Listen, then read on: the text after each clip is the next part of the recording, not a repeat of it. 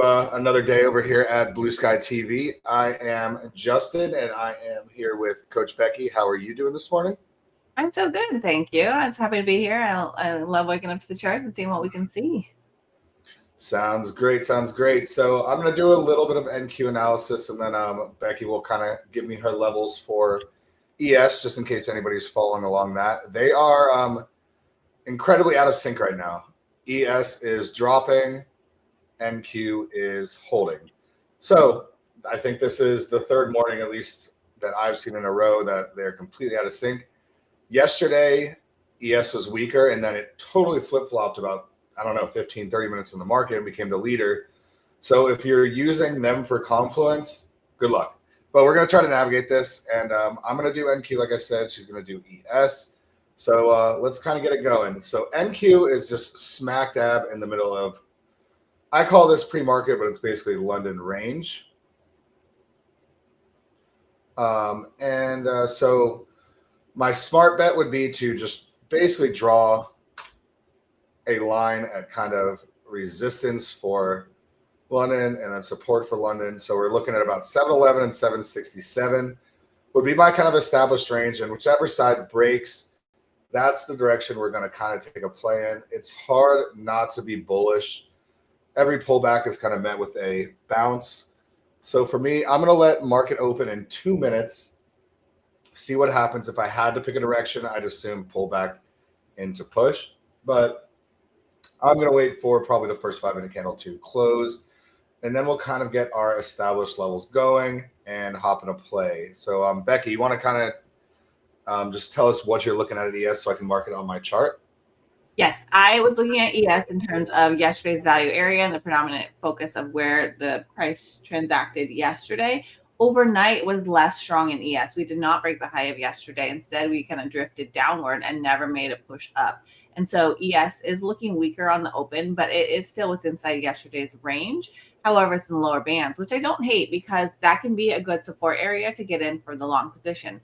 And so for me, I'm very, very curious about 76.03 if that holds, because that's kind of right in the key of where we pushed up a little bit, settled out yesterday, and then pushed higher. And if that holds, then I'm definitely looking at 76.13 as the next level up to potentially get above for continuation on the long side. If it continues to break down, I would need to see a clean, strong break below 76.03, close below, and then a retest for the down direction. So those are the two key levels this morning that I'm looking at, is 76.03 and 76.13 for potential push above and hold. Okay, sounds great. And everybody, ding, ding, ding. Market is open. Let's see what's going to happen. All right, NQ already breaking to the upside.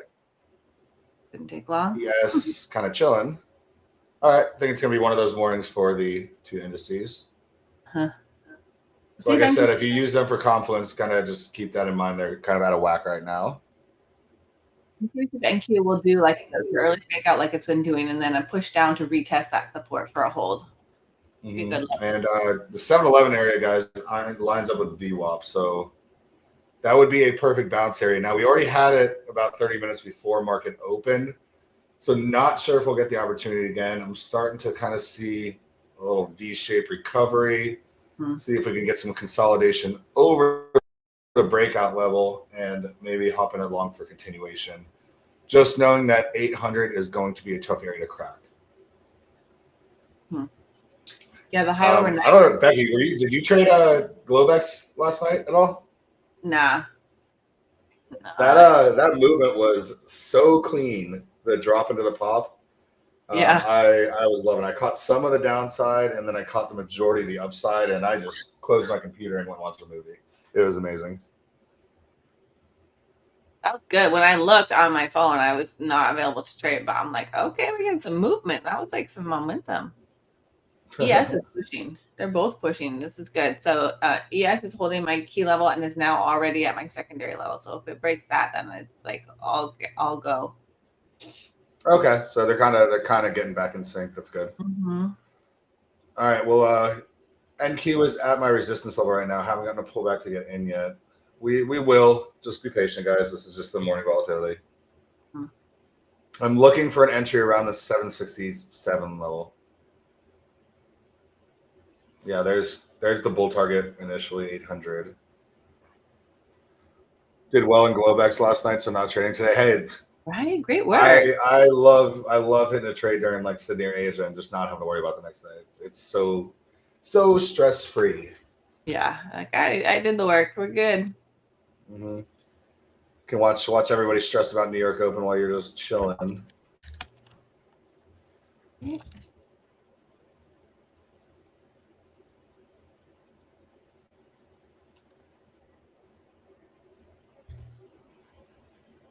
Oh yeah, I forgot to put my blue light glasses on, Becky. We even talked about it. Get in the club, yo. Let me see if I can find them. I use them when I'm just by myself working, but I get headaches sometimes, and I've been doing more screen time just to keep up with all of it. So I'm like, this is such a good idea to just whatever. Like good. Yeah, the coaches and I were talking about screen time and got on a discussion of blue light glasses, and we decided we'd all be nerds today. And I totally forgot. I mean, I did not. I'm ready. I'll find them eventually. I know there's somewhere. The day is young. Yeah. All right. Didn't quite get the pullback I wanted. Doesn't mean we won't. We're still only a couple of minutes into market open. Are you in a play yet? No, but I'm kind of bummed I didn't. I'm a little irritated. I kind of ES got a nice retest of the breakout area. It started down low. It was beautiful. It hasn't retested yet. It just been breaking out as well as in Q, but it I'm talking about that 13 area you mentioned. Yeah. Push, retest. Probably run right to VWAP at 16, I would assume. Yeah, I like 16 and I like 23 for the upside on ES if this area holds here, which it looks like it is. I'm gonna wait for it to dip a little lower. What I want now is for it to dip out a little bit and retest the highs of the morning, which it's essentially doing right now. And then that could be the long play up to that 16 and 23. I also think there's going to be like that 18, 17. Ooh, wow, okay. NQ right back in the range, guys. It's going to be a fun morning. Yeah. Let's see. We saw I'm gonna put a small order at the 7-Eleven, just key support. It was key support yesterday. It was a key level. Let's see if we can get tagged down into here. Yeah, this is good. Give us an opportunity. Stops are gonna be 685 to 690. We'll see. This is trying to kind of bottom tick this. Just be aware. We're not even 5 minutes in the market. Oh, we missed by 2 points.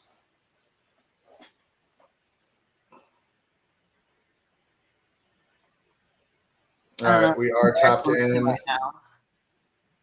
Let's see if we can get a quick reaction.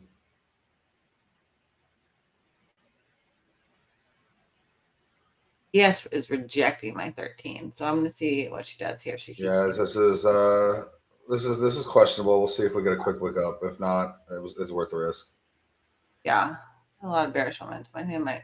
And if we break to the downside, we're going to get stopped out on this one. If we break to the downside, I'm going to flip my bias to short if I get stopped out here.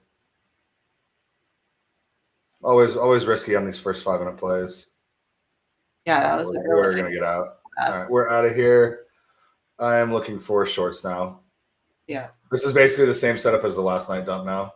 NQ shorts, I like the 650 per target. Yep, 650, 600 are my key levels right now. I'll go ahead and mark that. It's actually 655 for me.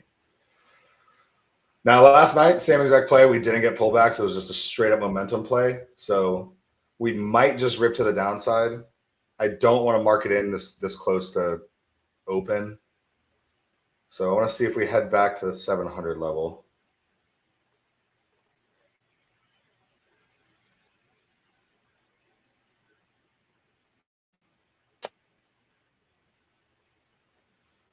And guys, starting the morning off with a loss is not a big deal. It's only $150 or so, not even. Keep it tight. All right, let's see if I get this little retracement back into the 700 zone. Honestly, guys, it's not a bad idea to layer in to this momentum. Could do a little short here, a little short up by where I want to get in. Yeah.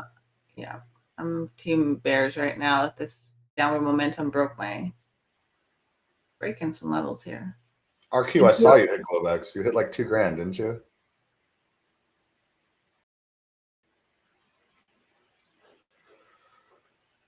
What a candle. Wow.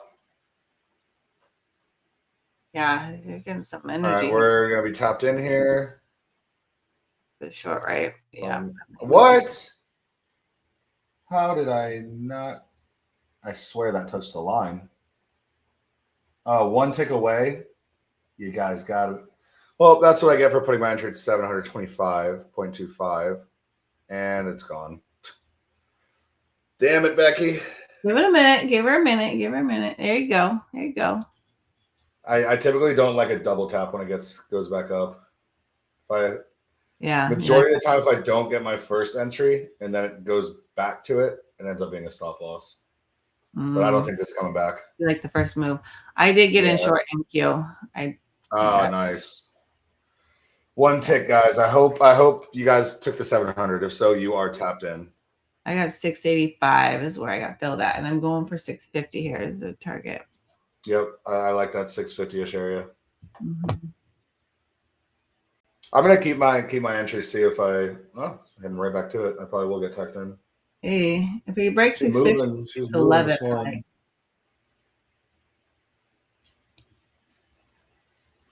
Yeah, slam my coffee to keep up with this movement, dude. All right, we're in. So now, okay, here we are at the key level that we broke. She is she's moving this morning. Dude.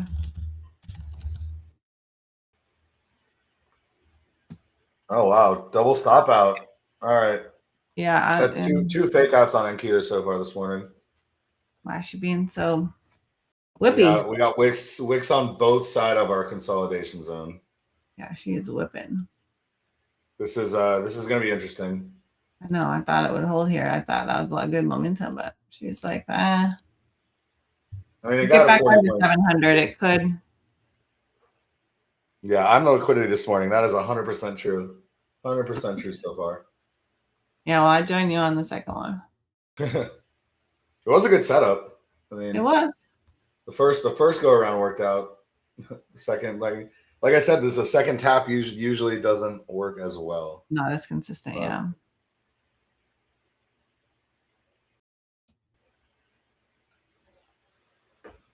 All right, I'm gonna take a quick little breather before I hop in another play. That's two back-to-back like 10-second losses.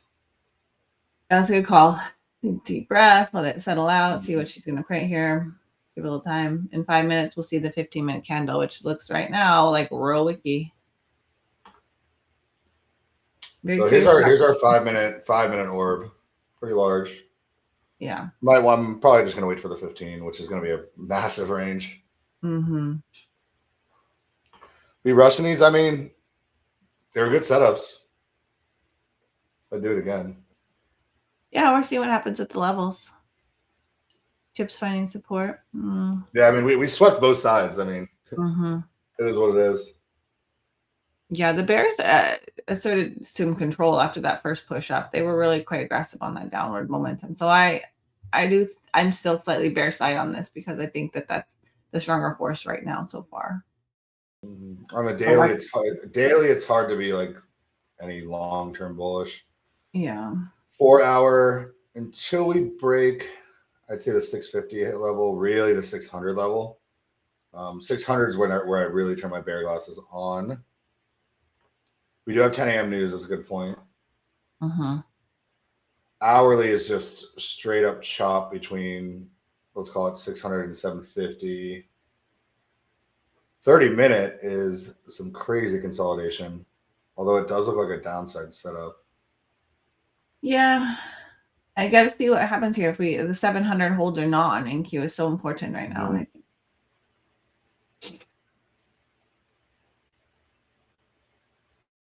Yeah, I'm gonna let this 15-minute candle close. See if we pick a side, because as of now we have not. Yeah, ES continues to break down.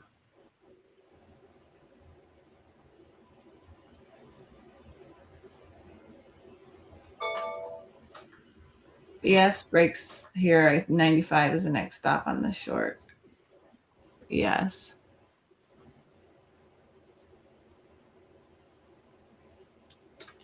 Yeah, I want to see the zone get some actual break confirmation. Yeah. So far, we haven't gotten any. Mm-mm. Basically, a 5-minute close on either side. Yep. ES dripping. Okay, Yep. they're kind of in sync now. Yep. Yeah, they're both sinking.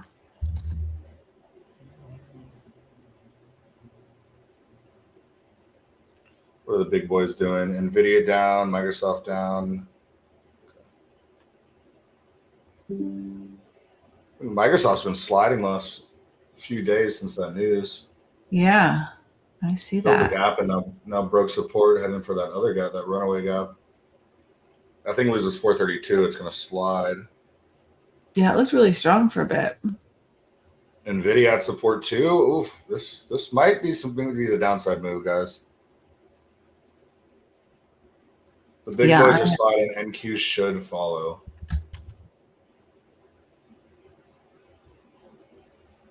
Yeah, well, we're real close to this closing, and it's still bearish momentum. I agree. Definitely supports below that we could tag here.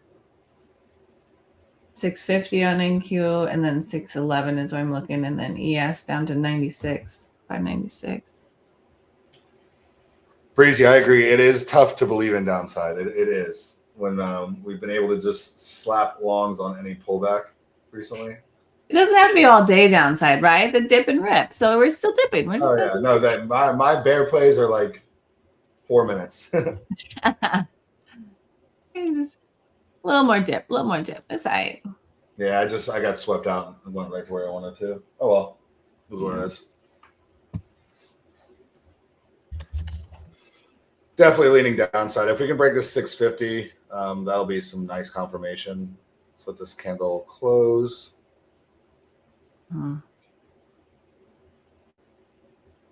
I kept some and I added some back in.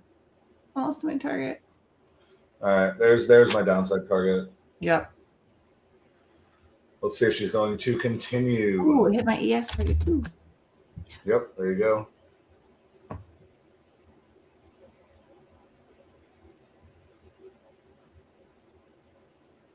Yeah, that was good. That was good ES play. Points. Yeah, this is gonna run to 600, guys. Oh, Yep. Without me. 611 in a hot second here. Oh, she's still melting. Oh, man. That's a bummer, guys. Anyway, now we're really looking to see how this kind of 600 area plays out. Yeah, this is really important. 600 to 611 is was very important support overnight. There was a really strong bounce out of that, and then yesterday was also within that key area. So if you are short, like we're approaching massive bear target. Yeah, I closed my shorts here. Oh, you got it in nice. Yeah, I had a limit order. Just mark it in. I limited in on ES when it dropped, when it broke that 3, and then I took it to 96. There you go. Yeah, and then when the NQ was bouncing, I took off half my position, and then I added back in when it held.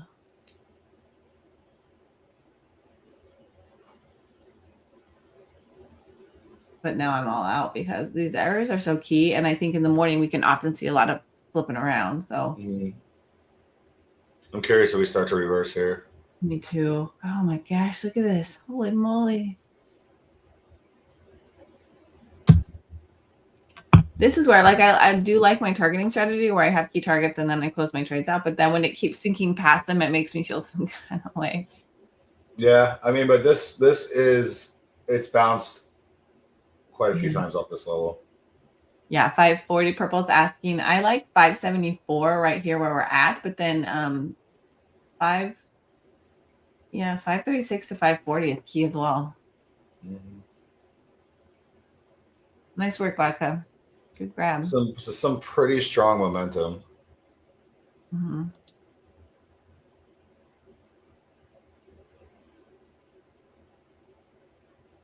Oh my gosh, it just keeps. ES is melting faster. They're both just sinking out.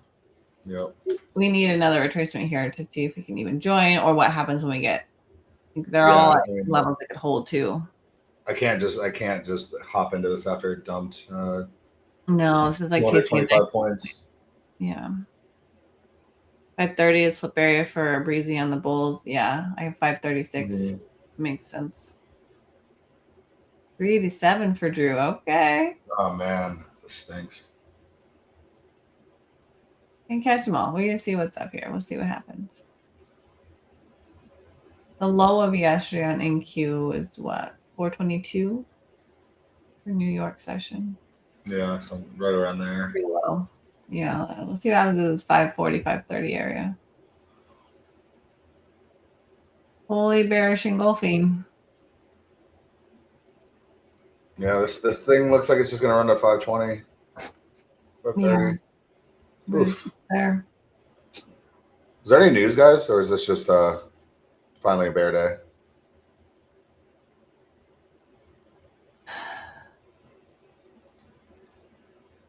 Feels a little liquidation-ish.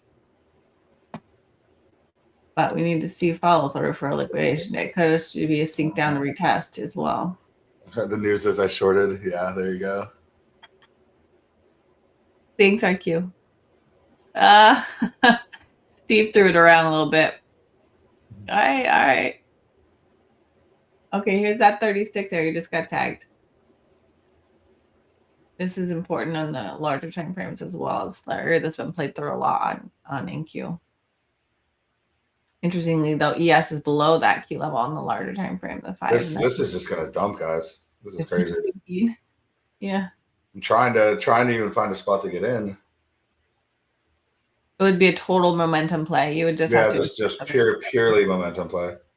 But now we're halfway through it, so trickier there too. Oh, always a bummer when you miss the morning move, and then you got to try to find the scraps. News in 12 minutes, yeah. We'll see what that gives.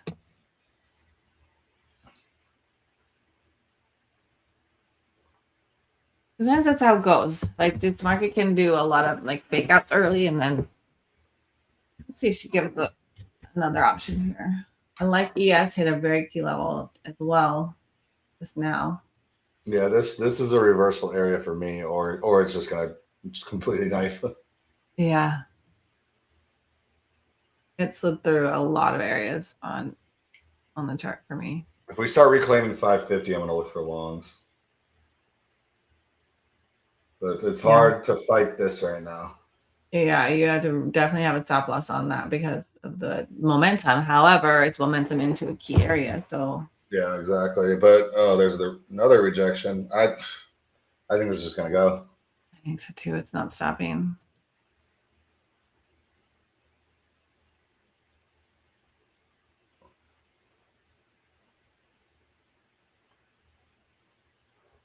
Yeah, don't catch the falling knife yet. Yeah, but it's tough not to, guys.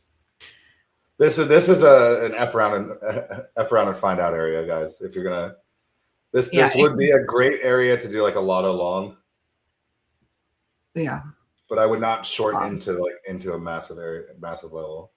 It's so dangerous because it can whip out of here so fast. And we're already right now seeing a little bit of a pop here. So let's see what it can give us here. This looks good for an early reaction. Yeah, I mean, if you're gonna try to catch the knife, do it small. Exactly. Risk like $50, $100. All right, this might be the reversal. Let's see. Yeah. There's that 555 level I was talking about. I think this might be it, guys. Yeah, I think this pop is good. I'm gonna see if I can start finding a buy model. Yep, starting on the 1 minute. Obviously, the 1 minute's not confirmation, but starts to tell the picture. Yeah. ES is bouncing as well. Probably a little long from there.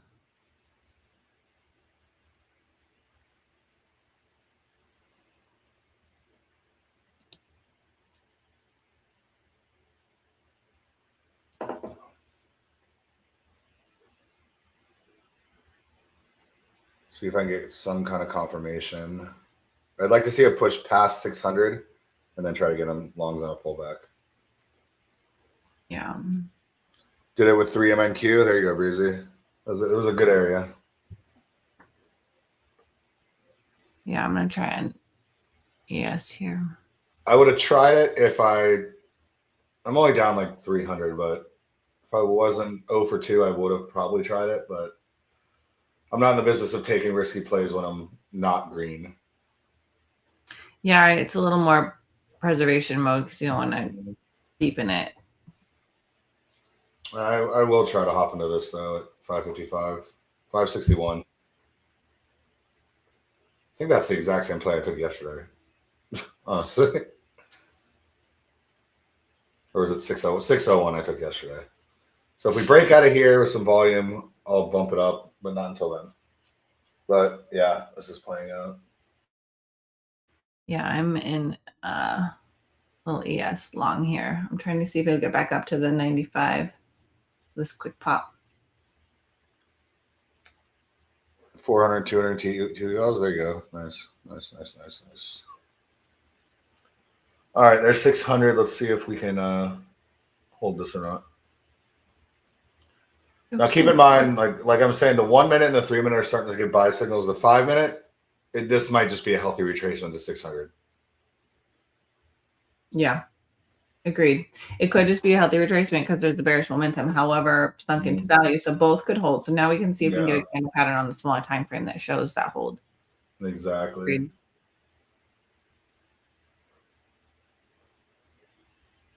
If you're scalping this long, just watch your backside because there's the momentum is still down initially, but I'm going to bump mine up to 585. My entry. He's got some of that pop. Okay. Some momentum today, though. Woo, she's moving. Yeah. No pullbacks on the downside move. Let's see if we can get a pullback on the upside move. Mm-hmm. Okay. Curious if the 600 retest holds. No. Let's see if we get tapped in at 585 here.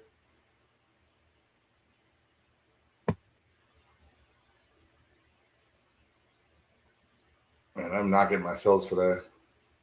This is a big wick on this 15-minute here if it keeps pushing up. Yeah, no kidding. Woo. All right, we're tapped in. Quick $50. Need to push past 600 for this. Oh, my God. See if this works out or not.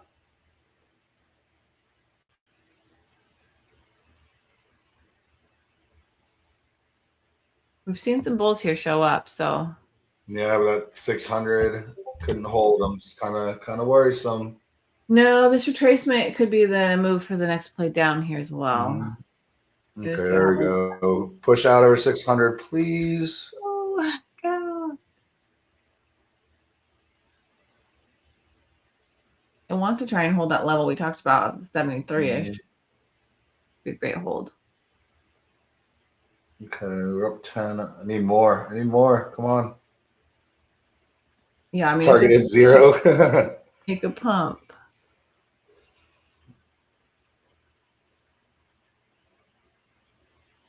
Yeah, this is oof, not looking good now. Damn. Yeah, It's about to be 0 for 3, guys. I don't think I've done that on stream yet. First time for everything, though. This day is really strong. Like, there's so much momentum today. Like, it's whipping all kind of ways here. Yeah, this is tough, especially as a pullback trader. Yeah.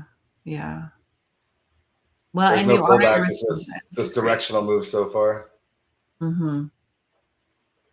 This could be, we see if it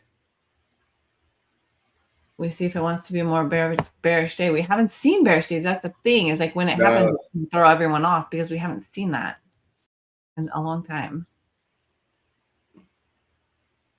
VWAP for the powerhouse, nice. When it broke below, you were shorts.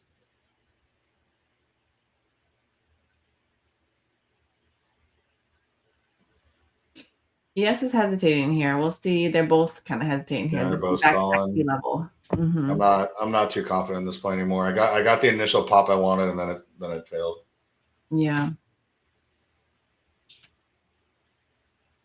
Makes you wonder about more downside here, but we hit some really key levels. We blew through some key levels. Now we're getting some hold. So yeah, the levels aren't leveling too hard right now. no, This is gonna be a fail again, guys. these bulls are messy. Yeah, that's the thing is you get level on level on level in these days when, especially recently, we've seen more chop than we had in weeks. So it stacks up.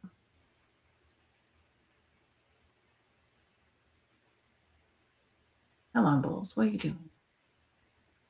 Nope, and we're out again. All right, I gotta take a step back and see what I'm seeing wrong. Because I've gotten reactions on every play, and then it's just blown the other way. So I'm thinking full bear day at this point. I think so too. I think the Or not momentum to. right now is down. It's been pushing down. We broke so many levels, and now I think this momentum is just telling us, I think this could be the retracement for more downside. Yep, I totally agree. So then where are we looking? Let's look at that. Let's get out at this smaller spot. I think I'm just gonna watch the 5-minute chart moving forward. So 425 is key from a few days ago as a potential liquidity area, 425 on NQ if this low of this morning breaks.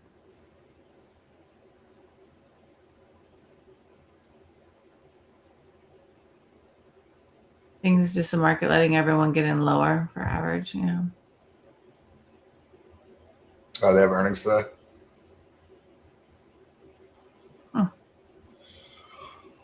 Curious if the market's going to find the bottom here or not. I know, me too. This area is really important. It absolutely has the potential to hold, but it's really kind of messing around. And sometimes when you get that big momentum play, it's going to take a little while to like mess around and hurt some people before it makes this new direction. It's not always a V shape. Yep, I'm one of them. It's all right though. Look at that. And it's going to recover. Okay.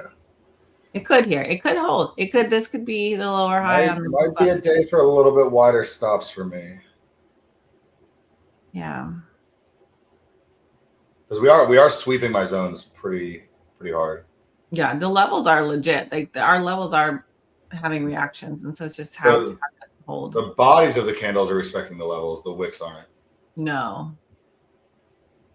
I think oil prices went up less. Did it? Oh, now it's dying. Gold saw a push down hard too and is rebounding with strength right now.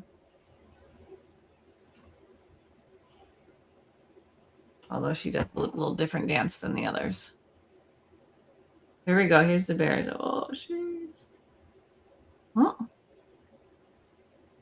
Look, here's the news candle. It's whipping. What's it going to do? Could be hesitate down here waiting for that. Services PMI SM came in stronger. So positive technically for the fundamentals. I just have eyes on 600 at this point. All right, let's see what this pop can do. I'm gonna give it a little bit of a try here. Okay, there's 600. Come on. It's always a bummer when you're kind of reading the direction right and you get wicked out. Yeah.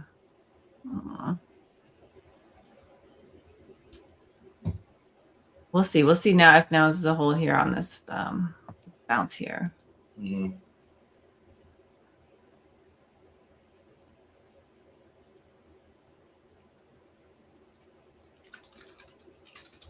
Be interested to get back up to that key area at 49.50. 9-50 here. See, I want to take that same exact play I just took. Yeah. But this looks kind of gross in this area, so I'm going to hold off. And try real small here.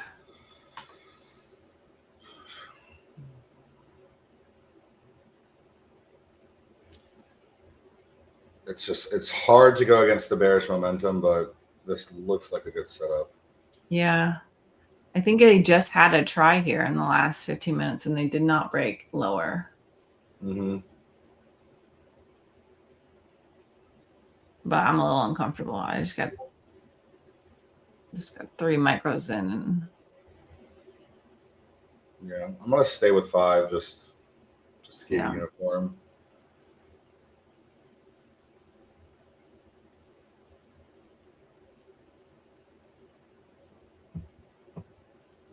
Until I get a 5-minute close over 600, I'm not fully convinced yet. Yeah, yeah. Rug stops, new highs like a pattern again. That's been the pattern the last while. a bunch of days. Yeah, quite a while. I don't know how many days. Good Yeah. entry. Good job, Becky. Thanks. All right, so this should give us the confirmation over 600 now. Yeah, it's about to my first. Unless it just pulls some Fugazi again. This looks good for the hold potentially, like given that higher low here on the 5. Actually, this is I went down to a smaller time frame on the 3. Looked good. It looks great. It looks great now. First scale at 49 here. I'm gonna try it again. It just broke that last high, so this is a good sign on the smaller time frames. I'm gonna get in right around the 600 level again, guys, like I did yesterday. See if we get wicked in. If it goes, it goes. My target would be 711. Same exact play as yesterday. Psychology coach Becky will say, "Take a breath. It's early. Scale down." Oh yeah, I know the rules. Go, boom, boom.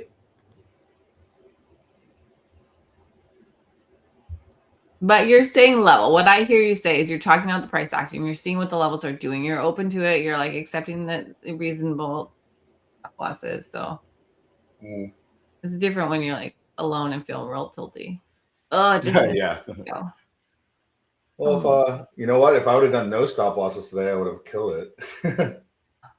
Yeah. During that massive run up, Breezy and I were joking. We're just like, just press buy.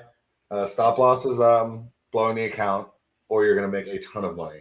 Yeah, either it'll be real good or it'll be real bad. It would have been real good every damn time. Doing that. I wish I would have held my long on ES. I got in and I just scalped it real tight. All right, let's see if we can get in here. Did you scale out a little bit, Becky? I tried. It missed my scale by 1 point. Oof. Oof. Yeah, that was real cute. My first scale was at 46 and a quarter, and it got to must be 45 or something. Yeah. Kind of obnoxious. I'm still green. My fill is at 602.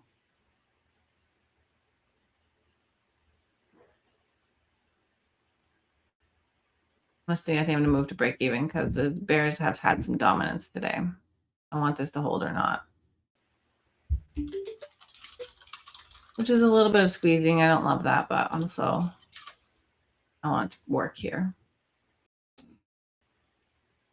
Stop gain, right? Stop gain. I'm channeling the mic energy. I'm calling him back to us when he's done with his work. The 620 is a key level right now, too, guys. Yeah.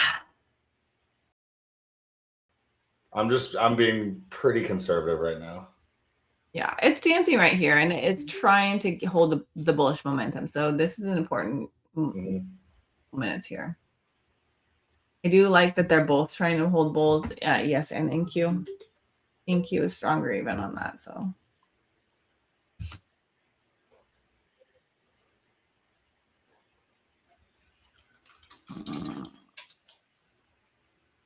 Yeah, it just took me out. Oh, I'm in. Yeah, it just looked down. Well, there's our losses back, guys. Let's lock that in. All right. We're back to break even, I think, on the session. There it is. Good job. See, guys, that's exactly what we were talking about on the podcast. Why I don't have a hard money limit on my or 2 losses, things like that. Because I got smacked 2 or 3 times and then I just made it back within 15 seconds. Yeah. So what I'm saying is don't doubt me, even though I was doubting myself. Yeah.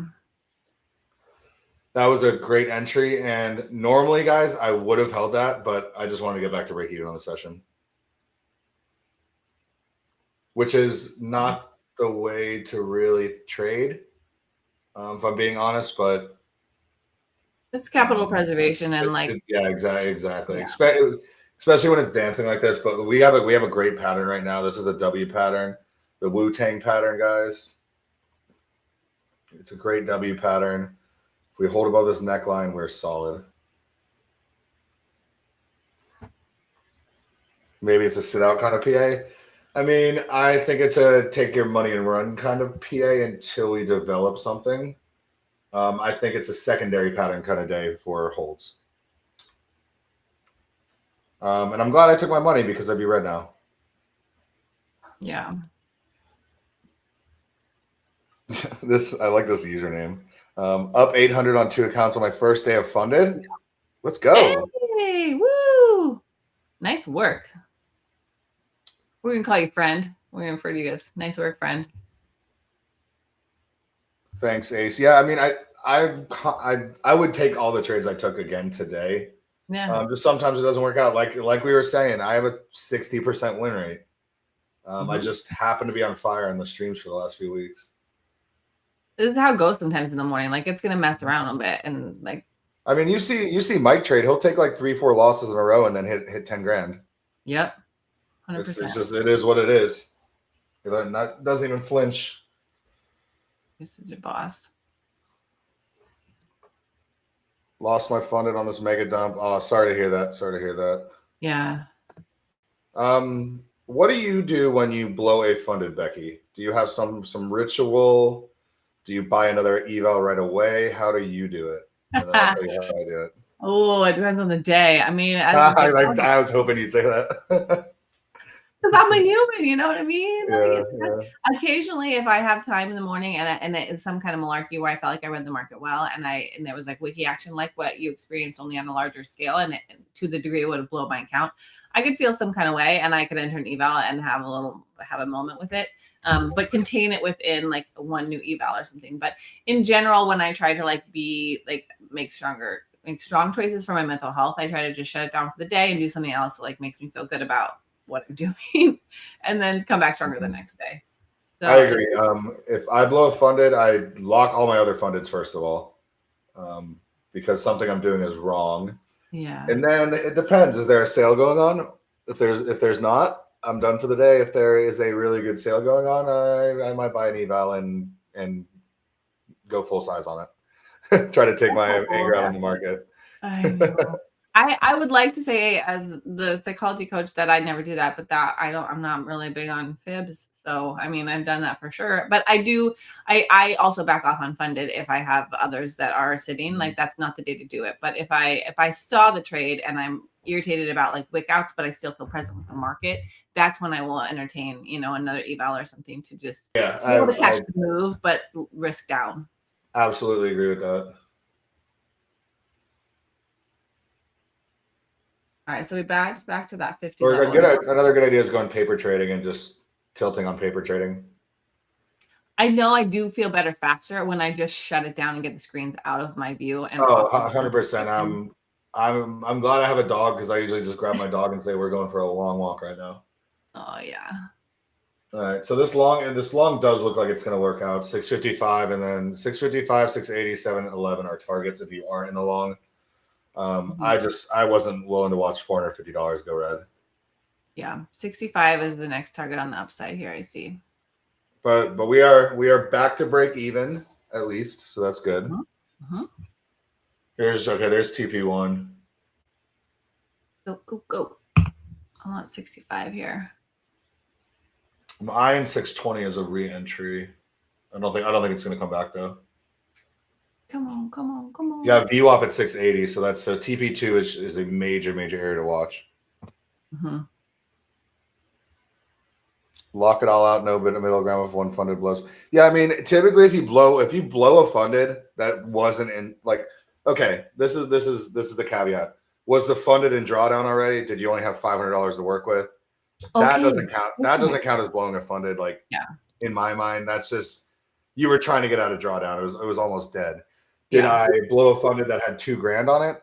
Yes, then I'm locking all my fundeds out. But if I blew a funded that had not that much drawdown left, I don't consider that a terrible thing. Yeah, because one is like a tilt energy of like full on you often will have revenge traded to get that 2.5K loss versus exactly losing 500 because it was already a struggle busting. 500 is just like 2 wicked out plays, you know?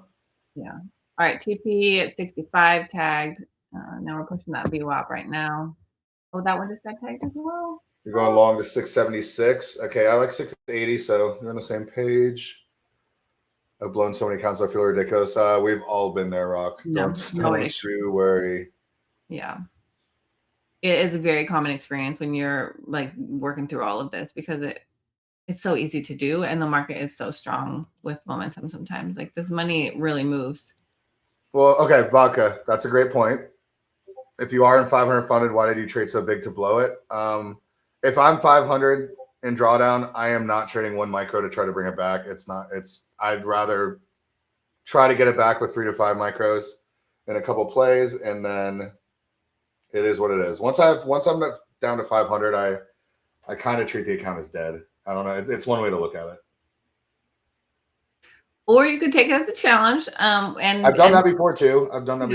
But I can also buy an eval and get funded in probably the same amount of time as you rehab one that has to go. Exactly. So I treat trading like a business, guys.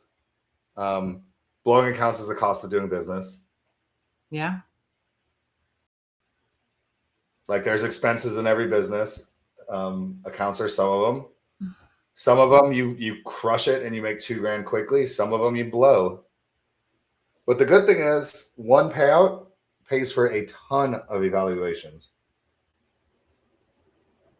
And I always tell people this, like, okay, you're down $3,000, $4,000 this year on evaluations. Like it sounds like a lot, but you can get that back in 2 weeks if you have a good stretch. True.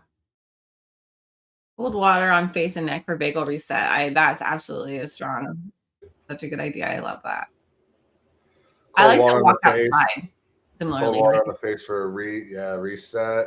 Cool air. Interberry's hungry now. You hush, Ace, because I'm in a long. So there's TP2 for the longs if you're in. Yeah. Well, I'm still okay with taking my 45 points. Yeah, dude, you're like cleaning up. That was good. Yeah, it's gonna run to 700, 711, guys. So if you held, good job. Let me know. 3K down on evals in 6 months, rookie numbers. Rookie numbers. Aww. You know what, Rock? I did that earlier in the week. I forgot about commissions, and I was about to pass an account, and I put a limit in, and I was $3 short of passing. Ooh, I've been there. Yeah, you can't leave that. You can't let that lie. All right, there's 700. God, that's 600 long was it, guys? That was my other scale. I got 1 micro left on MNQ. Nice. And remember, guys, if we can get to 100 people in the stream, we're doing giveaways. So bring your friends. Tell your friends. Tell the Discords you're in, all that kind of stuff. Ooh, great job. Are you allowed 3 accounts in each different challenge? You're allowed as many evaluations as you want, but only 3 funded accounts. Yeah.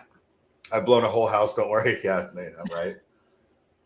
Yeah, that's how it goes. And he's not kidding. Oh. All right, let's see if we get this push. Bulls need to hold 680. Break 680. We're running back to 655. And I'm really eyeing 655 as an entry. But now I'm curious. If we look at the 30-minute chart, Becky, is the 700, 711 area the short for the day? I wonder as well. Like this is a very key area. I only have 1 micro left, and I moved my stop up into profit at 639 under that area. Because so now we're going to retrace probably, and so I'm curious what will happen at the 650 area as well. It'll be important if that holds, because if it holds, I could see more upside. But if we sell here, we could see another flush. Morning, first time with BluSky. Super excited. Nice. Do you trade futures, prop firms? Let me know. Yeah, welcome, Cam. And great question, Jet Dry. Great job, Jock Roll. Ooh, I love that. If it is your first time here, look at the bottom of the screen. That's going to get you 50% off an account, and you can just sign up with the link in the description.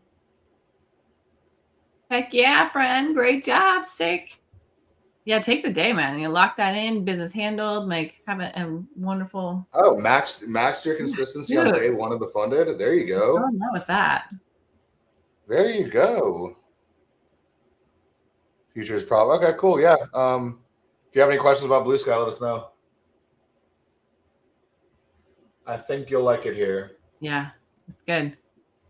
It's good. It's a good community. Like streamers are just real. Like Justin and I are just traders that like found our way to BluSky and like, you know, are willing to hang out with you guys and trade and see what we can find opportunities wise. But we've got a pretty good team around here. Mike is the owner and he streams in the mornings when he's not caught up with other business. And so potentially next week, we're hoping we'll see what he's got going on. But when he streams, it's just like boss numbers, like 10, 20K in minutes. It's he's a pretty amazing example to work with here at BluSky.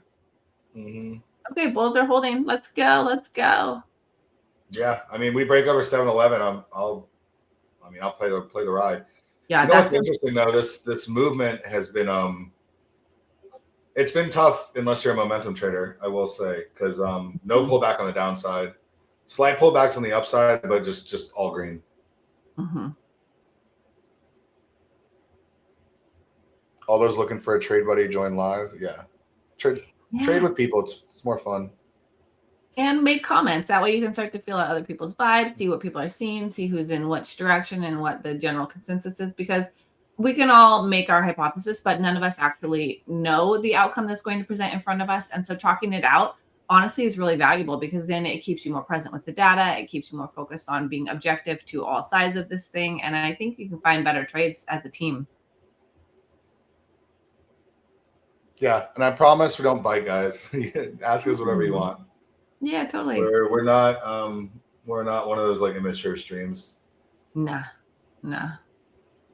We're all about like doing our best so we can all lock in some green and enjoy trading along the way. Stay steady, make it happen, change our family's financial situation is the goal, right? Take some baller vacations. Speaking my language. Bite Force. I always recommend the launch plan for your first one, especially at 50% off. Mm-hmm. Although there is a pretty crazy sale going on. Tea time is the code. It's $120 off Propel plans. Mm-hmm. And that's with no activation fee, correct? Propel. It's a good deal for BluSky, for the prop funding companies to hold all the risk, and you can just focus on trading and know that it's just a reset fee versus like, you know, potentially if you do have a situation, you're not holding the bag for all that you lost. And so that's the opportunity that prop funding provide, is that really safety to fine tune your trading and let it grow over time. And then, you know, daily payouts at BluSky is something that is unparalleled in this industry. So once you get to that funded area, like it's really a beautiful place to be. There it is. No, this is weird. I typed in tea time and then I changed it to we do. Oh, can you type in tea time for me? I see it there. It says tea time under BluSky. Oh, does it? Mine says we do on my screen. I don't know what's going on. Your screen is special, but I typed it in. I got you. Tea time. It says it on yours. I don't know. It might be something on this. This is weird. You got a bad algo or some kind of thing. It definitely. Yeah, I'll message you. I'll message you what I say. This is strange. Okay. Yeah, Reno sees it good. We all right. Your screen is being special, I think. Show me. By Harley Park. Okay, see, we all got things we're doing with our income. Nacho's building his dream. By Harley Parks, yeah, you need a lot of payouts, brother. That's amazing. Just passed my buffer. Let's go. What on earth? Do you must have your language changed to Chinese or some kind of thing? That's weird, yeah. I don't know. He's not lying. His screen is real weird. You can't share screenshots in here, which for some reason, but all right, we're holding that 680. I mean, there's some wicks, but we're holding. So that was a good little retracement and a hold at this point. So we'll see. I mean, the moving average is tucking up under it, as we talked about. We're right at VWAP, which is an important area. So that's why we had all the scales right around this between 50 to 700 was an important area to get some scales off if you were long. I don't know, Becky. These longer time frames just looks like a retracement to me. I think this area is like could be a good scalp short, honestly. Like I think I might just take off my last micro long here. I think it might be a really good short grab. Yeah. View up is important. Momentum for the day on the day so far is red. I like it.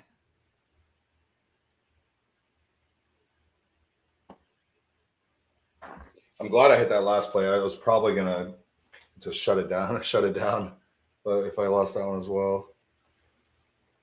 Good job in like managing yourself, keeping it chill, like seeing the opportunities, locking in the points, like keeping it stable. Like the longer we can keep our account stable, when you get a really good trade, that's how they get the pops and the P&L.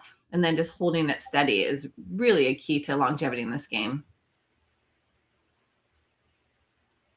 Oh, here she goes. Here she goes. Oh, is that 7-11 hit? Yeah, target for those longs just hit, guys. Mm-hmm. Hold long, run, get tired of blowing, passing rather than make less. Hold long. Yeah.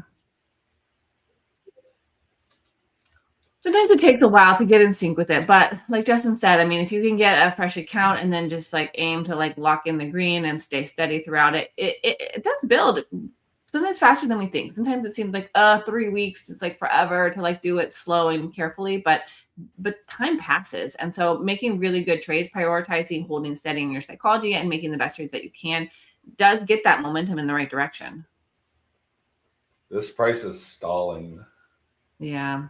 I'm going to put my stop right up underneath these wicks because I like shorts at this point. Yeah. We're under view up now. Yeah, I'm down for that. ES is weaker as well. Like it didn't even have the bounce that NQ did, and they kind of in sync-ish. There's so many choices. Yeah, I mean, we want to give you guys choices. Mm-hmm.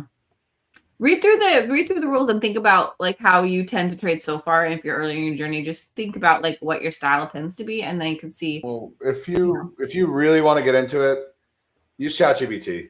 It'll like literally break down every plan. You can probably just type in the website and say grab evaluations and rules, and this is how I like to trade. Give me the best evaluation for my trading style.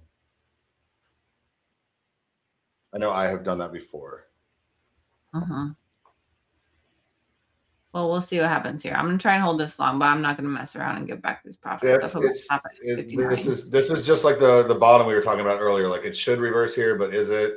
It's kind of iffy. It's bouncing around. We're in the same zone, but on the other side now. Yeah, the bulls are trying, and so right now is the level that we got to see. We got to see what happens here. Like I'm just looking at the 30-minute and the 1 hour, and it. I'm not convinced that we're gonna break back to the upside yet. Hold on, my dog is banging on my door. I gotta go with that. Yeah, totally.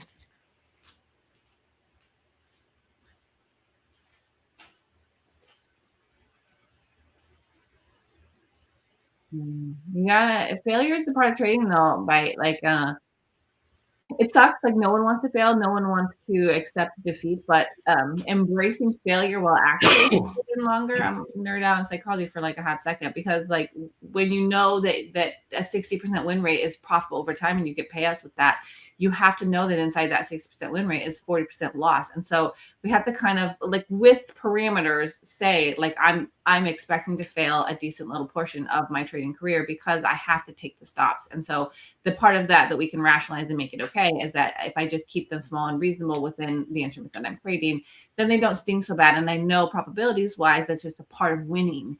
And so to keep the failures kind of in their place within this role makes it easier to kind of flow with it. I think it's absolutely mental. And we've all had to like try to organize it in our brain in a way that we can work with it instead of trying to fight against it and never fail.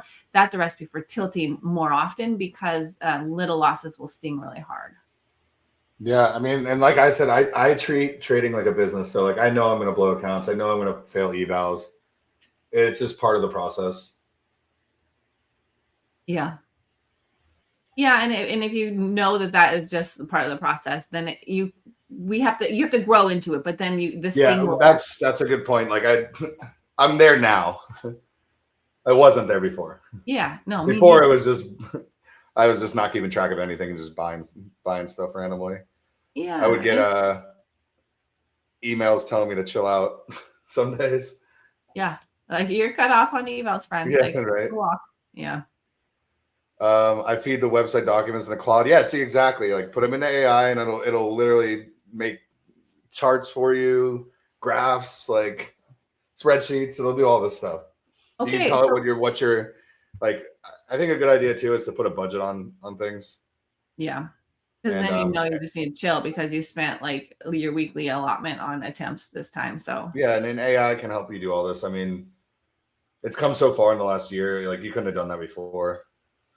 Claude is good, right? Like Claude is great. You can burn through tokens though. I'll tell you that. On the free, or is it? I wonder if there's a small subscription. It's not bad. I don't think. I play. Somebody I know he's a programmer. He has a team of 20 Claude agents doing his job for him. Very interesting, man. That's the thing. Like Claude can be an employee. Like you can you have just some upfront energy of like programming exactly fine-tuning it, but that's really becoming a situation out there. Very interesting. It's holding. I'm actually surprised it's holding this well. My stop has not been taken. I'm still. It's flagging, like we saw, like it had the early bounce, then did a retracement and made a higher low, and it had a strong push up here. Now it's been flagging out for the last 15 minutes. So if this has another push up, that's a really strong move for the bulls. If it fails, 30-minute close in 2 minutes. I'm really curious what side it closes on. Yeah, I love a flag closure. Like, show me what's up here. Kind of locked into the 5-minute chart right now because it's showing some Bite Force. If you think evaluations are a waste of time, we have direct to funded accounts. Right. What is that sale? We have a sale on it right now too. It's like $300 off. All three of them, Jet Dry? I think they're separate, aren't they? I just got booted out. I might have to stop sharing my screen for a second. Booted out of what? Oh, my trade of it. Yeah, give me 1 second, guys. If it really fights with you, I can pull mine. Let me know. No, it should come back. Okay. Here's the bulls are pushing. We're still long. We're still holding this up. That's above. At 716 now. This is a good look. If we can break and hold and close above here, we can take out the highs of the morning for sure. Let's go. Yes, it remains weaker, but also is still trying to hold up here. All right, it should be back in a second. Subscription on that monthly. Huh. What's that the code for, Reno? For the AI?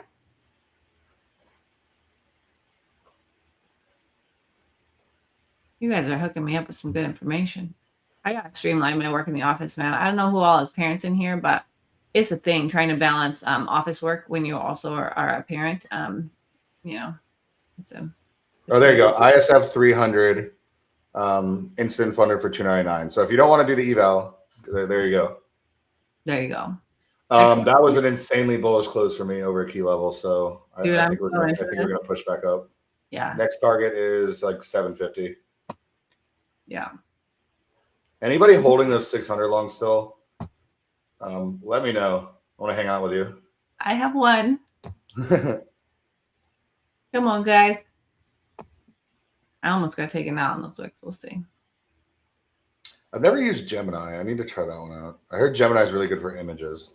Gemini, I've tried and I didn't love it. And I think it just, in that moment, that thing that I tried, it was kind of obnoxious, but I haven't tried it for images.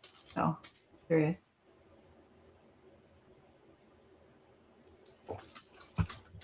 There's a lot of potential, but none of it's perfect. So you got to like figure out, like keep it in its place and like play with it. And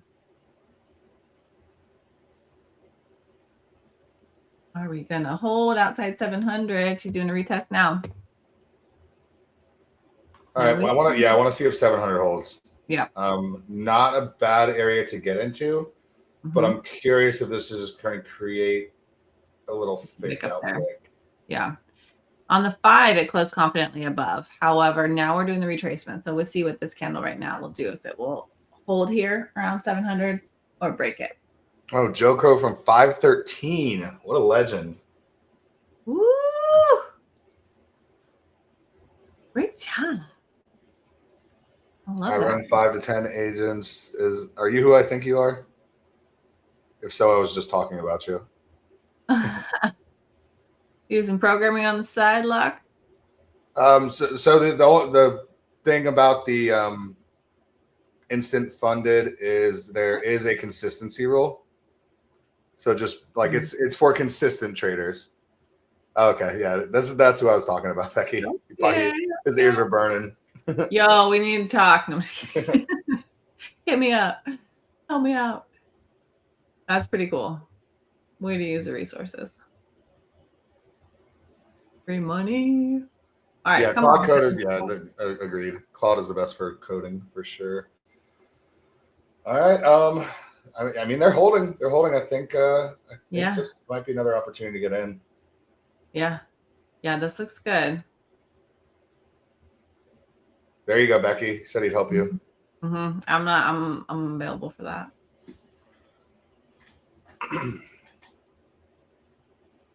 Nice. I love idea sharing. You know, like we all can all be a good community and support each other and like talk about the market and like things that are helping us do our job better and process our information and journal more thoroughly and work through our psychology. Like it's really a helpful model to be in a good community to withstand through all this, because trading really does poke at all sides of our humanity, you know, the greed and fear and FOMO and anxiety about responsibilities and all of that. So like having good people around you that understand the journey and can kick around what helps them is really honestly so helpful for longevity. Yeah, 21% consistency. Costing up and down might be more the launch plan with this cheaper entry prices until you lock into the consistency in order to keep building the accounts, or have rules that way you don't allow your downs to be too massive. Because if you know that you sometimes have really hard down days, that's where you could put a hard rule in place until you lock that down in terms of like behavioral, emotional responses. And that's where daily loss limit can be really helpful if you are on the earlier side of aiming for consistency. Having that kick you out and shut you down will make your account stretch for 3, 4, 5 days as opposed to one massive tilt day. And it is hard to get locked out because then you can't trade that account anymore that day. But you'll have less reset fees, and it could be an opportunity to help preventing the tilting a little bit. So that could help if you're having big down days still too often. All right, 700 longs are tapped in if you took it. You know what's funny is I had one of those accounts and I didn't realize there was the consistency, and I made like $3,000 the first day. Safe to say I didn't get to pay out because the target was like 9K. I mean, cheers to a 3K day, but but then I was like, oh man. So moral of the story is read the rules, guys. Yeah, read the rules. It's a good moral. Yeah. Figure out what your situation is and then trade in those parameters. Mm-hmm. Consider your lot size pretty intentional. Target high a day, stop loss 650. I love that stop loss since you're super in profit. Mm-hmm. Yeah, the next target I think is the 650. See, this is what I was talking about, the wick. Yeah. That's the thing, is the key level is the key level and the 5-minute closure counts. However, on a 15-minute chart, a 5-minute closure could just be a wick. And so you have to sometimes give a little bit of room at these key levels as well. So protect yourself if you're in that, if you're trying here. What do you mean, can you hold by force?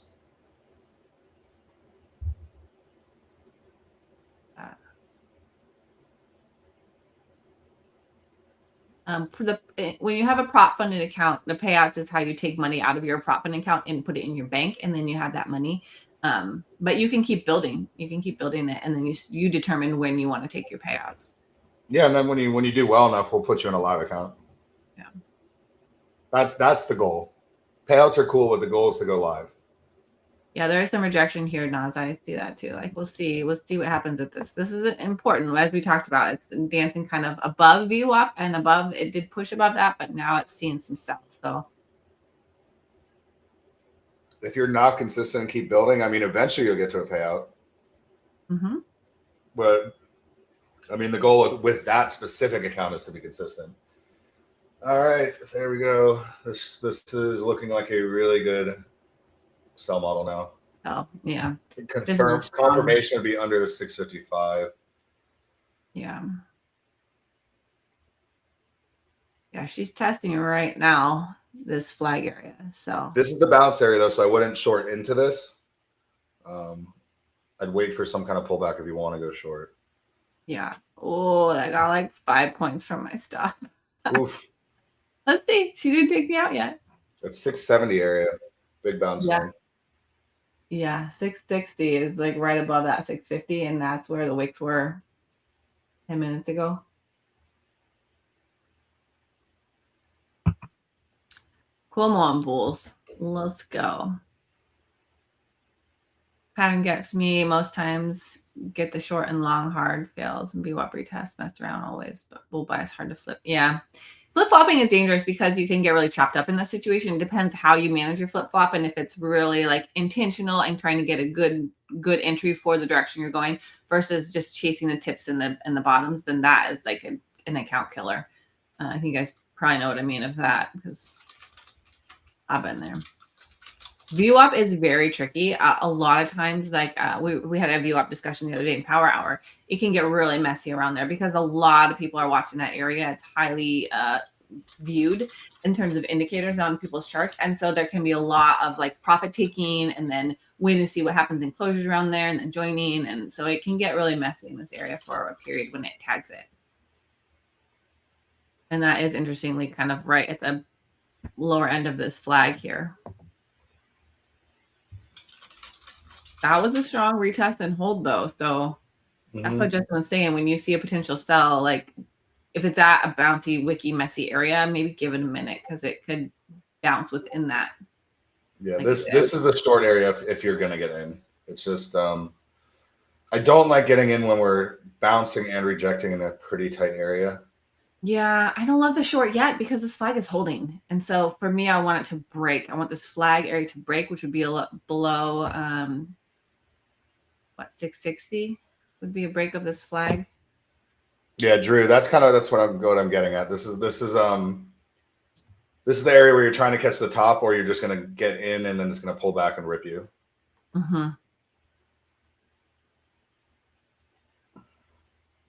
Yeah, I wouldn't short unless we get a closure below 50. But then that could be a really good short. So far, the 60 is trying to hold up above that. So that's a bullish hold for me. Yeah, 670 to like 710 is the area right now.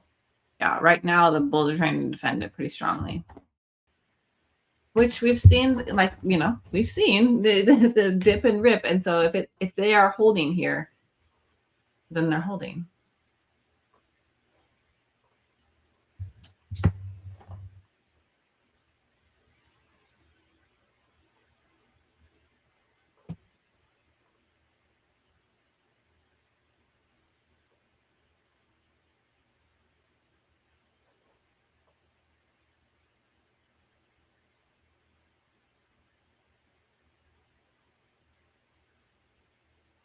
Apple is selling and NQ still going up. I need to see what's going on with Apple. Oh yeah, Apple flipped red. Nvidia and Microsoft about 3% red. Yeah, I need to cycle through these and see what the deal is. NQ's trying to flip green, trying so hard. It's literally flat on the day.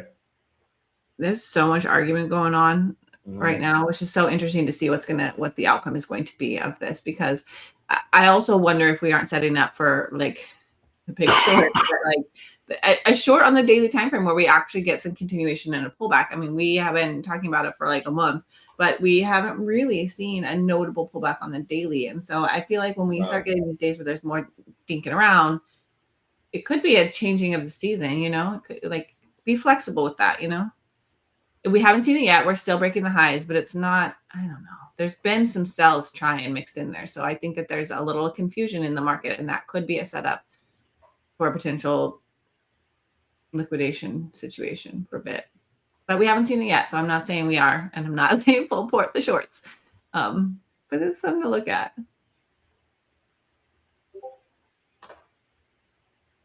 Mag 7 is source of funds for SpaceX. They're all tied together. I mean, there's a lot of big names that are friends there. They're all just moving money around to each other at this point. Yeah. Investing in each other, have sub companies that they own that they invest in. Justin, I don't know these glasses. I kind of like streaming with a little less glare. Yeah, I know. I need to find mine. I think they're in my drawer right here.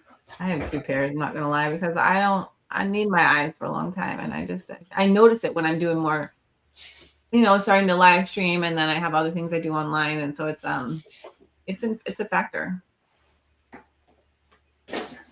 You know what? I think I might have tossed them because I haven't worn them in so long. I can't remember. Aw, when you ship Justin, they're cheap. They're cheap though. They're so cheap. Yeah, I think I got a 2-pack on Amazon for like $15. Yeah, exactly.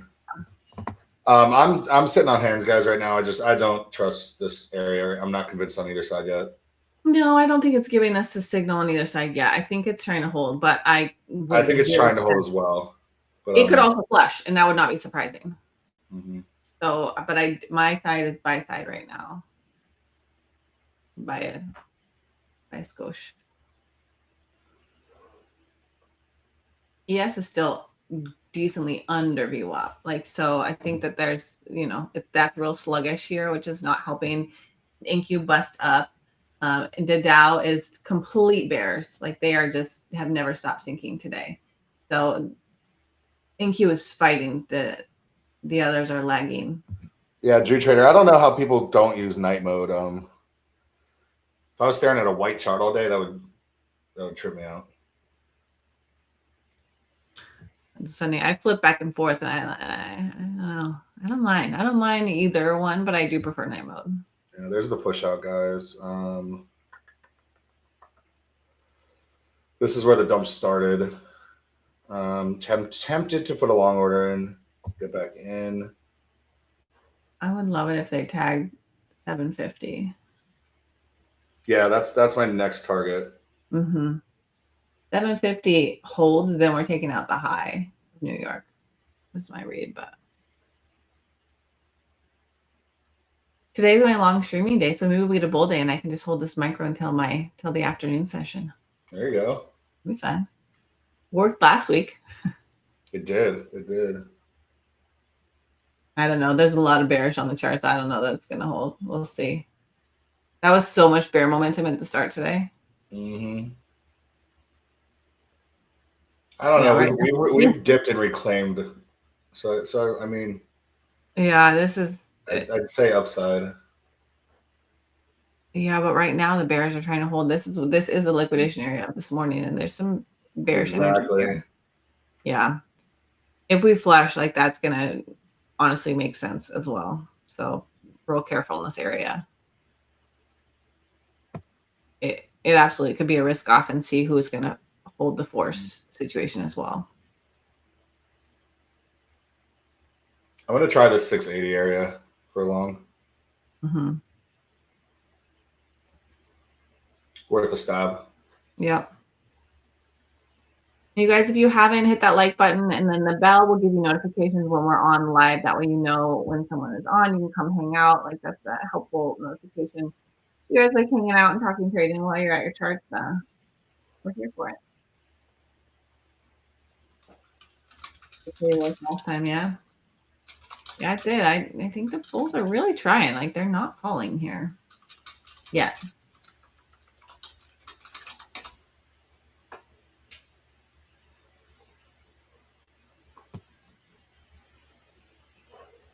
$713, 5 candle close, low back into aura.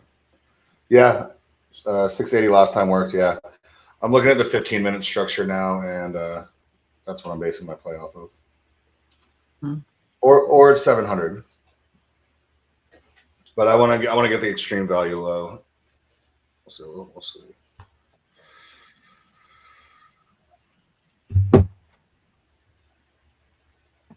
There you go. Mary's just feeding you Psych Lab topics. Hey! Oh, where did he go? I was on another screen.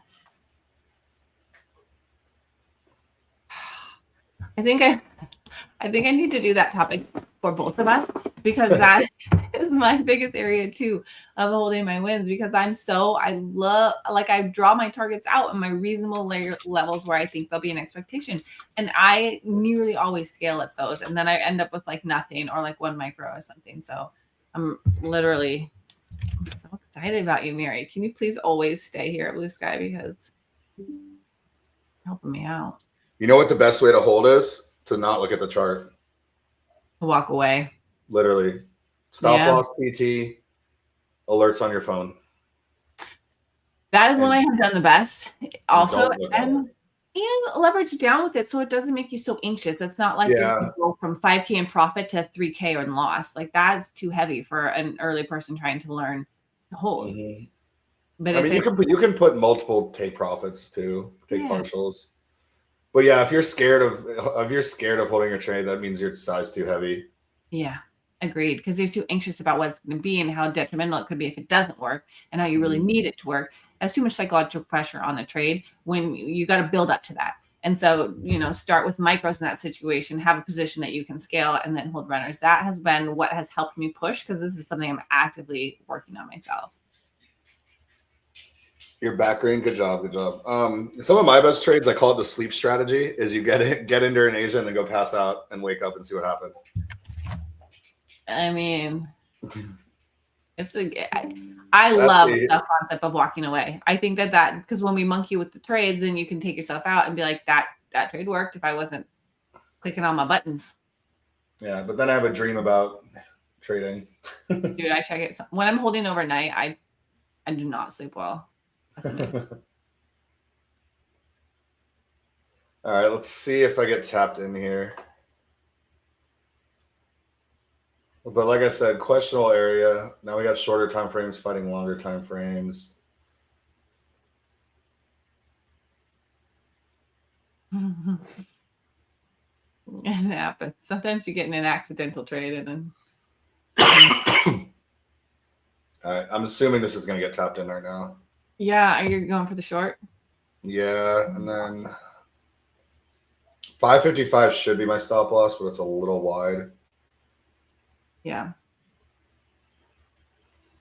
This is messing here.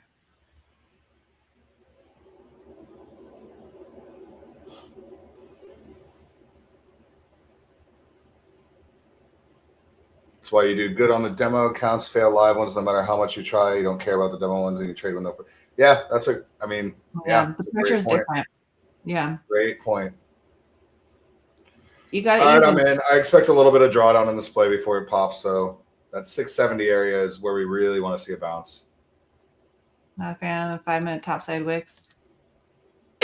It wicks both sides here. We're like inside the flag, so we got to see. That's why I'm saying this area is really iffy, because we're wicking on both sides. Just like this morning, where I got stopped out twice. We wicked on both sides.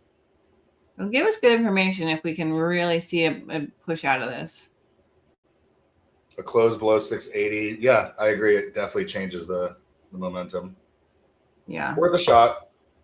Yeah. 660. There's 670. If it doesn't bounce here, I gotta cut. Yeah. This was a good retracement back in, but it's got to hold now, and it's stinky.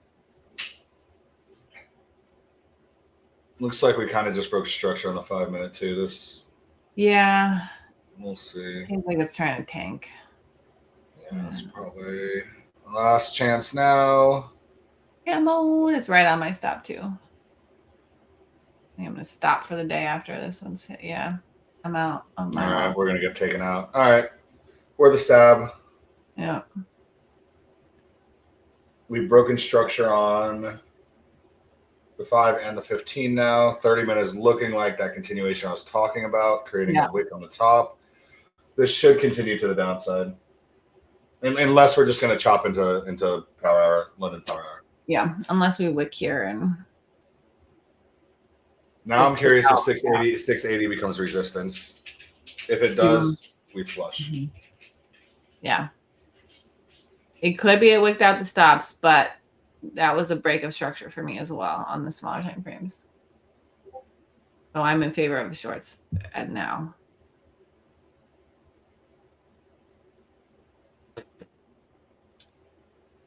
come on. All right. Think you just wait this out, Justin? Yep. I mean, I kind of expected that in the trend, but it is what it is. Yeah.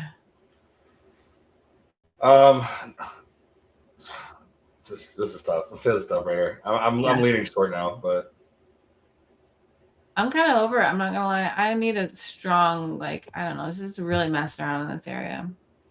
I'm leaning short as well, but I was leaning long 5 minutes ago. So yeah. Which means that this is not a setup that I love, and I don't see what I see to really. That's kind of what I'm getting at. If I'm not confident in which way I think it's going to go, it probably means I'm going to get wicked out. Yeah, which means exactly. It's a risky area, and so the trades are less of a high confidence situation. So that's when risk down or wait for more confirmations that you do have more of a strong vibe with it.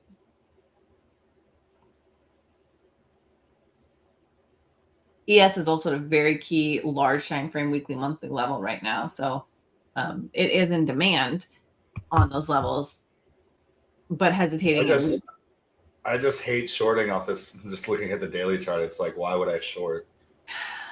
Yeah, especially in recent days, the pattern has been this push down and then a bull move for most of the day. And so in that situation, that backdrop, we're still in the heart of the bull move if that trend that we have been in on those time frames continues. So that's got to be. I had a 7-10 short that didn't get hit, unfortunately. I'll keep it open. We'll see if we get a little pop up. Yeah, megaphone pattern. Megaphone chop zone. Yeah, exactly. Those megaphone patterns are tough. They're kind of obnoxious, honestly, because what that is that it elongates in the flag, and so then that takes out stop, which just hurts. Yeah. Yeah, that's a dangerous pattern.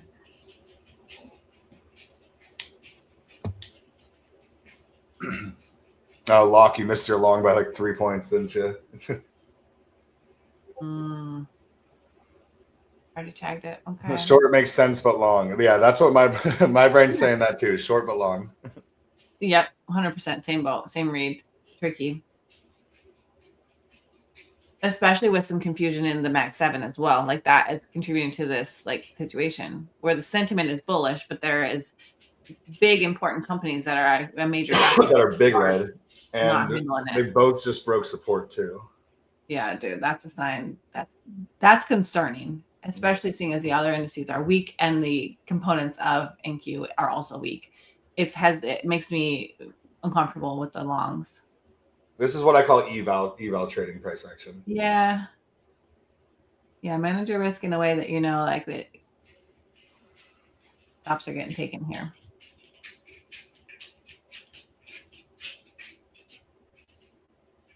And also we could be getting into the midday where if there is this kind of confusion in the market, sometimes on those days where the data is, you're getting signs for both sides. Sometimes what that turns out to be is a small body day where it does just dink around inside range all day. I mean, we had a strong bearish range for the first 30 minutes, but now we have not broken that for an hour and it's been over an hour since that first 30 minutes, about an hour. So less cute.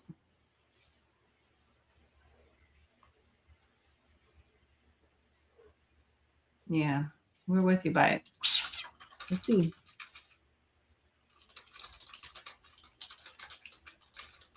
If you've locked in green, keep that. Gabber. Aren't you on vacation? No. And news would absolutely be the catalyst out of this hold zone. I'm not saying I'm going to ask for that, but I don't think we had any news yesterday, did we? I don't think anything hit, anything of any substance. I think it was the first. Oh no, last night there was. That's what the drop was. They waited till after hours. It's always interesting on the timing of things. Yeah, there's that we were shooting ships or something like that. What the heck you doing middle of the night, Gabber? Well, I guess I don't know where you live. We're all in different time zones sometimes, but no rest for the wicked. I feel that in my soul. I'm starting to lean short side. See, that's interesting, Bite, because Meta and Google are strong, and the fact that they're green adds to this confusion here. I'm leaning to the short side as well. But the last time it broke the low, it wicked strong off of that. So sometimes when you're in a flag situation and you're leading a direction, you have to leave a little bigger wick to not get wicked out, but then you're taking on more risk in a less beautiful pattern, which is the choice. Can work, but can also take on additional risk. But you can start small too. Starting small when you are waiting for more confirmations is absolutely a play, because then you can add to it when the confirmations happen, especially if you have an inclination and a bias with some rationale, such as how I think about these shorts. I'm tempted to put a stop sell at 655. Just see if we blow through it. It would be sick.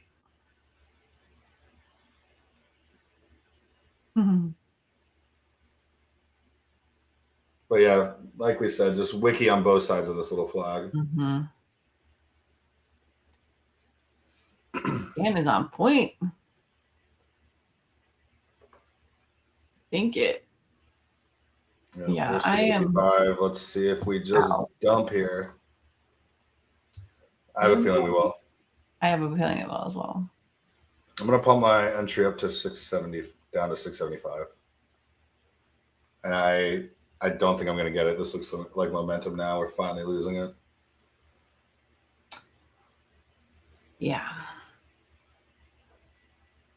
This looks like it's gonna close under VWAP. But 2 minutes on this 5 minute and this 15. I'm going to wait for this 15-minute to close. Yeah, we got the hourly, the 30. We got a lot of closers, but the hourly looks very bearish. I'm pretty strong green. I don't know if I'll take another one. Let's see. But I like this potential bear move. Here we go. And my bear target for the day would be like 360 if we really, really want to go.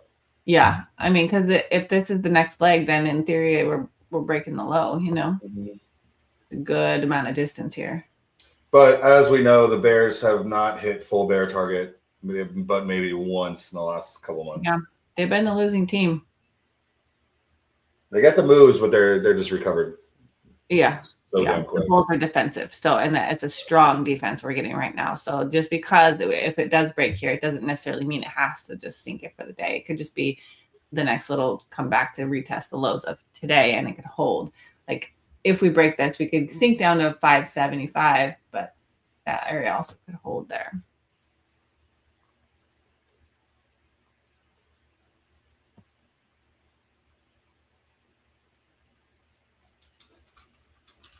Maybe now that we broke this on the low side, it'll give us a little bit of bounce to join the shorts, which I think is what you're watching for here, Justin. Becky, we got to get you a name for your trading sessions.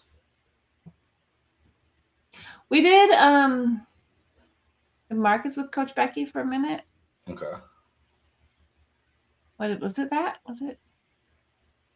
I think it was the markets with Coach Becky. We got to get something catchy. I know. It's not very catchy. All right, we're tapped in, guys. Let's see if we're actually going to melt or not. Breakfast with the boss. Ooh, Gabber. We have some boss mornings. Well, it's at 2 p.m., so I don't know about that. Oh my God, this range is going to get me again. This is terrible, guys. I really need to just walk away from this range. She tabbed that bottom, and now she's having the bounce on it. Wicked again. She's yeah. Whoever called that megaphone, that was on point. 700, yeah, megaphone like crazy. Yeah, she drew. Yeah, dude, you called that, and it really is.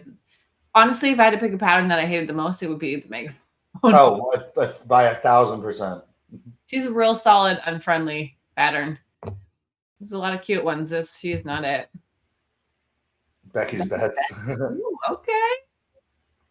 Oh, you got the 52 long. Nice. Mama's Market. Mama's Market. I'm more often a secondary morning streamer. Justin's a boss around here in the morning when it's not Mike, and then he gets to have us come hang out. I don't know. I know, dude. I'm sorry. I hate this area, guys. It's just, yeah, chop by, oh yeah. Let's see what happens. And now it's retesting at 700. So yeah, I'll be completely honest with you guys. If I was by myself, I'd probably not be. You wouldn't even be in your office anymore, huh? I wouldn't. Yeah. I wouldn't either. I would set alerts, and then Yeah, when set alerts, exactly. which we would have just gotten an alert because my alert would have been at 15 for that 650 below, and so that would have pinged my alert, you know, and then it bounced.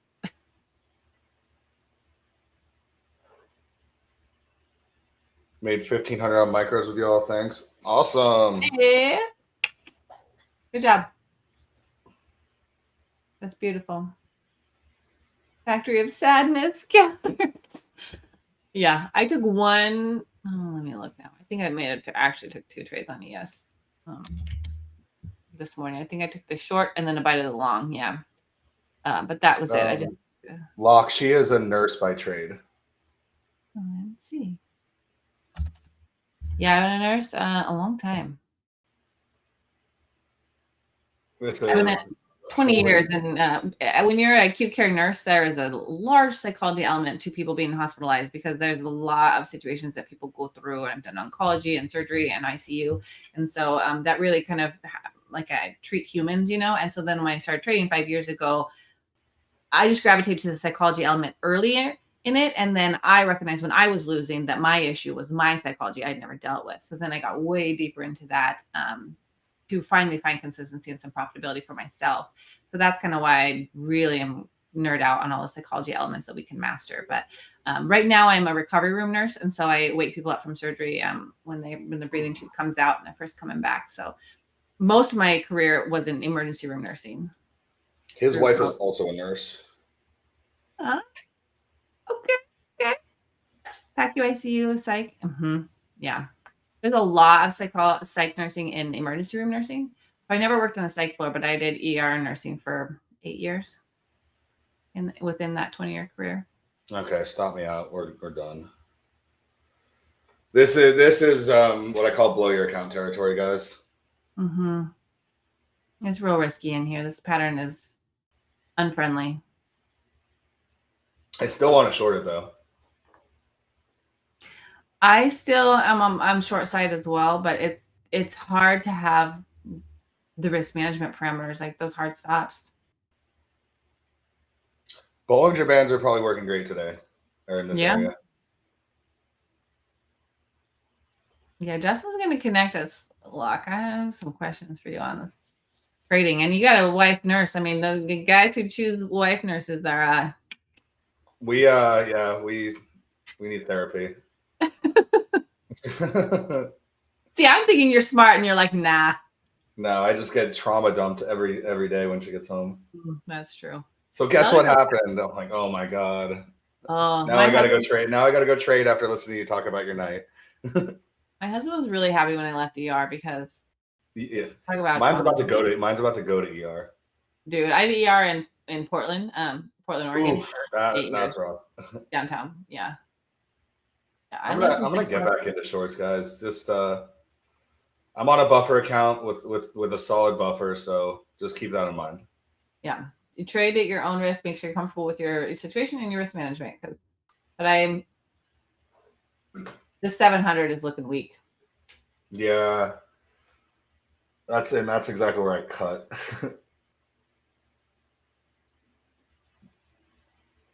The thing with these ranges is if you give them a lot of room, it can play out. It's just do you want to give it 30, 40 points? Yeah, because both sides could play. This is a confusion area. And so to give it more risk is taking on more risk. But if you have a strong bias for that's leading, then it could be a trade. I like the pit a lot. The first season, at least. I honestly nerd out. So I'm like a workaholic. I miss so much good TV because of my workaholic tendencies. But I've heard of it and I need to get into it. I've heard it's really good. Locke, I thought Grey's Anatomy was your favorite medical show. I mean, that one's the OG, right? That changed the scope, I think, at least for our generation. Like, that's just still going, isn't it? Yeah, I don't think so. Like season 23 or something? Oh God, I don't think so. I think it's done, but I think that it's still very, very prevalent in culture, and like you can rewatch all that. Problem with that is the one time I give it room is the time it liquidates. Yeah, right. Exactly. Exactly. That is. I don't know what I'm trying to get at is if you're in this, is it long, is it short, and you can't really decide, like maybe it's not your time to trade. Yeah. Recognize that and call out this price action and do what you do with it. And lock, that is my experience with those shows as well. I'm sorry, but doctors do not draw blood or walk patients or reposition them. That's funny. That's my wife says that. She's like, they wouldn't have done that. No way they do that. They wouldn't have touched that. It's the nurses. I'm just saying. See, I got to keep it quiet because we have doctors that trade too. There's actually a lot of medical professions that lean into trading. Like I know doctors and nurses, anesthesiologists that trade as well. So there's, I mean, a lot of anesthesiologists. There's a crossover there. My closest trading friend who trades at work at the hospital is an anesthesiologist. He doesn't do it to the same intensity as me, but he's got his hands in it. Too wide for the 5 minute for the stop. Yeah, but it's a thing. But like that 700, like we tried and we sunk underneath of it. And now we just saw that retracement and the sellers are there again at 700. And so that is giving me continued. There's just no structure because we like U-shape to the upside, U-shape to the downside, U-shape to the upside. And it's just like a squiggly. It's waves. But I bet you the bands are working great right now because that makes sense. Well, like your waves. Tight waves. It's little waves. We're no riptide today. No, well, we saw it earlier. A little rippy earlier. Now we've settled out a little. I think Reno, you have excellent risk management of being like, meh. I have a 700 short open. If it's gonna dump, it's gonna dump there, or it's just gonna keep chopping. I mean, that's my scenarios. Yep, we're seeing the same thing, Bite. We're solidly in the 15-minute orb. I got back to minus 30, so I'm done until we get to the edges. Yeah, not a bad idea, honestly. Curious. All right, here's that push up again. We'll see if it'll reject here. ES honestly looks like it wants to hold. It's really drifting, but not breaking lower. All right, we got about 20 minutes left in the London session. You're still long. I mean, not a bad thing either. Yeah, I had one and I got stopped out at 660. So I'm flat. I'm gonna stay flat till I come on at 2 today and then see what we can see. All right, I missed that fill by 1 tick. And like I said earlier, typically when I miss a fill by 1 tick, it's a sign that I should cancel my order. But I like the 700. Good think around here. I mean, we've certainly tagged it like 84 times in the last 20 minutes, last hour. I'm looking at this 3-minute chart is disgusting. It's wild. Wow. I think the 3-minute chart is where I managed my risk on earlier. The tick trading yesterday was pretty cool. Yeah, I don't even understand it, but it is cool. I understand the concept and I get why it works. Yeah.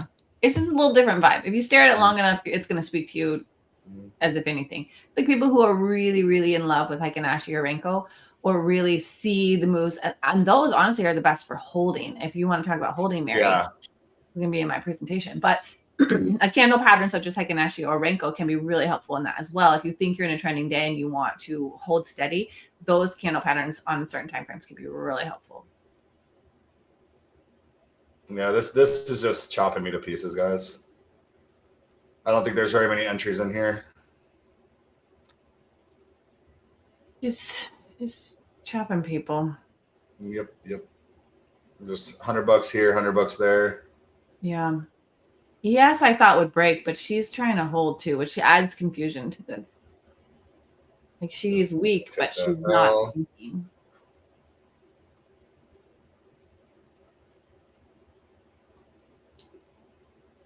This is typically when I see this kind of stuff, I take a box and I go like this and I type don't trade this area. Yeah. Oh, I love writing on my charts. Mm-hmm. In my pre-market. The NTZ, the no trade zone. I love that. Because when I do blow accounts, it's Inside of it's this exact area. Yeah.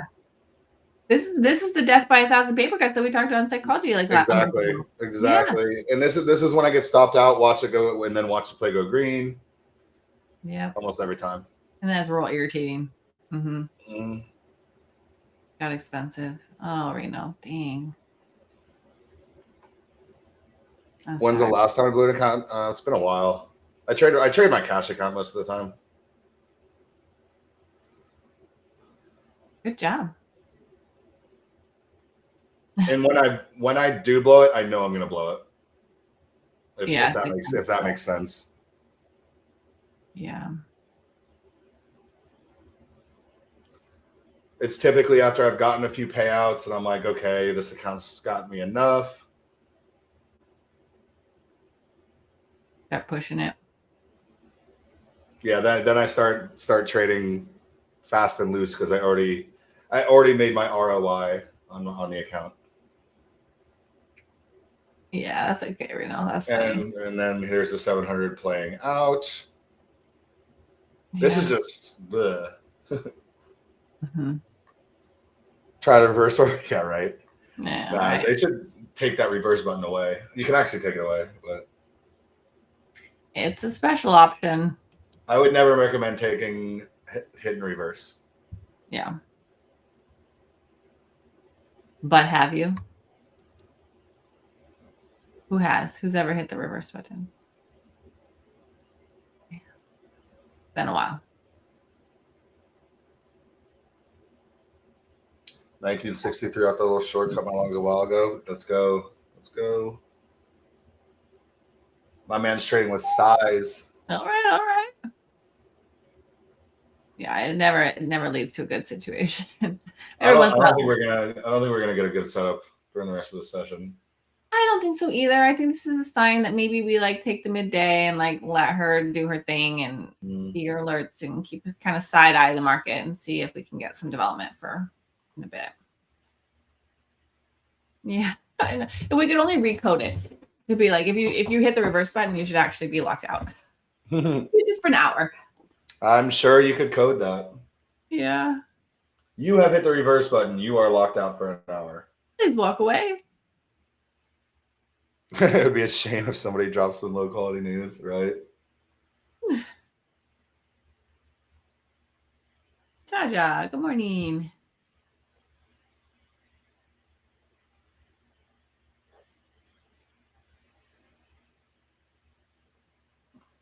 Yeah, she's not giving it up.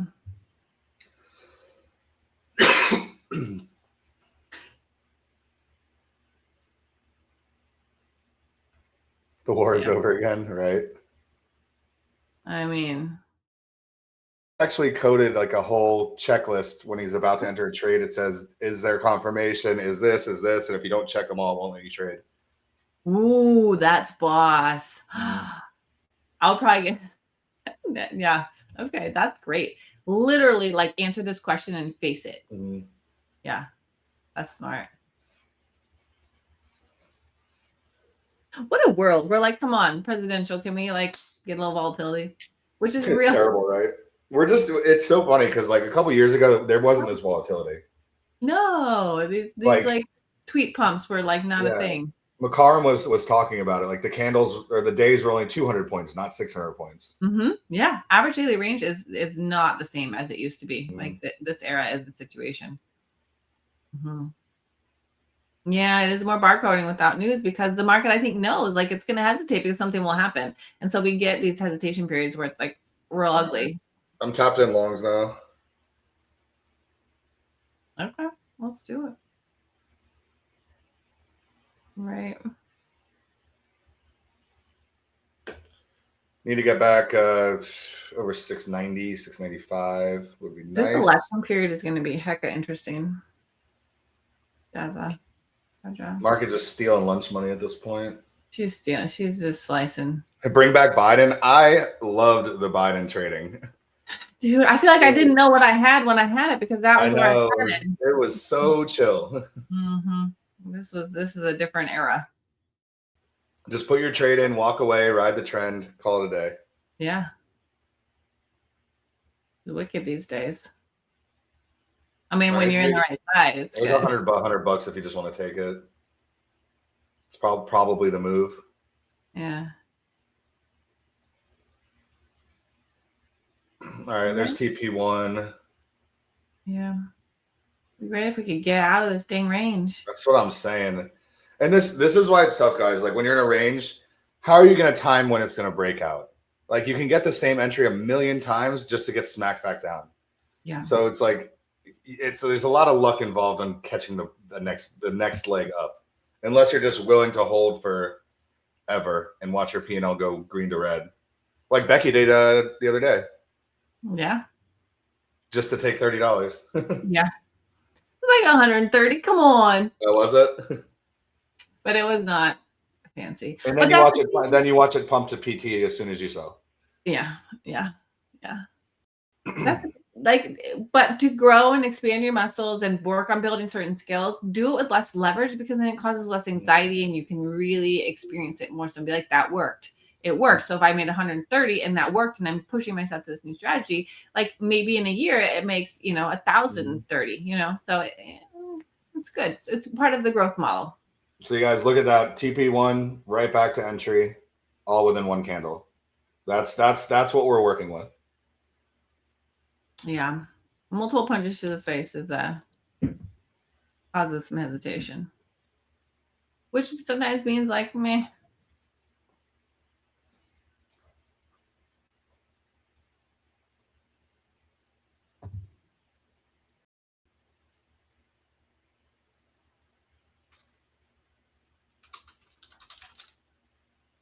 ES is uglier. It never had a strong buy. It just is drifting very slowly down. But the fact that it is drifting down as well as in Q has just been a slide all morning is bear side advantage.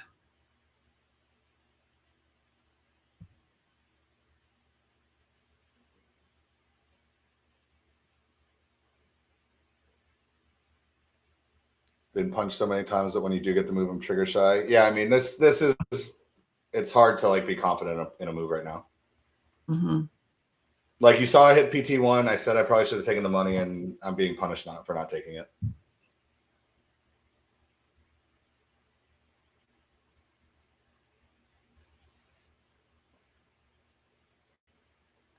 I also feel like we get numb to like small dollar amounts with trading, but like $150 in a couple minutes is amazing freaking money.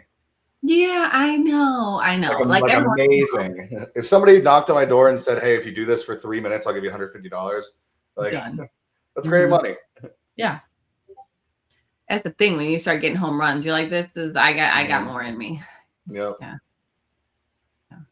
And this is the kind of situation where you take your money and run, or you just don't do anything. Mm-hmm. Because if you can't see why it's not good right now, let me know. We can kind of try to explain it, but it should be very obvious.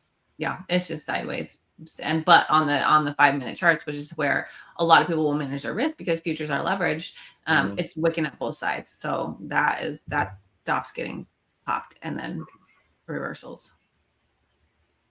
Greed has a play, but right back to resistance.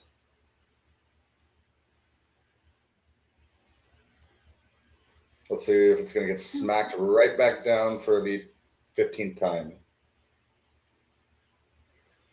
We got 10 minutes left in the session. London session. Look at that. Smacked right down again. Come on, Missy.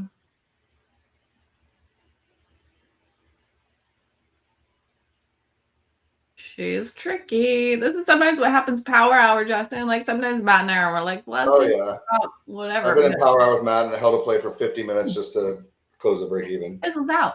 A couple of weeks ago, I tried twice for a trade, kind of like what's happening to you, and both times it went into profit and then whipped me out into profit. I'm gonna do something pretty reckless right now. I just want to see if it works out, but I'm gonna average in. I typically tell people not to do that, but if this range is gonna hold, this will be an absolute banger.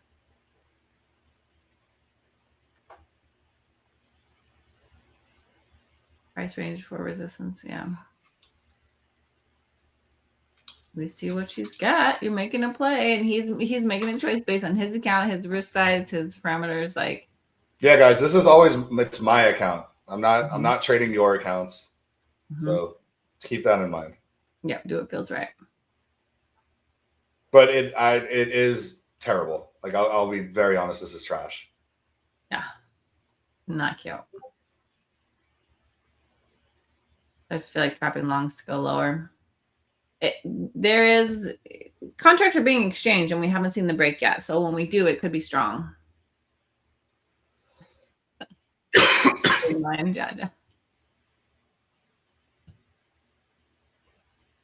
I found the deeper I get into trading, people like friends that don't know the stock market, they're like, "Oh, are you trading? Can you help me trade?" And I'm like, that's an interesting area because I'm gonna get slapped in the face for doing that. There we go.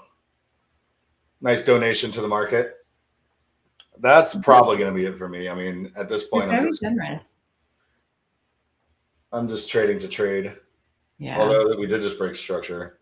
I know this is the break. This could be the breakdown here. Yeah. I've said that before. Give it a minute.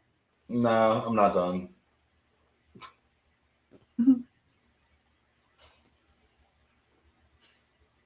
Okay, if this closes below here, I'm gonna do a 650 short. We'll see if that works. Maybe be a hold. Yeah. But this is an insanely trappy day, and just because I was trading it does not mean that it was good trading. I was just trying to see if the value highs and value lows were going to work, and everybody got whipped out on both sides. Yeah. Yeah, this right now is seeing some aggression here. This could be good. This could be good. 675 short. Oh, nice. Beautiful. Like these wicks on this hourly are pretty brutal. That just shows pure chop in that area. Yeah, I'm in favor of the shorts here. Let's see if it bounces back up to that breakout, and then see if we can take a move here.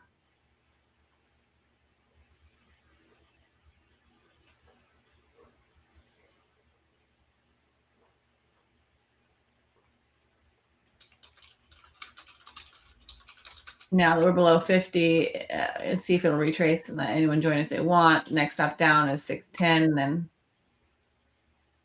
575.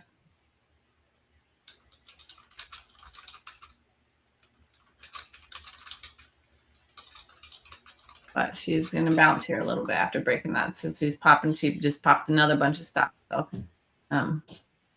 if this pops past 650 and goes right back in the range, like I'm not looking at a chart the rest of the day. Maybe that's why I'm doing a better job of staying out of this mix, because I know I have to be. Like, I am intending on being here live streaming the last 2 hours. I want to have that mental capital.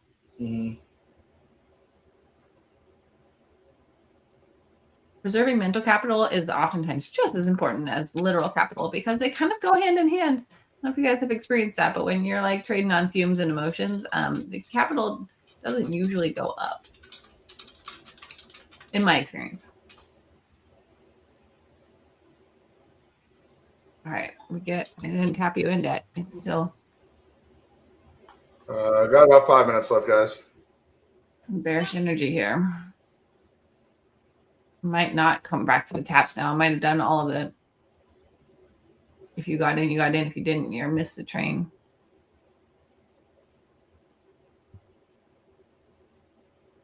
Dropping. There she goes.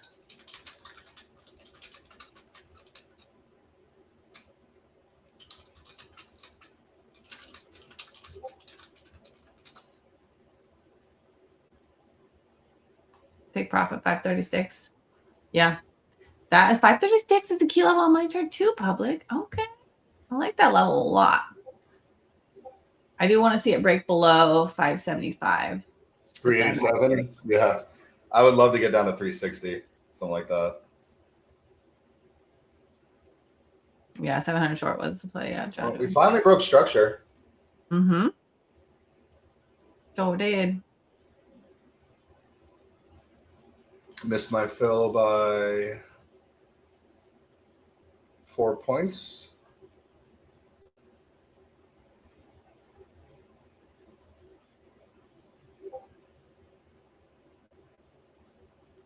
Let's see what she'll do here. 610 was the support area from yesterday, so it could bounce here a little bit and give us a potential entry opportunity. I'm full bear side now. Yeah. And I really want to get in, actually. Yeah.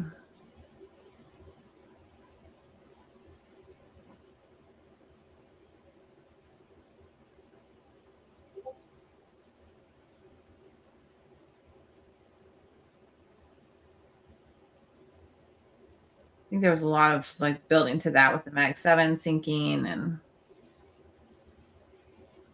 this is a really, really trappy day overall. Yeah. There, the 600 long was clean. Other than that, I don't see any plays that I like. Yeah, right now she did bounce off that 610-ish area to retest it. Bounce it. So now we're retesting the breakout right now. So this is the potential option to join the shorts here, if anyone is looking, because that was pretty strong, aggressive break. But we're still inside range as well. All right, I'm in full position now. All right, sink it. Seriously. Hook them up.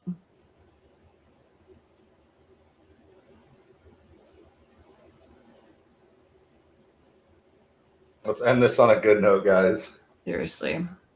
Come on, start tanking. Continue tanking. Let's go.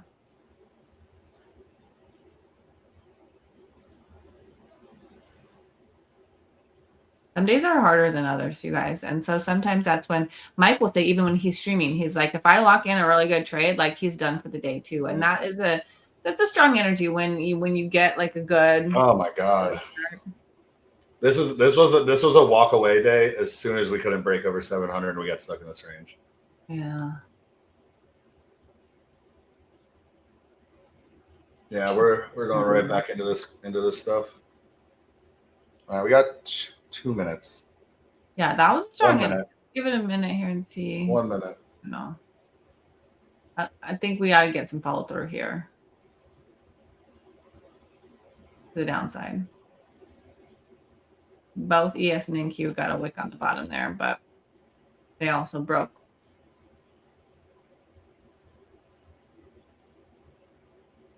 Morning demand could hold though if it doesn't push lower. Like we broke out of that flag, but then we poked at the morning demand that was formed today. And that second 15-minute candle, we sunk into it, tapped the body of it, and bounced. Terrible. This account's basically back to where I started earlier in the week, which is fine. Yeah, he does that sometimes. Not every day is a winner. That's why we talk about win rate. That's why we talked about on the podcast. Like, just not every day is a grand slam for every trader. But you know, that's part of the game. You know, you can't reward without risking. But we knew this area sucked though. We knew it. And it's not over. So I was trading knowing that this area was going to be bad. Yeah. All right, there's what did the 30-minute close? Oh my God, look at that last 30-minute candle. Good luck trading that. Yeah. We are done. Terrible price action except for, I'd say, the first 30 minutes. Other than that, it was a steal your lunch money kind of day or sit out and practice. But I will be back tomorrow morning. Becky will be back at 2. Until then, we will just be playing some pre-recorded content. So until then, be safe. Be really safe in this range, guys. That's all I'll say. Anything to add before we get out of here, Becky? Just be careful, guys. Manage your risk, and if it's not your best setup, then maybe take a walk. I totally agree with that sentiment. And I'll see you guys in a couple hours. Maybe something will be better by then. Maybe we see a nice break and we can get a nice trade off later after a little bit of headspace clearing. All right. See you guys later.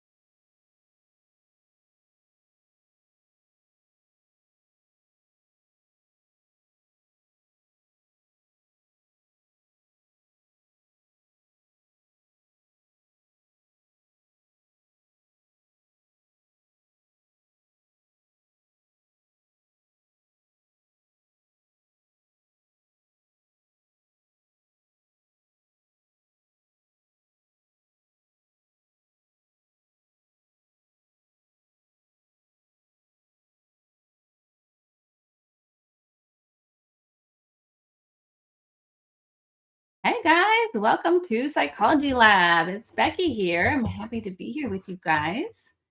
Uh, how's everyone's day? How's it going? Just gonna type in the chat and say hello. Welcome back.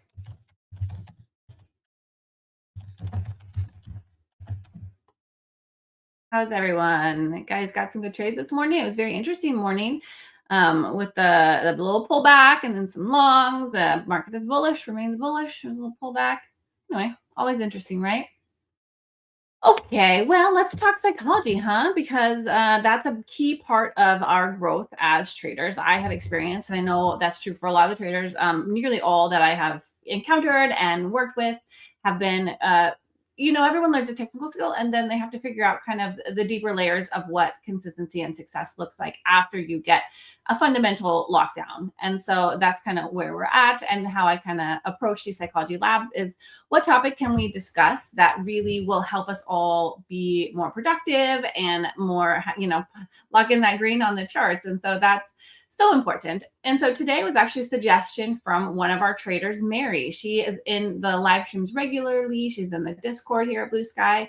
And so I really love when I get suggestions, because then it helps me figure out where we're at in our headspace, and what can help you will help me, will probably help everyone else. It's like, when you're in class, this is early years in trading are equivalent to college to become a successful, profitable day trader.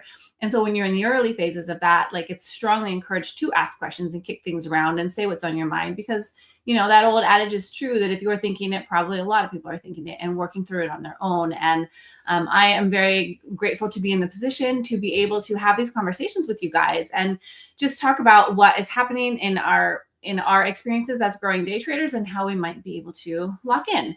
So I hope Mary pops back in today, because I love this topic she brought up. So the conversation today is going to be about understanding ourselves, knowing who we are and how we can make our trading work for our best good, right? Our most successful outcomes, and allowing it to play to our strengths and diminish the implications of our weaknesses, sort of, building a system that really works with who we are so that we can embrace it and fully achieve our highest potential. And so I think that there's deep layers to this. When she made the suggestion, I was all about it, because there is so many layers that we can unpack with this that are kind of driving our energy that we bring to the charts. And so let's, I love getting into the layers of what is going to cause significant change for us. So let's do that. I mean, today is it's a BluSky Psychology Day. And so, early in the week is a great time to have these conversations as well. I think that that's all good things will happen from this. So let's do it. The question that changes everything. Okay. How many of you have found a strategy that worked, only to find yourself unable to consistently follow it? Anybody? Because I have absolutely found consistent strategies that work well, and right, they are established. They come from mentors. They come from profitable traders who have been locking in greens for a long time. And so when we see those opportunities, and we see other traders making money, you think, I can just adopt that strategy, I can back test it, I can understand it, and then boom, profitability, right? That's the goal, that's the mission, that's what we are pushing towards. So what's the deal? Why are we not all profitable if there's, multitude of consistent strategies out there that bring profits? Well, where is the breakdown, and how can we target that so that we can instead pivot and grow and achieve greater success?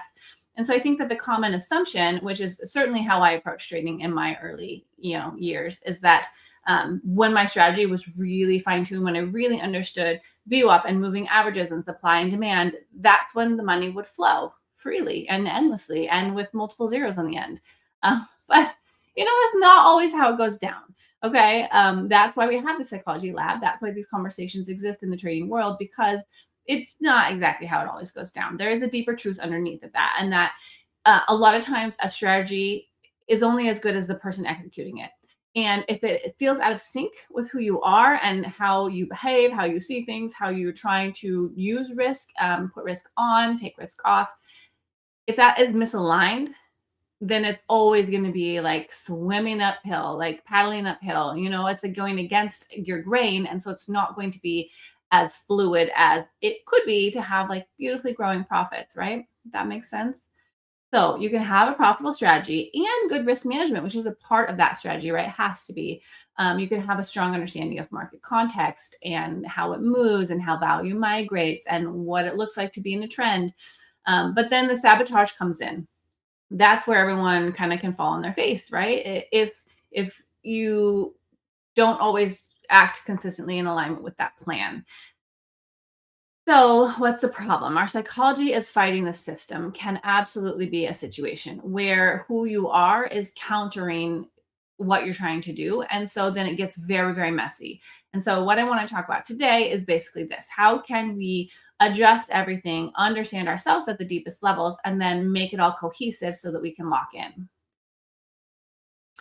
The unconscious is powerful, right? I don't know if you guys have done much research into this or looked into it. I'm going to talk a little bit about some research today, but the subconscious is a boss inside of every one of us, right? It's a positive energy, it's a force underlying what we are doing. It kind of helps to run and manage our trades. And so it has to be given credence and understanding and energy for that. Now, Carl Jung is an important person out there in the world who speaks to stoicism and personal growth and psychology. This quote from him: until you make the unconscious conscious, it will direct your life and you will call it fate. So that is basically getting to the heart of like, there is deeper layers of it, and we can choose to dig into those and try and understand them as part of our subconscious, unconscious, so that we can start to have some power and work with it instead of fight it. Or we can just, call it what may, call it fate, call it just what's going to happen. The chips will fall where they may. Well, I don't know. Maybe let's unpack that a little bit and see if there is something underneath of that we can have, some potentially greater control over, right? I think a lot of traders will lean into fixing results by refining their edge. But what if the real work is more internal, right? What if that is what changes everything once you get your strategy locked in? I think that that's true. And I think that's why we've had some really good conversations here at the Psychology Lab related to that. So, hey, Fatima, nice to see you. So today we're going to dig into that, how the unconscious psychological patterns can shape our decisions that we encounter on the screens. Mary, I already gave a nod to you, girl, because the subject is brought to us by you. So thank you for the suggestion. I'm super happy to have had it. I really actually very much love suggestions for these psychology labs. So cheers to that. So that's what we're going to do. Actually, exactly that is we're going to explore our subconscious, unconscious psychological patterns that are having a large contributory factor to our decisions when we are at our charts, and how we can work with that to be more powerful. Okay, so let's start here. The trader you think you are versus the trader you actually are. Is that something you guys think about? Like who we believe we are to be, but then the reality sometimes speaks a different tune. When we look at our journal and our outcomes, the end of the week, we review what happened. So let's unpack that, right? Most traders know goals. We know account size. We know where we're trying to move through time, right? Through our energy and what we're bringing to the charts, what we would like to build as day traders. We also know setups. We know, buy and supply. We know, mean reversion. We know breakout trades. You have favorite setups. You have A+ setups. You have B setups that you just have to work through. And then we know preferred time frames. Like these are things that we've locked into, we have studied, we back tested, we have notes on, we have an understanding of. So that is concrete. That is something that we feel like we can lean into. But what about, here's where it gets different, right? Here's where the variability comes in. And not every trader even thinks about these things because you don't know that you need to until you know that you need to. But a lot of us don't think about early in our trading career that what our emotions will be under pressure. When the market starts moving, it starts going against you, your P&L is dipping, you are encountering some resistance and some potential struggles on the charts. What's going to happen with your emotions? Where is your underlying programming going to go to that is going to feed how you manage that trade? A lot of times this can be kind of deep wounds. And so like parts of our life that have nothing to do with trading, but have poked at our internal sense of worth and identity and belief in where we're going and status quo of where we've come from. Well, we understand money to be worth and how it can be used or not used and have to be squeezed coming into our world, what it feels like to be under financial pressure. All those things, I don't think that a lot of people have to think about when you're not putting this kind of pressure on in terms of day trading and you're seeing the immediate like positive or negative outcome of those situations. So I think that those are big things that it's important to kind of uncover. Also, like the hidden motivations for trading is a big factor as well. You know, are you genuinely just a practitioner and you want to understand the market movement and see if there's potential here? Or is it like a largely driven by a financial money mindset type situation that may or may not be super healthy until you give it some attention and some fine tuning? So what are the motivations? What are the underlying wounds? What are our emotions going to play at? Those things are really a big deal about what happens on the charts. But that is a deeper layer of who we are that is not always focused on and kind of given the time to be understood and supported in a way that helps us kind of break some barriers and break through where there could be a pressure point at. And so a gap on, you know, you might have this great strategy, but you have the psychology that you're kind of trying to ignore because that's really deep, hard, complicated, weird work that you're not really into it. You'd rather just focus on the strategy and the money should come. But that disconnect can really lead to a very long period of complication and struggle. And so that's why it kind of blowing it open sometimes is rough for a period, but you can find deeper layers that you need to work on managing that can really be a game changer. So why do you really trade? Let's start with that. We just kind of start somewhere with this topic, right? So when traders are asked why they trade, the first answer is almost always like surface level. It's conscious. It's the obvious one, but it's generally not the real one, like the deep internal underlying one. So I love this. I heard this exercise a long time ago about figuring out your why can be surface level, but it can be so many layers deeper. So if you just start asking yourself and then going one more why deeper, you know, the surface level is like financial freedom, right? I want to travel. Ooh, we're going to get into the wound part. Hang with me, Mary. That's like deep important. So I'm gonna promise I'll get you. But so autonomy is freedom from the control, right? We want to have financial freedom. We want to be able to make our own income. We want to not have to clock in and out for our job. There's no boss. You don't have to report to anyone when you're trading, unless it's like you and your partner maybe, or your bank account. But you have a lot of autonomy, financial freedom, so that you can be economically independent without having to, again, clock in and out. Those are a little more surface level, but they start to get deeper as you go on. But the actual driver isn't always money. It might be autonomy, validation, self-worth, recognizing that distinction changes everything about how you design and follow your system. And so I think when you can say, I want financial freedom, but why? Well, I've never had financial freedom. I have come from a home that was just barely making it through. And I didn't come with a lot of gifts and ability to travel and nice things in life. And that sounds amazing.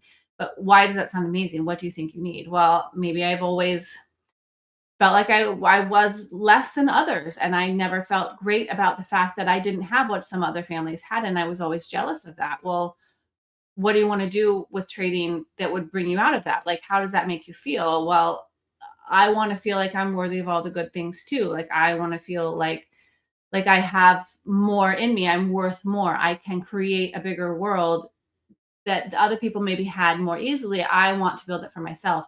So you see how going deeper, like, gets into like more of the heart of like what you could really feel about financial independence, what it could mean, what it could expose in who you are and what you are driven to achieve beyond just the trips and the ability to, you know, freely peruse different car models. So yeah, self-worth, I think, underlies a lot of that when we start getting into what it means to have true financial freedom. That's why we're getting deeper into these identity wounds there, Mary, is because when you start digging into the why behind surface level on all psychology questions, it gets less comfortable and exposes more about who you really are at your core. And that the who we are at our core is what creeps through in moments of pressure. That's what creeps through when we're in a drawdown, when we're in a tilt situation and we have to decide whether to feed the tilt or to walk away. those underlying wounds and like whys and driving motivations for all that we're doing is what is kind of deep inside there. And when you really feel the pressure, that's what seeps out, because your frontal lobe, where you have the focus and the ability to be logical, gets given less energy the deeper you get into an emotional high pressure situation, such as upside down in a trade or in beautiful profits in a trade as well. So those are a big deal. I think the hidden motives that shape trading behavior, most people often trade to meet psychological needs that they haven't consciously identified. Again, that's where we're going at today. So these motives don't disappear, but instead they surface through behavior because they're not obvious. You have to really have some quiet time and think about and maybe journal out, like, what is my why? And if you get to a why, what is the why behind that? And then you peel back the layers of the onion on that. And doing some focused work like that will expose these, underlying layers, but they are usually not consciously identified early in a trader's career or until you really kind of poke at it. And so, what could be there, right? And so, a validation, needing the market to confirm your intelligence or your worth. That's that self-worth kind of thing playing into there. The market can be really validating. When you start learning a system and you talk to other traders and you start locking in good trades, it can be such a boost for who you are and where you're going and what you are worthy of in terms of finance or credibility or momentum or prestige in this industry. That can be something that you didn't think about. It could just be early. You want money to travel and you want to see if you can do this thing. But then once you start getting into it, the drive to persevere when it gets hard, that comes from something deeper. And this validation could be a key point. Also, control. So seeking certainty in inherently uncertain environments. Now, there is a lot of variability in life, in adulting, in once you get past childhood and early adulthood, the teens and the early 20s, you start to figure out, like, my life is going on. My life is progressing. Like, what does that look like? What is my experience? What could I have control over? Where could I take it? Where am I stuck? That is a sort of control over our lives that not everyone seeks to have and is not super tangible if we don't purposefully pursue it. And so that is a sort of situation where, like, there is a lot of uncertainty and a lot of things could be taken out of our hands in terms of you're an employee and you need this pension and you need this health insurance and you need you need to work your hourly hours so that you get this paycheck so that you can afford to do this and blah, blah, blah, XYZ. You get kind of stuck in a rat race. But if you want to pursue, bigger things, there's a control element of, like, can I control it? Can I not? There's uncertainty up there. What does that mean? And then if you're seeking control, but it's still uncertain, then if you squeeze it too tight, it's just going to blow up harder too. And so what our connection is to needing control is a big driver as well for a lot of people. Some people really need that. And so in moments of uncertainty, it gets dangerous because you start making haphazard choices. You start making emotional choices to grasp back that control instead of being a little bit more fluid with the uncertainty that is kind of in the backdrop of what trading is. We can't always lock in certain outcomes, but accepting that, it takes a choice. So recognition, trading for social status or to prove something to others. That's a tricky one and it's a slippery slope because it's easy, right? Trading is obviously we're online on YouTube right now, right? Online on BluSky TV. Seeking recognition is a very real thing that you can get into in trading. And it depends on what communities you're in, what rooms you're in, who you have learned, who you have met. If that's a part of the vibe of a place where you're at, is to want to seek the recognition or a status or being able to, post XYZ each day, that can drive you to make certain choices. That can drive you to not take a loss because you don't want to show a red P&L, or to trade minis when maybe you're not totally ready because other people are trading minis and so you want to be like them. That can be a dangerous situation in terms of, like, trying to fit in or one up or look great instead of really locking into good trading. And so those are different energies that you can bring to your trading, and seeking recognition can make sense, if you haven't had it or you've had recognition in other areas of your world. Maybe you had a second career and you really were a high achiever, well recognized and well supported, like sought after as a resource in that environment. And so then when you come to trading and you're new, you're like, no, I'm a boss. I'm really good at what I do. Like I succeed. People look to me for advice. That can carry over. But when you haven't had a really robust, consistent system for quite some time, it's harder to seek that earlier, but that can be a driving force for the way that you behave on the charts. Now, throughout today, I just want to say, with each of these topics, I'm kind of just some of these are going to be more powerful for us and some of these are going to be less powerful for us because we're all made up a little bit differently. So I wanted to seek the main ones that impact most of us and kind of talk about them independently. And then as you guys are listening, just think about what your experience is and how it has potentially played into your trading. What speaks to you more might speak to someone else a little bit less. And so we just need to find the parts that really kind of make sense with our journey and our experience. And then, get the information from that and allow it to help us like strengthen who we are as traders. That's the whole point of this. Because with psychology topics, it's massive, right? The way that our brains work is like so variable. And so my role here talking about like one subject, I kind of talk about it from different angles. So that way you can hear it all and then see which one strikes the nerve most in your energy. And then those down along that line is going to be the most helpful, is how I see it anyway. Now, freedom also, escaping a situation rather than moving toward a goal.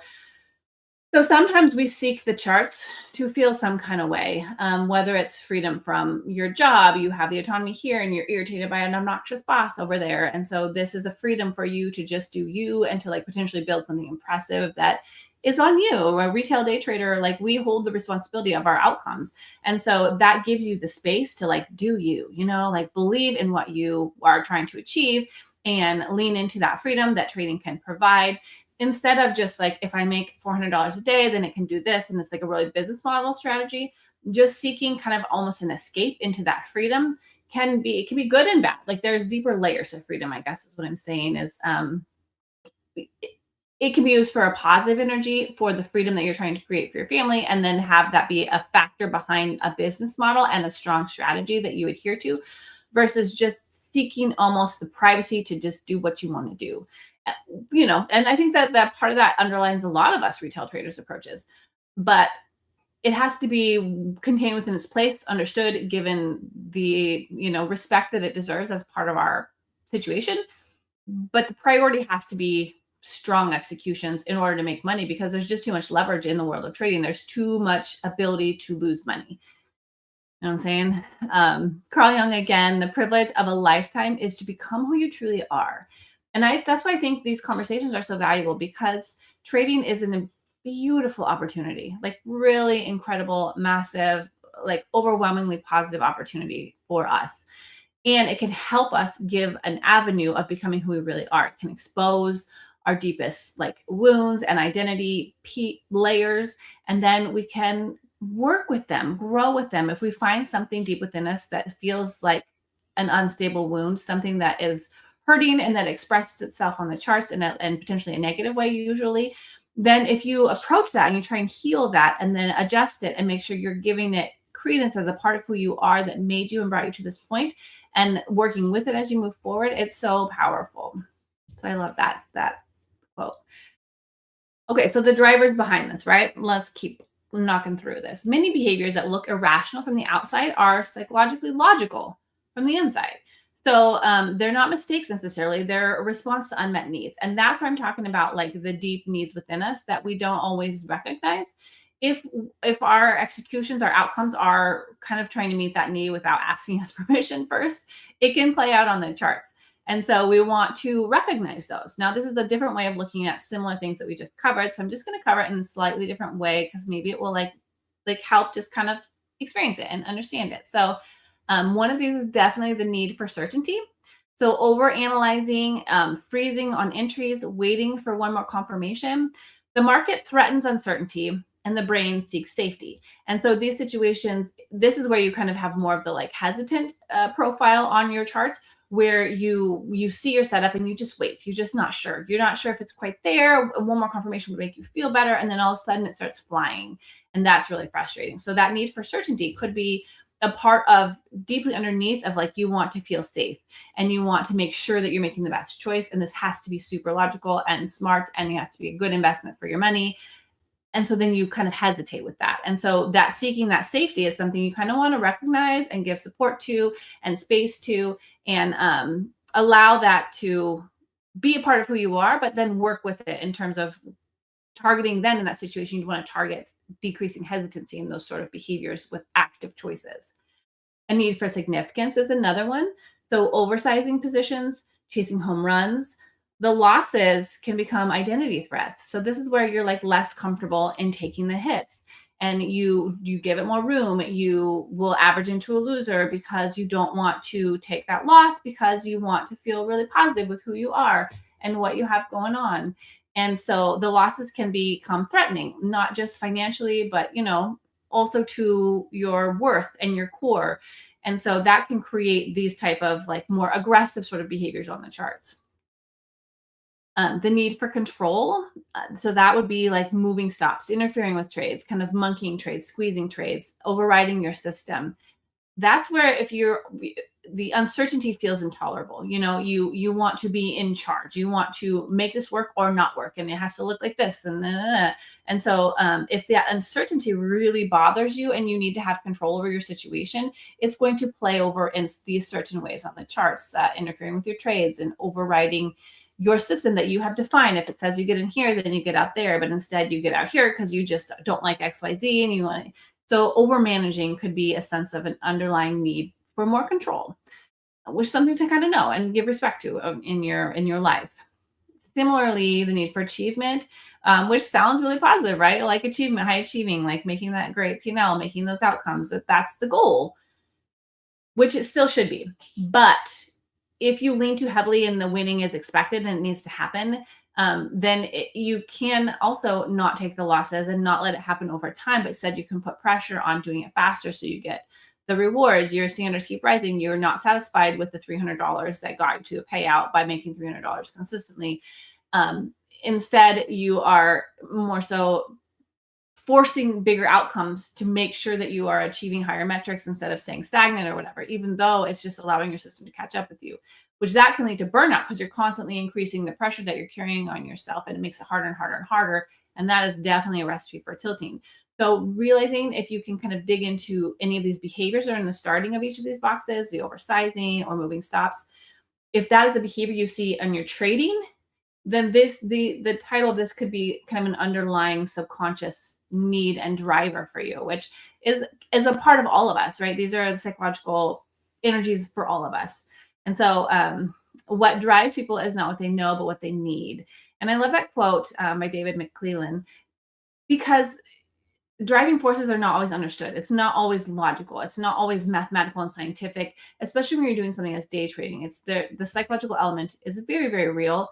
That's why we have these conversations. That's why the psychology topic is so big in trading, because, when your strategy isn't holding you and you're struggling, there's a psychological underpinning to that.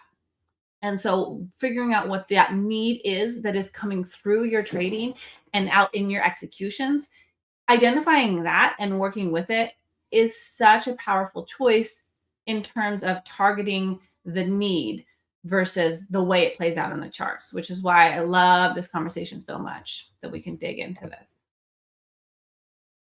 Oh, where's my mouse?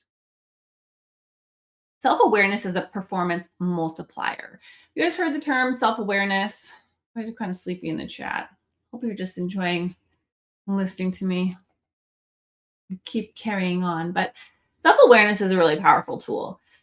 So there's research behind this. This is why I'm going to nerd out with you guys on science a little bit, because I like to do this every time we get together. But a lot of the way that I think about the topics that we bring here today is like, is there psychological research that supports what's going on in our brains and how we can work with it?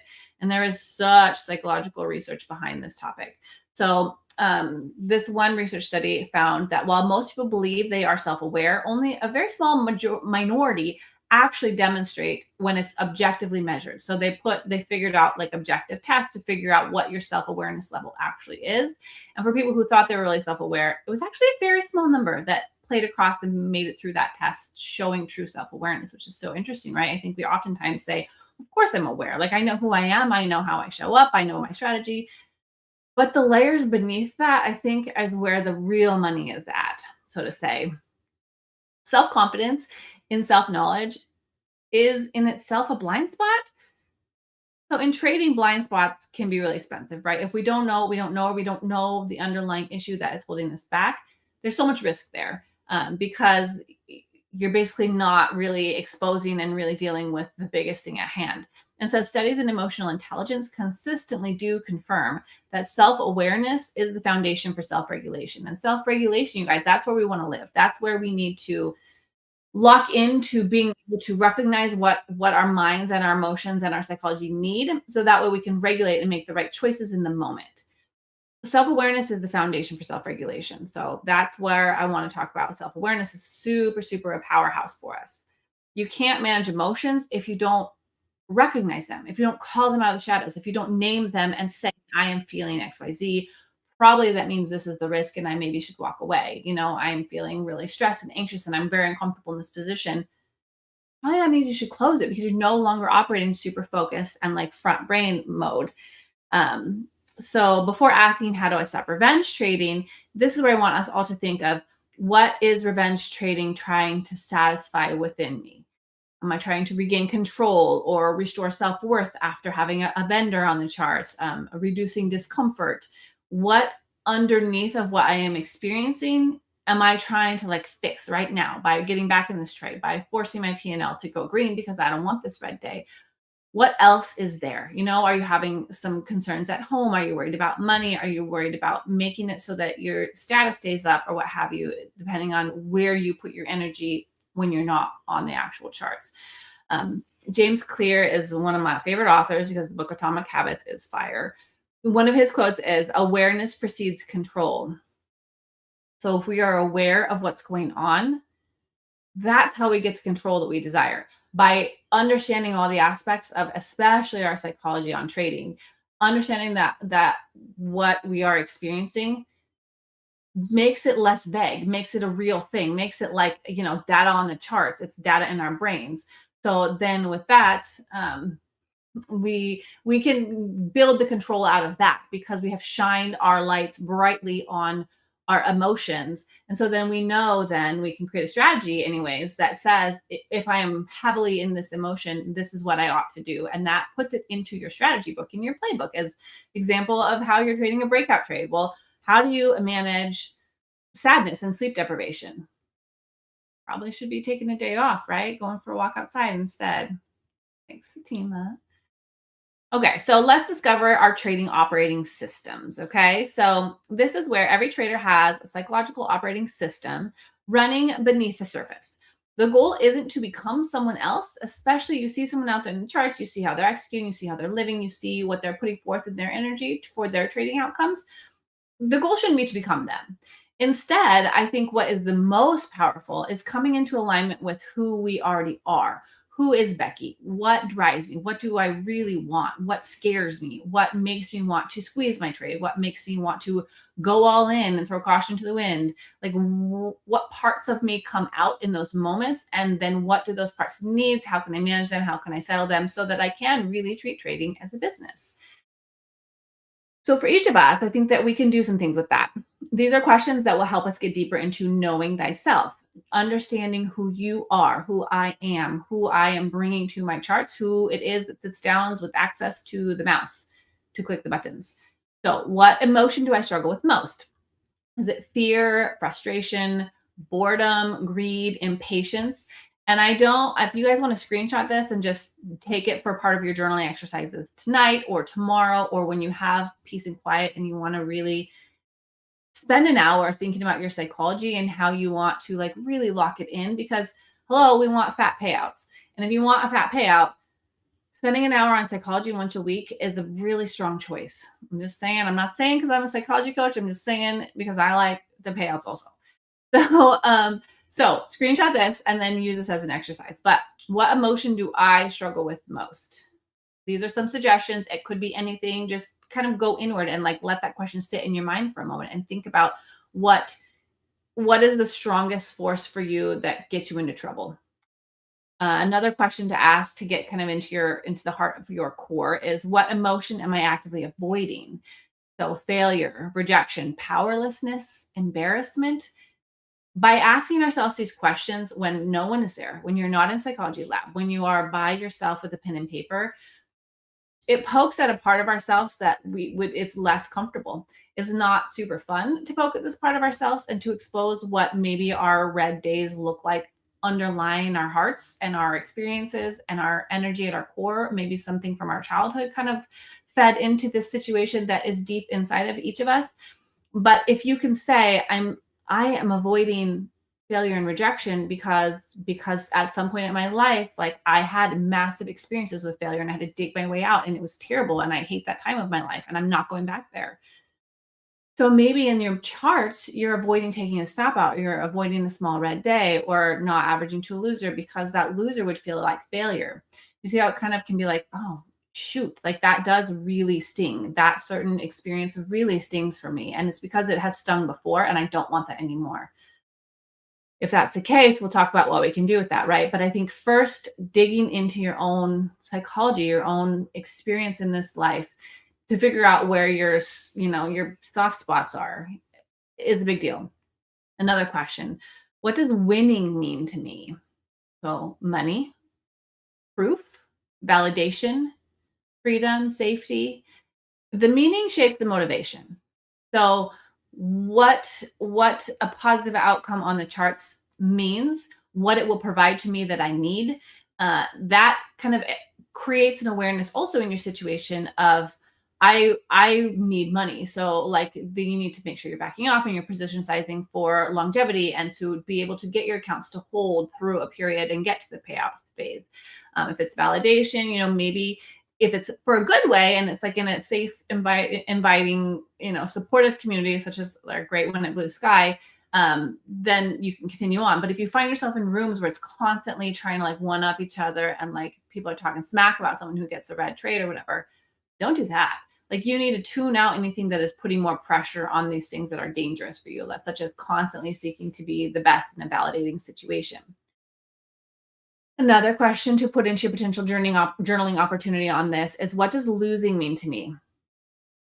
I was wrong versus I am wrong. This distinction is kind of a big deal.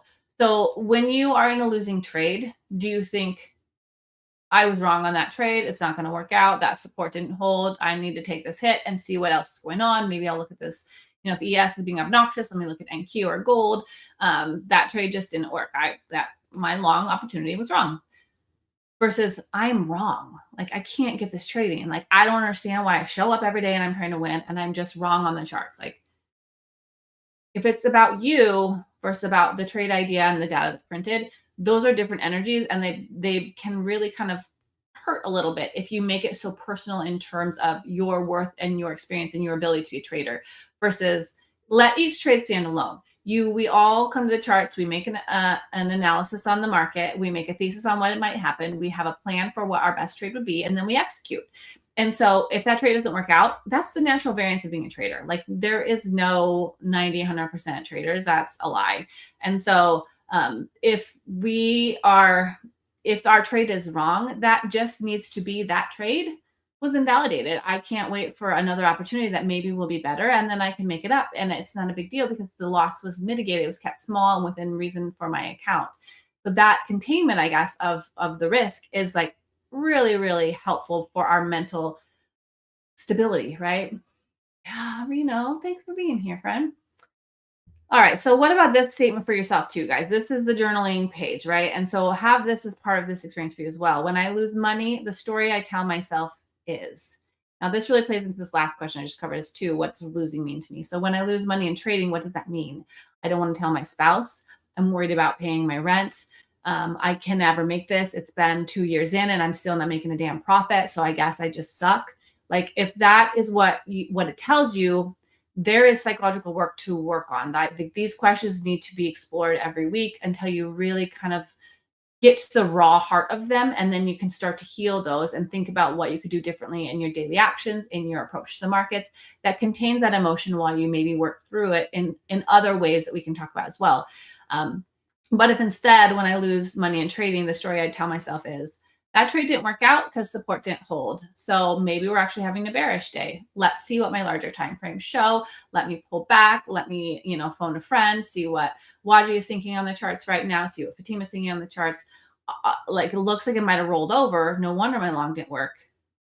factual, business, on the charts, data driven, not underlying emotional validation, right? It's quite a different situation. And I think that each of us is going to find some answers in this journaling that is emotional, that is deeply psychological, and that deserves a little bit of love and attention and support for where we're trying to go. So how do we lock it in, right? Designing a system around who you actually are. So we talked a lot about kind of blowing up and getting to the heart of who we are as traders. What do we do with that information? That doesn't sound fun, does it? Well, it's not always going to be fun, to be honest. It actually might be really hard at times to kind of get to the heart of it makes me think about this period earlier in my life when I had these really rough things happen to me and I didn't like the outcomes, and I've been working really hard to move in the right direction. If that happened to you, that's not going to be a super fun thing to relive. But the point of it should be powerful. It should be, what can we figure out that we ought to make sure we're giving credence to in our current world? So are you the type that hates uncertainty? So mechanical rules and lower discretion tend to work better, right? If you hate uncertainty, then make your system really black and white. I want to only entertain a trade if I see this candle pattern and this is the breakout, this is my trigger, this is how I get in, and my risk is always at this point, under this level, what have you, whatever your system is for risk management, ATR or a point system or a candle closure. Having hard rules will help kind of manage if you're the type of person that is really uncomfortable with uncertainty. Maybe you had a lot of uncertainty earlier in your life and you just need to feel safe. Well, create an ironclad system. I think that that's an excellent idea. Systematize the decision so it's not emotional. So you don't feel as if there is uncertainty and you don't know what you're going to do with XYZ. Systematize it and that's the type of person who really will thrive with a really consistent, hard, black and white system that they can refer to at any point. Will really be helpful. Now, what if you're the type who have found that you thrive on flexibility and you want that freedom and that autonomy? So then structured discretion and context-based decision-making may fit better with guardrails, not rigid rules. This is me. If I had to think about everything on the screen right now and who I am as a trader, when I was putting this together, I was sort of, every time I put together a psychology lab as a side note, it makes me think about my whole self, my life, my psychology, my emotions, my trading, my most recent trading day, my experience as an evolving trader. And so I always am like, I should think about that. And when I was doing this slide to kind of think about where we can go with this is who I am. I really prefer flexibility and fast choices, and I can switch teams in a given day, no problem. I can switch instruments. I want to be able to see a lot of things and make quick choices. I can get into trouble there. I can do a lot of executions and stuff that way, but I know that for me, I'm comfortable there. I like taking the data quickly. That's why that's why I've gravitated to day trading versus swing trading and long-term investing. I want the action. I want to make quick choices. I want to be challenged in that way. That fits with who I enjoy. That fits with part of my internal structure that works well. And so I want my system to cater to that, because if I try to follow strict rules, there will be a point where I'm like, nah, F those rules. I'm not doing it. It's annoying and I don't feel it anymore.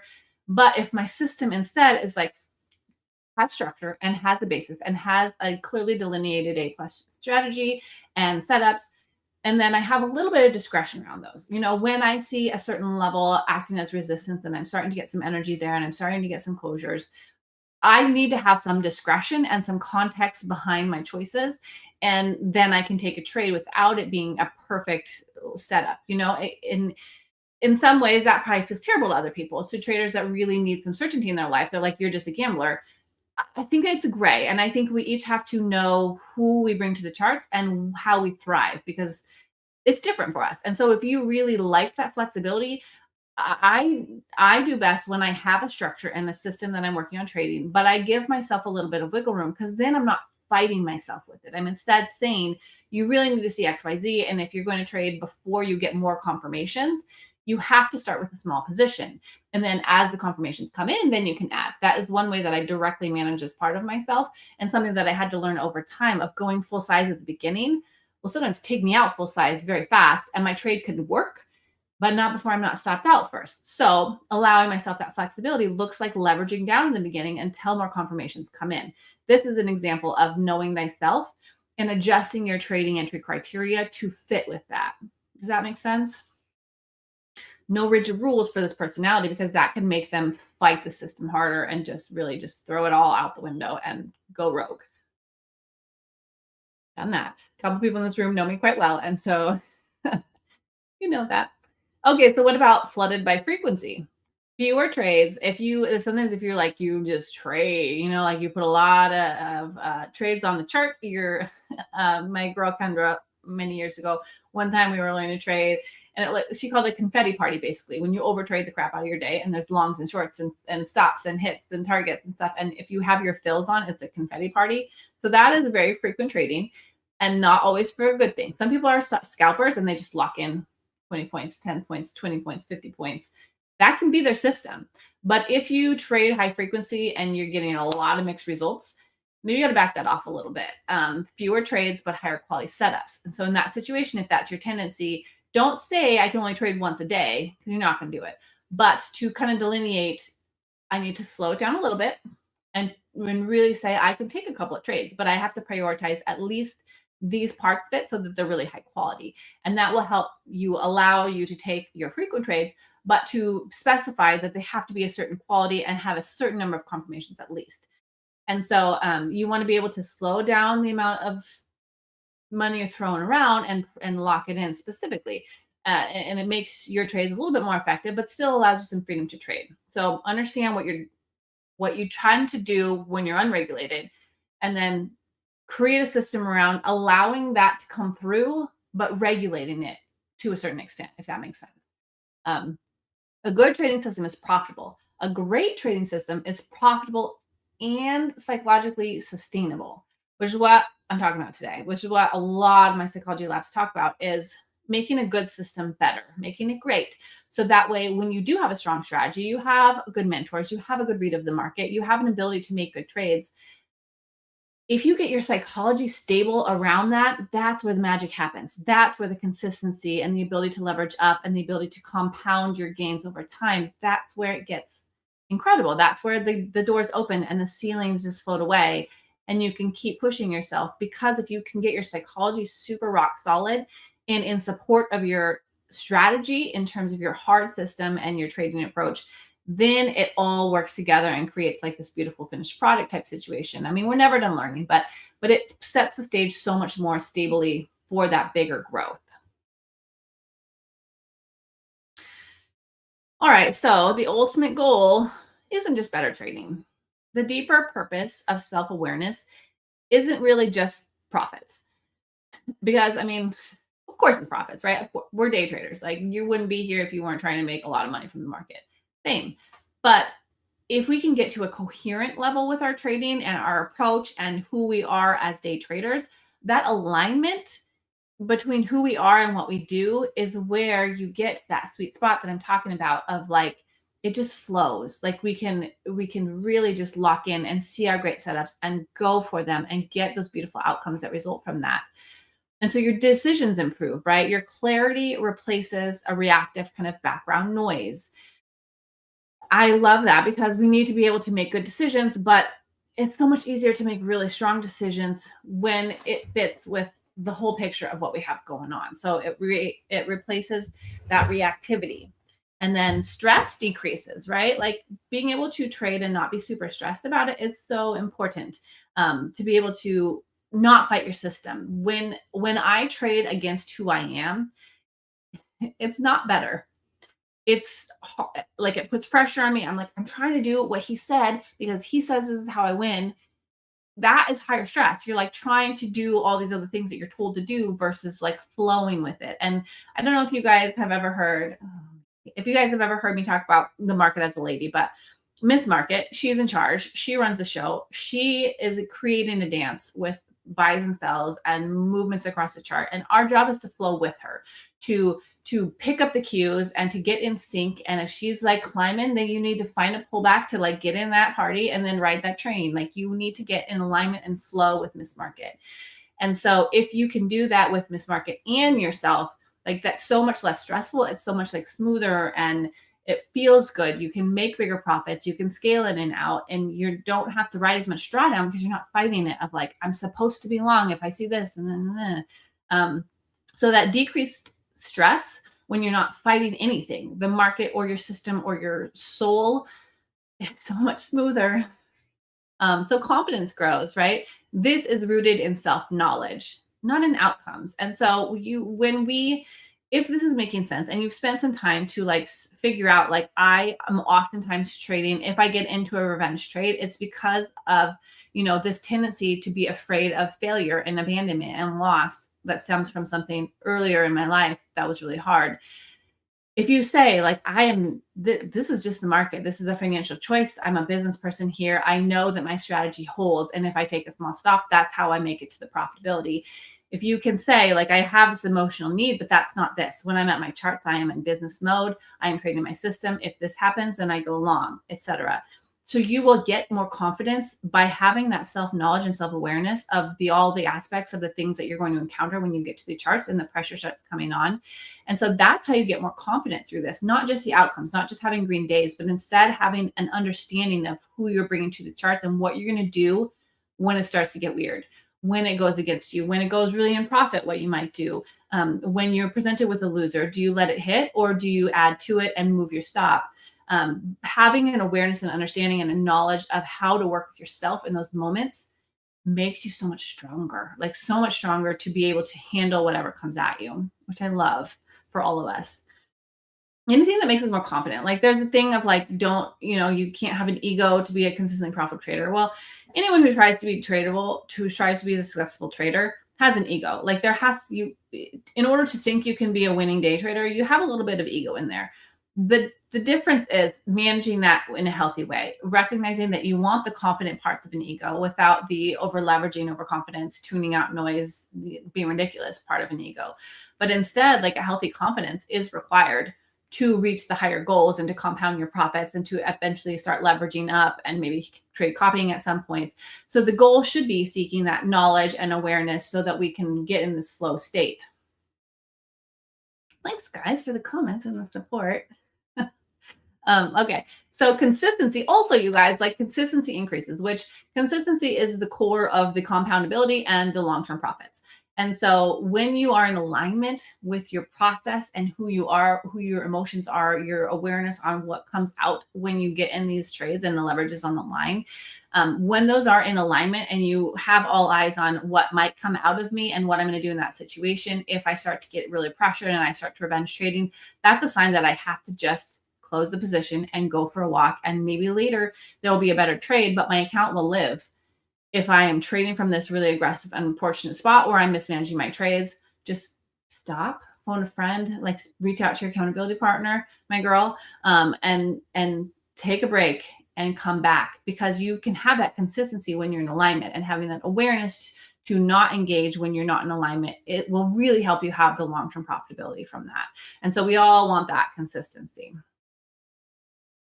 All right, so let's have one final little reflection today. If I become wildly successful trading tomorrow, what part of me believes that it still wouldn't be enough? Like when we're thinking about this whole thing in trading, like what does that look like? What does massive success look like? How will I feel? What will I need? What will my experience be? And then recognizing that if you're encountering some resistance there, that could also be shining a light on what else you need in your life for fulfillment. Maybe it's not really about the money and you want to work on like having that balance in that family and working on making sure that your loved ones feel that and that your emotional relationships are solid, as well as the profits. And so kind of approaching this thing holistically, because if you're not coherent in other parts of your life, that plays over into all of this, not just our history in earlier parts of our lives or potentially your childhood, but also the situation going on around you intraday, in the moments, in our interpersonal relationships, in our finances. And so to think about what would happen if we were wildly successful. Are there problems that would still persist? Would we not feel satisfied? Is it not just about the money? That can expose parts of ourselves as well that we can, again, aim to understand deeper, and then think about that other side about how conceptually they're coming across in our outcomes, in our executions, in our trade management, and then knowing what we need to do with that and how we can basically fine tune our system to know that that is a part of us and to work with it and to say, like, this is something that triggers me. If this trigger comes up, I really, really, really need myself to do XYZ, to walk away, to call someone, to take a day off of trading because this day happened and it's pushing at something that is not a great feeling for me. So I'd rather spend some time just journaling that out and focusing on another part of my life and steadying my nervous system before I come back at it. And so that's what this whole work is about, of like asking those hard questions, getting into your soul, and then seeing how that plays out into your charts and what you can do to shore it up. You guys have heard of Aristotle, I imagine. One of his quotes, knowing yourself is the beginning of all wisdom. So that's why this suggestion, Mary, was amazing. It was absolutely perfect for a psychology lab, because knowing ourselves helps us work with who we are to have way bigger wisdom and ability to manage ourselves and to have no ceiling on our life, because we truly understand our deepest motivators and weak points and potential for struggle, and we can work with that and grow from there. So knowing ourselves is a PowerPoint for where we want to go with this, and with trading being the incredible opportunity that it is, right? I truly believe that trading is an incredible opportunity. So knowing that we have that, and we know to be in this room today and growing who we are as traders, let's spend some time there and understand that part of ourselves so our system can best work with us. So that was great. It was a good conversation. I love Tuesdays. Any questions? Any thoughts? Any requests for next time? If you do, within the BluSky Discord, it'll be linked in the show notes today for all of our lives, how you get to the BluSky website and the Discord there. It's free to join. There's a suggestion area. Once you get verified, I think is how you get access to the lounge and the futures chat. But anywhere in there, like I'll post every once in a while, you can ping me directly or just tag me in the post and have a request. And every time I'm pinged, I'll 100% read it. And I prefer to take requests. So anytime, y'all know where to find me. Okay. Feels like power hour, right? So I'm going to remind you one last time, like and subscribe if you found any value in this. This will be posted independently on YouTube later this afternoon. So that way, if you came in late or you really liked it, you want to rewatch it, you want to grab those screenshots, you can find the recording of this after the fact on BluSky's YouTube channel. You can share it with a friend, do what you want with it. We'll let you guys know. They'll be on here later, but like and subscribe, hit the notifications. That way we can keep coming at you with great streams and live trading labs. My trading lab is every Tuesday at 2 p.m. Eastern, and Matt's technical lab is Thursdays at 2 p.m. Eastern. So we have all kinds of varied content for you guys. So share with a friend. But now we got a little more time for a trade. Oh, identity wound. Identity wound. Okay, so I kind of didn't specifically say that, but identity wound is that when you ask those questions and you get deep into what is really the root of your pain, that's an identity wound. So if you ask, why am I fearful? Like, what in my life, where was I previously really fearful? And like, what was that situation? So that's when you can get into the identity wounds that could be playing across. So if you're noticing fearful choices on your chart, such as squeezing the trades and micromanaging them and over leveraging on a loser, if you feel like there's a fear element of that, you go deeper into why is that happening? So asking your questions, the whys. Why do I feel this way? Well, I feel this way because I don't want to lose. Why don't I want to lose? What would that mean? So you ask those whys and you peel back the layers deeper into that experience. And then that reveals a deeper wound inside your psychology. And that's where you find the heart of what's going on that you need to sort of like recognize and be aware of and say, gosh, that situation as a child is still there. And it still is deep underneath the outcomes that I'm seeing on my charts, because I pulled it back and it was a direct line to that pain point from earlier.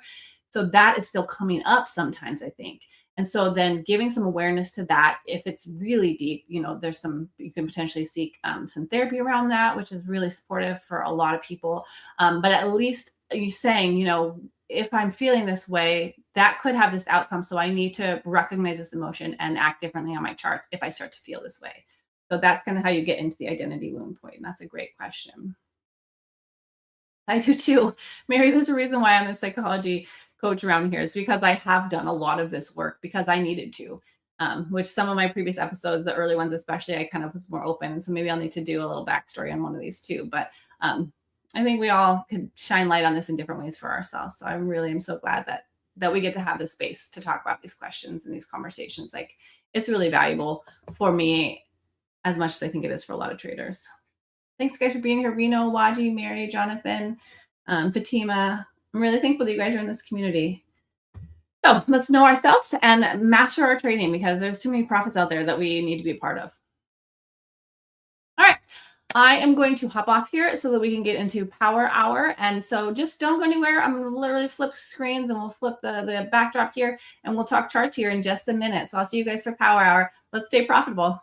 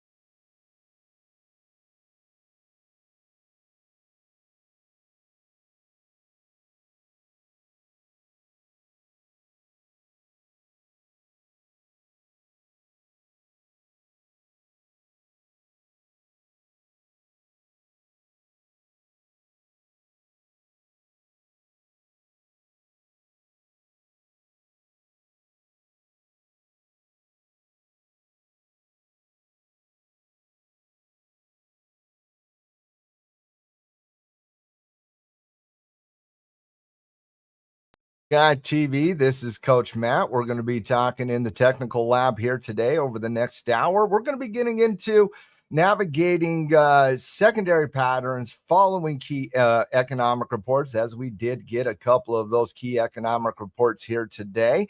We're also going to be talking about volume profiles in association with pattern development as well.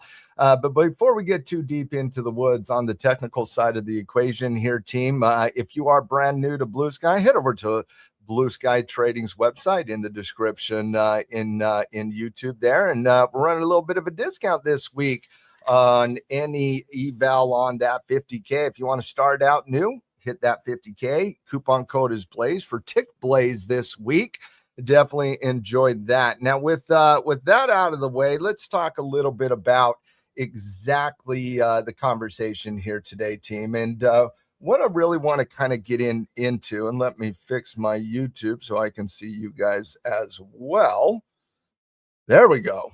There we go. For some reason, it wasn't updating, but now we are. Welcome out, by the way.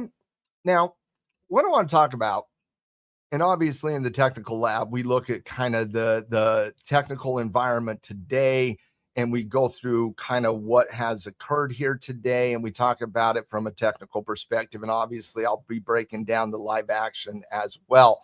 And that's kind of where I want to start, is I just want to get a kind of an overall technical read before we get involved into actual topics that I want to talk about here today. And if you love BluSky, you love what we do in the lab, hit that like as well. And please participate in the conversation here as well. When I'm looking at the market here today, first of all, you always want to start out with the bigger picture, kind of what's happening on the daily chart, what's happening on those longer duration time frames.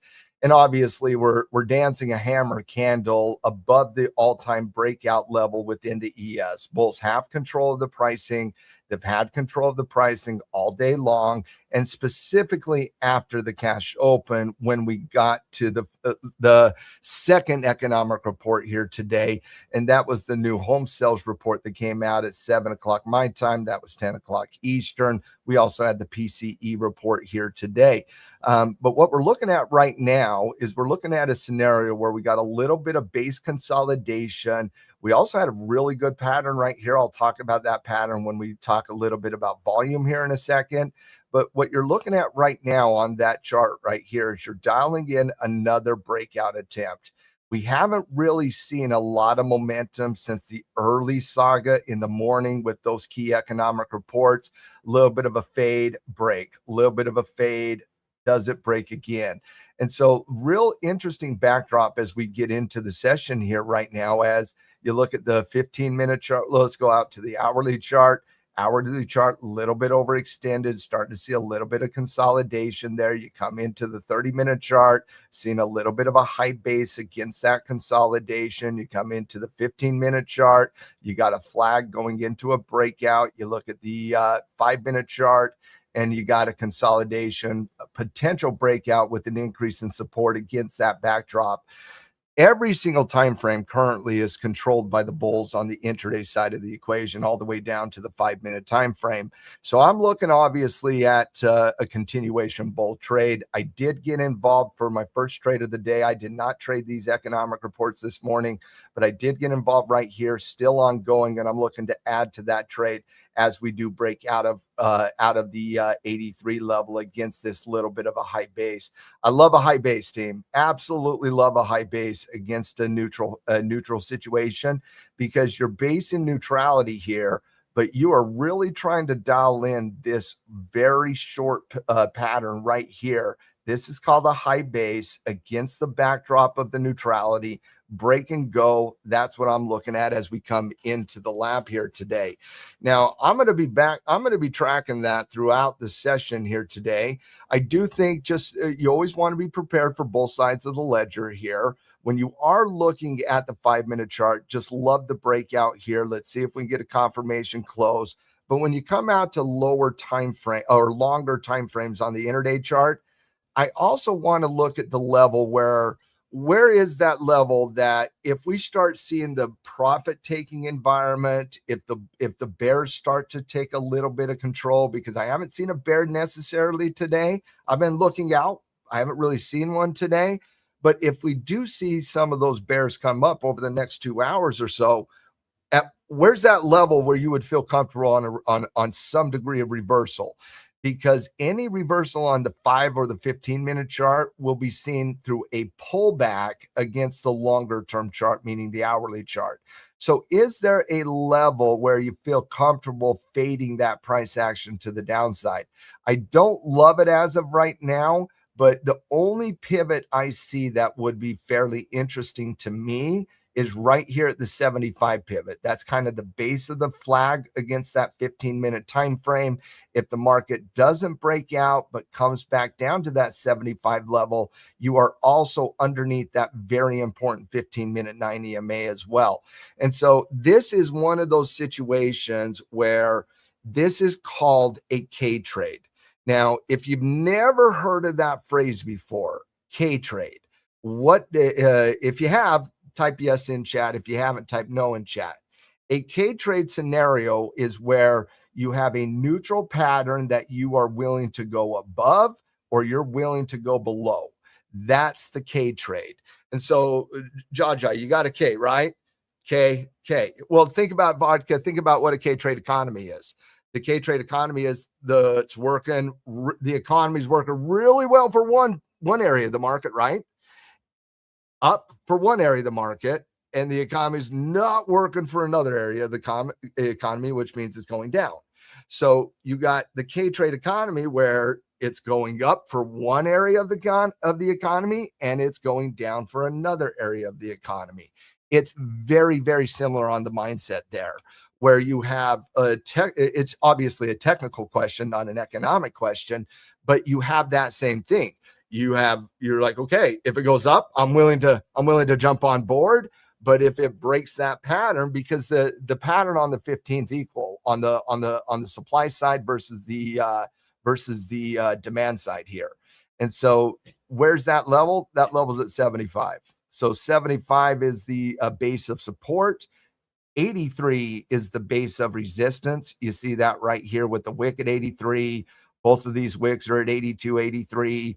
You obviously try to test up with the wick, with the tick above that 83, but I do see it at 83, and you're currently dancing 83 right now. And so 83 is that level on the ES, and I do think the ES is cleaner than the NASDAQ, but the ES level on the top side is 83, the level on the downside. And that level on the downside, guys, is the level where you start pulling back on the hourly chart. So any trade you're doing on the shorter term time frame is a counter trend trade. And whenever you're doing a counter trend trade, you want to be a little bit more cautious on position size, because you got longer duration moving averages coming up. I'm just trying to describe what you're doing here against a bullish uptrend when you're trying to fade the price action. I would prefer, like my buddy Blank says, I would prefer, let's go to the moon here. Absolutely. Bulls have control of the price action. We haven't seen a bear yet here today. So let's kind of see that continuation saga. But I also think, just as a good trader, as a good lawyer, as a good analyst, I think you got to be prepared for both sides of the ledger, especially as day traders. We flip hats. We put on the bull hat. We put on the bear hat. I'm team bull. Now, Jaja, that's the ultimate question, is how far can you go here today? Has it went up already too much here today based on the data? I don't know. I mean, we got a hammer candle, bulls are in control, but I wouldn't exactly say a 0.5% gain in the S&P is rip roaring bullish, where let's just talk about fading the price action. If we had already made a substantial move today, because again, I don't feel like we have made a substantial move here today, but if we had, we would see much more price action on the top side. We'd be up more than 1% here today. And so I'm with you. That's why I'm talking about the potential of a fade here, John. But you also got to be ready for continuation development here, because I don't question the momentum of the bulls. They have had control of the time frame. I just want to be prepared. Now, mind you, I I have a bias here because I'm already involved. I got a trade that's been going on for the better part of the last hour that I've basically been staring at, being like, are you going to go? Are you going to go? Are you going to go? So believe me, I am right there with you. I totally understand. And the thing about it is, if I do get stopped out and we start to see that flip side, I will be a little bit aggressive underneath the 75 level, but it's only going to be an aggressive trade. Here, I'm looking at the continuation of the trend. Down here, I'm looking at just a level-to-level trade type scenario. All right, I just wanted to spend a little bit of time at the first of the lab just kind of breaking down the technical side of the equation. And as we kind of go through the conversation in the lab here today, obviously we want to come over here and spot check that. So team, sometimes when I get into education mode, teaching mode, sometimes I lose focus on the current price. So if we ever start breaking, if we ever start testing above that 83, or if we test underneath that 70, once again, let's give it to the 75 handle. Hit me up in chat there, please, John. I'm looking at you, John. I'm looking at you, Vodka and others, but please let me know. That is, both of those would be action moments for me. All right. Now, what I want to talk about to those of you that have not had a lot of experience, and the NASDAQ has a double top it's working into as well. We'll take a look at the NASDAQ here in a second. It actually might be a little bit of a better situation. I haven't looked at it in the last hour or so, though. All right. Early in the morning, I thought Becky had a fantastic session. And if you guys have saw Coach Becky and Coach Justin this morning, I thought they both did fantastic, talking about the news, talking about how to navigate that. I just want to talk about it from a structure perspective, how to handle news-based events, because I find that there's a proper way and I find that there's an improper way in handling specific news-based events. A news-based event is when we have a known catalyst coming into the market. We know the exact day. We know the exact time. We can prepare for it. We know algorithms are going to be there. We know everybody's eyes are going to be on it. And we know we're going to get some move. We know we're going to get some volatility. What we don't know is what is the official, how does the market handle that data? How much aggressiveness are we going to see? You know, those types of things that we have to read the price when it actually comes out. But going into a news-based event, you know when the report is, you know how important it is, you know the historical advantage of the market going into that report. What you just don't know is how the market's going to react to it. Now, when you deal with news-based trades, guys, anything can be a news-based trade. Now, what happens initially in the pricing of a news-based trade is the new information is going to be immediately priced into the market. Now, I want you to think about priced in, because priced in can be a little bit confusing.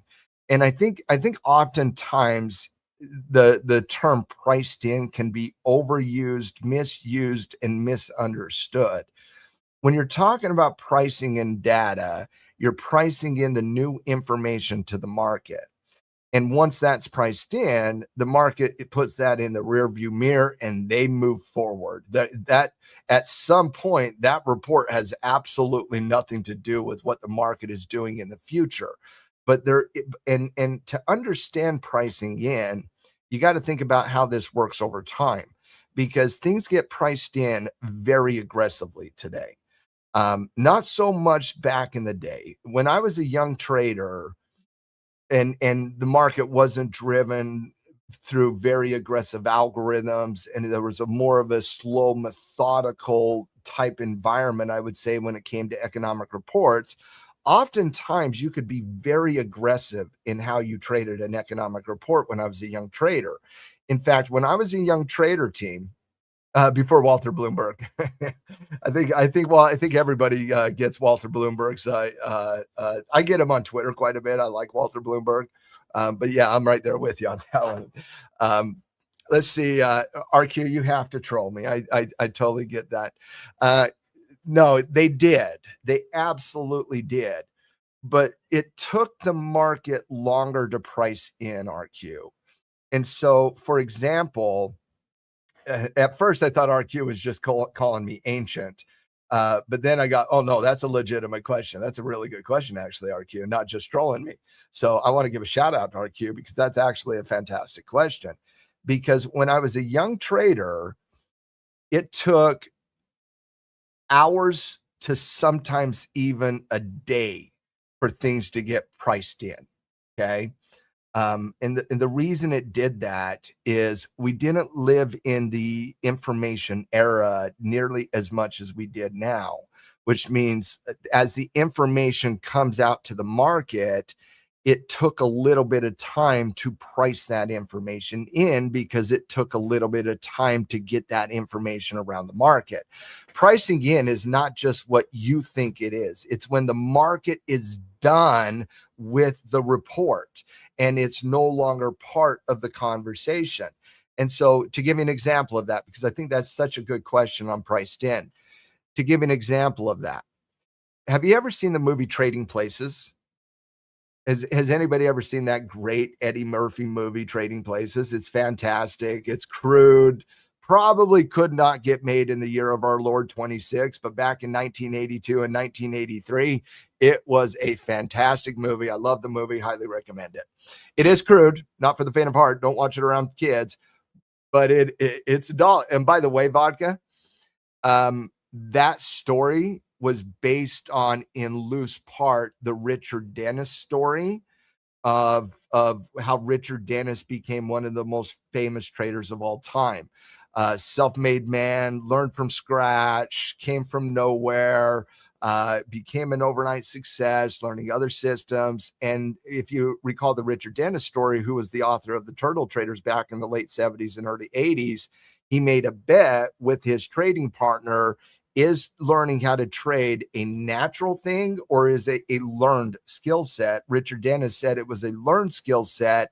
His trading partner, I forget his name off the top of my head, but they made a $1 bet. And then Richard Dennis took out an ad in the Wall Street Journal to say, I'm willing to teach anybody how to trade, but you have to have no experience so that they could have a social experiment. And that social experiment became one of the most famous trading groups and stories in market history, called the Turtle Traders. And so that story was loosely tied to the Trading Places movie because it's a very similar plot.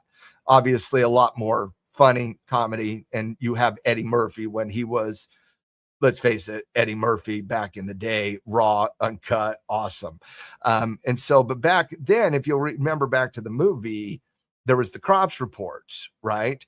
And guys, it took days for that information to get out there in the market. And all of a sudden it was 2, 3, 4 days because it took a lot of time in 1983 to go from when the report hits the wire to when everybody assesses, analyzes that report and prices it in, because the pricing in is the entire market pricing in the new information. It's not what you think about it, it's what the market thinks about.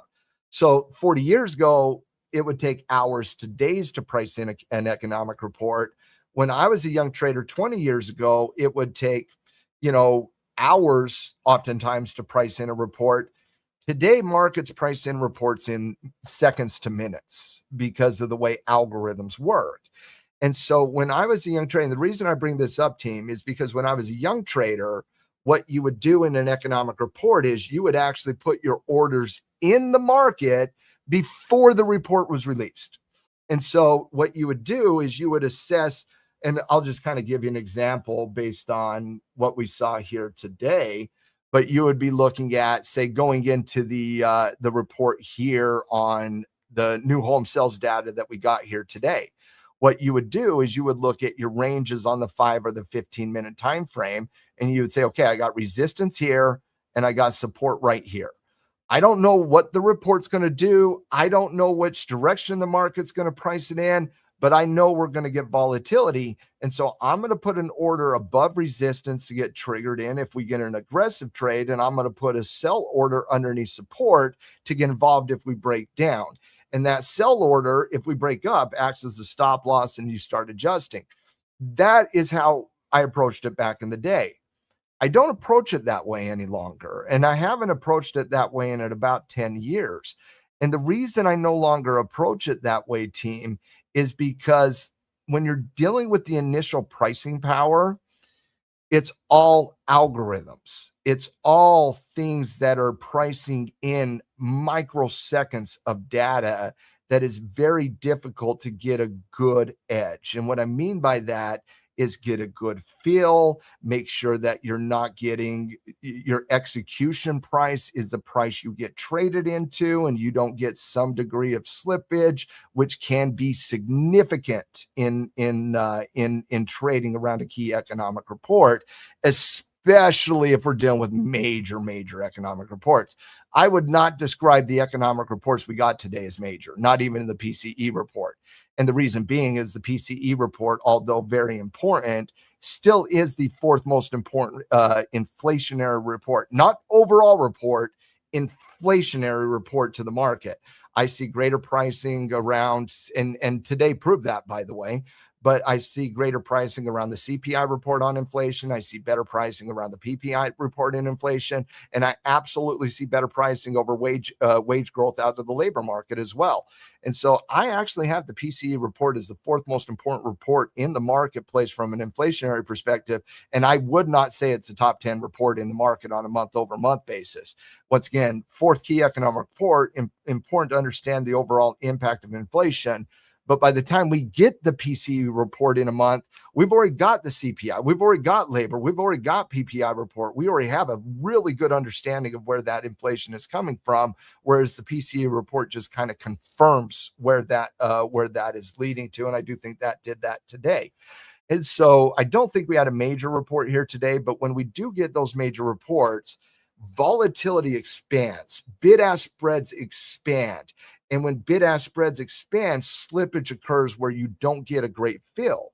And so what I have found in the last few years is trading the initial report can be a little bit difficult. Doesn't mean you can't do it. It just means it can be a little bit more difficult. So what I like to do, because I'm not just a volatility guy, I'm not just a momentum guy, what I am is a pattern guy. I love patterns. And so I treat economic reports very, very similar to how I treat earnings reports. Earnings reports have an immediate explosion in volatility, and we see a gapping situation on the overnight session. And you very, very, very rarely, if ever, want to touch the stock the day after, the candle after an earnings report. You want to let that volatility decline. You want to see the technical picture through the purity, and that's going to take a little bit of time. And so after a key economic or earnings report, oftentimes what I tell people is wait for the secondary pattern. And what that means is the first pattern that develops after the event, that is known as the secondary pattern. It's also known as a secondary pattern because they oftentimes happen in the second pattern within a trend. So in a trend, you have three basic patterns. You have the breakout, the overextension, and the retracement. There's fractal patterns in that, but those are your three basic patterns within a trend. You have the breakout that establishes the trend. You then get overextended where the bulls want to tap on the brakes if we're in a bullish condition. And then that's called the secondary pattern because you're in overextension, i.e. pattern number 2. So that secondary pattern is the pattern that happens in an overextension condition. And so when you're looking at those key economic reports, the first thing to understand is the pricing power of the market is undefeated. The market is never wrong. It might be volatile. It might be crazy. That's telling you a little bit of truth, ladies and gentlemen. There's a battle. There's indecision. There's interpretation. You might not like it, but the market's not wrong. It's pricing in the information because it's the collective intelligence of everybody that participates in the market, from the institutions to the retail side of the equation. 40 years ago, took time to price in. 20 years ago, took a little bit of time to price in. Today, it's typically within the first 5 to 15 minutes. in the market.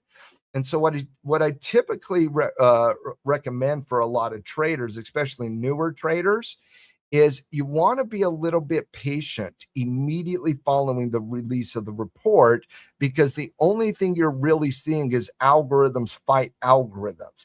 The retail side of it really isn't doing much, quite frankly, until they see a better development, because the pros aren't going to chase price, team. They're not. They don't care if price goes up and down. They're never going to chase it. They're going to wait on their pattern. They're going to wait on their edge. And if that takes 20 minutes, 30 minutes, 45 minutes, an hour, they're not going to force the issue, ladies and gentlemen. People who force the issue, those are typically on the retail side of the equation, who are typically trying to chase price. Pros, they let price kind of come to them. Retail kind of chases that price. And I am generalizing. That's not every retail and that's not every pro. Believe me, I've seen some terrible pros who chase price, and I've seen some of the best retail traders that I would put up against any pro out there, quite frankly. Pro, and really pro is, when I'm thinking about pro, when I say that word, I'm talking about Wall Street versus Main Street is basically. So the hedge funds, the institutions versus every one of us who typically, don't see eye to eye with the Wall Street hedge fund type situation. So let's kind of fast forward here. So on the initial release of the report, you're going to see volatility. Now, think about this as a dam breaking. The dam breaks, the water floods. You don't really see the true nature of the damage or lack thereof until the water resides. You don't see the true impact of price action in the immediacy of volatility, ladies and gentlemen, ever.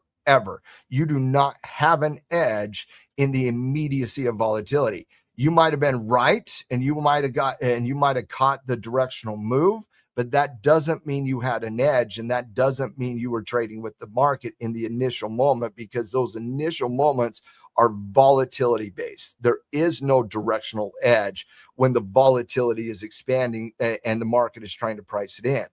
What you like to see in that secondary development is, as the volatility, i.e. the candles, start contracting, you start to see where the true nature of support is, where the true nature of resistance is, and where at that point you feel comfortable. So following an economic report like this was the labor market data. You see that big up, big down, kind of shifting everywhere. Well, where does it get a little bit cleaner? It doesn't get clean here. It doesn't get clean here. It gets clean all the way over here, where you start to see that slowdown of volatility.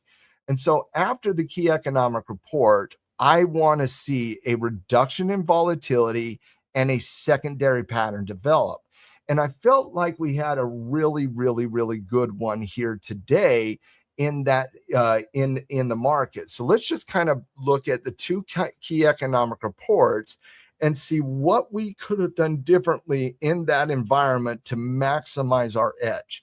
Now, the first economic report we had here today came out very early in the trading session. It came out at 8:30 a.m. Eastern Standard Time, and that first economic report was the PCE report here that came in at a 0.2. Expectation was 0.3 on the year-over-year numbers. We have some concern on inflation. But how economic reports work is not based on how you think it's going to impact the financial world, the retail world, the consumer world. It's all based on expectations, team. So when you have a 0.3 expectation, everything that's going to get judged is based on if you're above 0.3 or you're underneath 0.3, because the algorithms are going to be the first ones involved here. And they're just programmed without any context in mind, without any expectation in any capacity. If it comes in at 0.4, algorithms are going to work one way. If it comes in at 0.2, algorithms are going to work the other way. That's what creates the volatility. And then as that gets priced in, you will start to see the candles start to contract. You'll start to see the volatility start to contract. You'll start to see volatility indicators such as ATR, for example, average trading range or true range. You see the immediacy of the volatility. Well, look at ATR. ATR expands as it starts getting slower here. ATR starts to contract. When ATR is expanding, you're seeing the expansion of volatility. When ATR is contracting, you're seeing the deceleration of volatility. And so you can read volatility in a variety of different ways. ATR is a really good one, but the best way to read volatility is just look at the widths of the candles. And when you're reading the widths of the candles, guys, there's two parts of the equation. The momentum of the candle is based on the body. The volatility is based on the wicks. And so if you're looking at the overall volatile range on the release of the report, that goes from the low point all the way to the top point here. That's not the that's the breakout after the report right here. So this would be the secondary right here. And so you have that expansion of volatility. Tough to catch, by the way. If you can catch that, that's good. Reports right here, breakouts right there. That's kind of tough to catch. If you did, that's great, but that's a good trade. But if you miss this breakout, don't chase that candle, because that is going to be very, very, very difficult to, number one, be successful. But more importantly, and I talk about this all the time, how are you going to structure the trade? Like legitimately, are you going to put an entry above the high and a stop underneath the low of a 5-minute candle and take that risk? Because you're never going to justify that from a reward to risk ratio. Whereas when you watch it come back down and it kisses off that support level and you get a key doji at a key level of support, all of a sudden you have that pullback coming into that doji right at that 9 EMA, upward movement in price. And all of a sudden, not only does the volatility start declining, you can see that in the candles. All of a sudden, once you get this confirmation candle here, team, you see that upward movement in price. This candle here is the first candle that closed above the previous candle's high. That's textbook confirmation. So when you're tracking the pullback, didn't sniff the high, didn't sniff the high, didn't sniff the high. Tried to get above the high, never closed, right back down. Didn't sniff the high. That slowing momentum candle closes above the high. Once this candle closes above the high, entries in above the high, stop loss is in underneath pivot. And at that point, you got a pretty decent situation. And so when you're dealing with those key economic reports, teams, just make sure that you're doing a couple different things. Number one is you're identifying when the economic report comes out. Number two, to identify your levels. That's always going to be very, very important, because the economic report was right here. You kissed up against this resistance right here. If you were aggressive, you could have caught that right there and caught that move. That was a really good breakout. I didn't. If you miss it, wait on the pullback and you can process the pullback. And so first and foremost, understand where the report is. Number two, understand how markets price things in. It usually takes, in my estimation, about 15 to 30 minutes, depending on the importance of the report. When we saw the PCE report come out here today, we really didn't see any volatility on the PCE report. It's almost like the market didn't even know it existed here today, ladies and gentlemen. PCE report comes out right here. You see a little bit of a breakout in the early session, but this is why you got to identify your levels, because that would be running right into that level. Here's the cash open right there. Here's the new home sales data right here. New home sales comes out, not a lot of volatility. You can put that enter right above the high as the market goes up, up, up. Don't chase it. Catch that secondary so you can structure that trade around that level. Tweets. Well, first and foremost, John Shaw, remember what I said initially. Okay. Remember what I said initially. Economic reports, news-based events are around known calendar events. Can anybody here tell me when the president's going to tweet next? Anybody? Can anybody tell me when the next tweet is going to be? Which means there's no RQ. I guarantee there's going to be one. I think there's going to be one. But can you tell me the specific moment that tweet's going to come out? Like, that's what I need to know, because like there's like 3 dudes that probably do know exactly when that tweet's going to come out, but that's not us dudes. So we're going to have to read and react. So the difference between a news-based event that you can process as a trader, and when we get one of those tweets, for example, that just creates volatility, one is a known event that we can process secondary pattern development. The other one is well, if you're JD Vance, welcome to BluSky, because I did hear you are thinking about resigning your commission as vice president. So we'll have to wait to see on that one. But JD might be looking for a new job. We can teach JD how to trade. Absolutely. JD, in fact, if you're watching, JD, come over to BluSky. We'll teach you how to trade. You can have that secondary career if you're not going to get that inside information any longer. It's a little tougher when you don't get that inside information, I would say. But for us, we have to learn how to read it. That's right. JD's coming to BluSky. You heard it here first. You heard it here first. I can ask him why he has to get on a plane, and every time he gets on a plane or gets off a plane, I get stopped out. I don't understand why it works that way, guys, but every time the vice president gets on a plane, I get stopped out. That's just how it works. RQ, do you treat those data candles and tweet candles the same in terms of secondary pattern development? I do. Again, it's hard to prepare for them, but one, is a known event that you can prepare for, right? You can prepare your levels. You can kind of get your mind right to understand the volatility is coming. And you can really put yourself in a good position to take advantage of that. So yes, on when unexpected news comes out, right?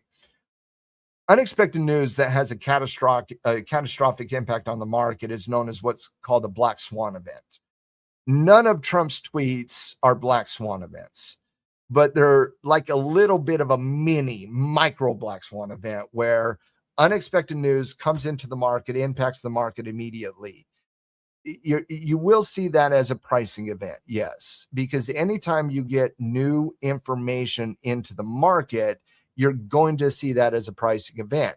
The difference is you can kind of prepare where secondary development is going to take place in a key economic report, whereas in a Trump tweet, and it's really only a Trump tweet because nobody cares about what anybody else in the government tweets. So it's only those Trump tweets. But when the president does tweet, it's information. And I was asked a question a week or so ago, when is the market going to stop paying attention to the president? Because obviously there was a little bit of frustration regarding the unexpected volatility that the president does create in the intraday conversation.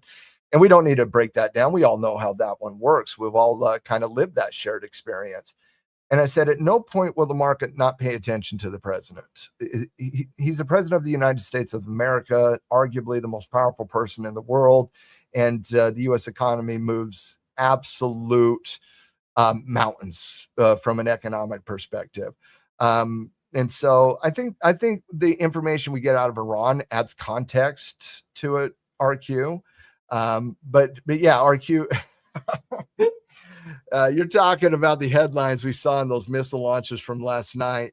I had the same reaction, by the way. I was like, I saw those missile launches last night. I'm like, are we going to get a little bit of an escalation type supply in the market? I woke up today and the market's up on a negative economic report. And I'm like, oh my goodness, the bears just never, ever, ever, ever get any love. Like they just get no love in any capacity. Escalation Thursday, doesn't matter. Market buys. De-escalation Friday, doesn't matter. Market buys. Like news comes in, market's like, oh, we got terrible economic data today. Let's buy. Why? Because the Fed's going to be looser on monetary policy. If the economic report would have came in good, market's up. Everybody's like, hey, market's up because the economy's great. Bears, I feel bad for bears sometimes, to be perfectly honest. I do, because like you only get your edge in volatility pockets. Like that's where you get your edge. So Breezy knows this. That's why Breezy and I are perma bulls, because the market cheats for the bulls.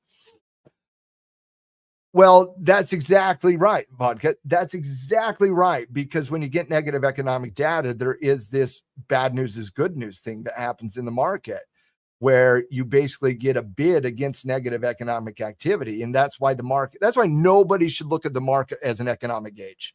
Nobody should, like ever.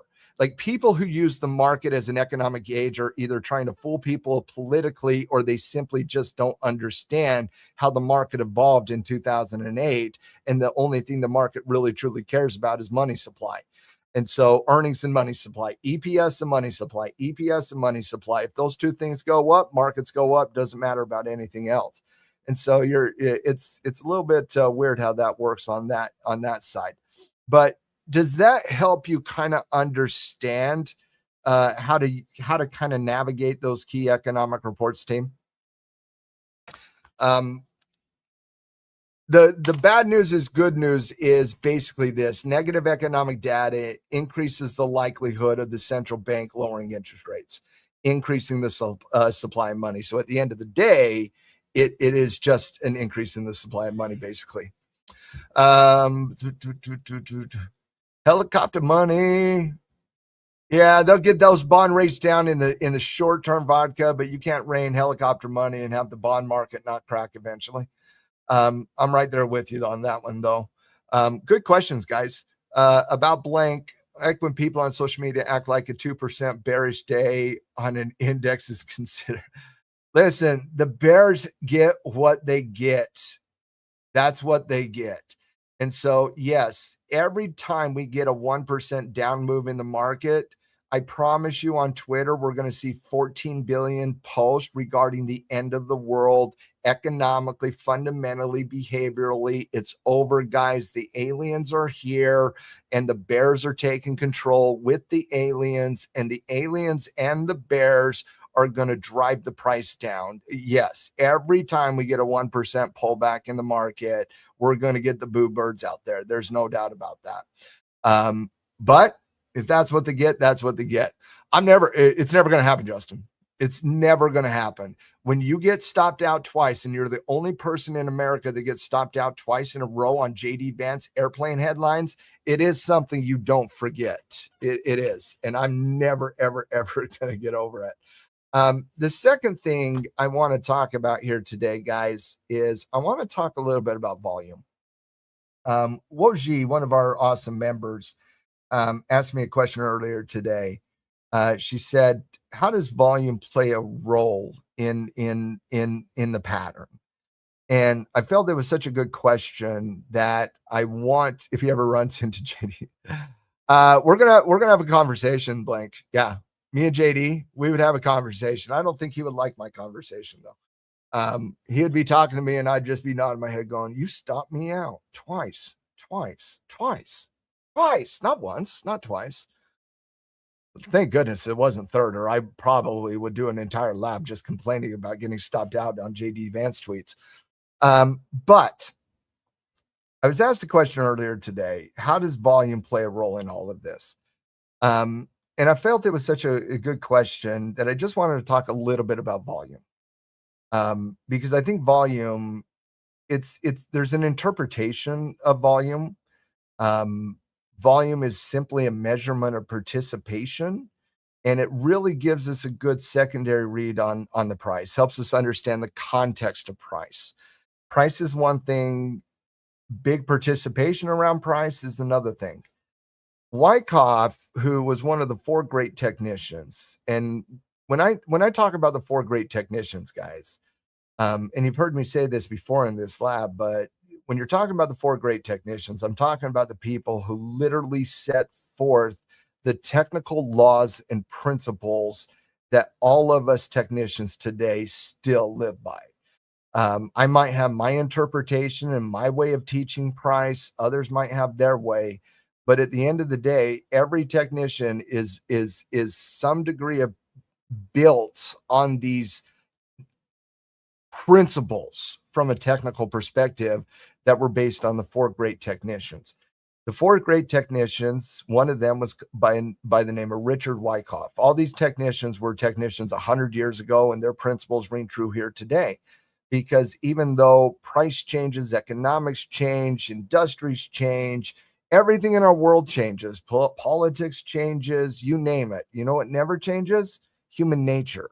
And that's what is really predicated on price up until our AI overlords take over everything. But until that, price is going to be predicated on human behaviors, because even with algorithms, they're programmed based on what we people see in the market historically, our shared experiences in the market, our understanding of the market. And so what Richard Wyckoff brought to the table, like Gann brought, there was a behavioral analysis to technical analysis. Charles Dow brought that there was a logic to trending analysis. Yeah, that makes sense to us today. It's old hat to us today, but back in the day, he was the first one to actually say it. He was the first one to prove it. Elliott Way built upon a mathematical element to trend analysis. So Charles Dow brought the first trend analysis to the table. Richard again brought the fact that there was a behavioral element to technical analysis. Elliott brought the mathematical version of the behavioral analysis within the technical backdrop. And Richard Wyckoff brought the 3 rules in the overall Wyckoff cycle, that there's a logic to the beginning point of a trend and there's a logic to the ending point of a trend. I listen, I call myself a technician. I'm a technician through and through, and I am built on the 4 core technicians. Don't get me wrong, we have improved upon how we describe those things, and we have improved upon how we see those things. And obviously the momentum has changed because of algorithms, and certain things that worked 20 years ago don't work anymore. You always got to evolve with the market. But in terms of my original core technical framework, it is based on the original technical principles of price action. Within Wyckoff theory, which was much bigger than the 3 rules, obviously, but Wyckoff had 3 rules. One was supply and demand drive all price action. Obviously, we know that to be true today. Number 2 is kind of goes on Gann's behavioral principles that cause and effect link space building to future moves. Once again, how the market is behaving today will be a very good indication of how the market's going to behave in the next move in the market.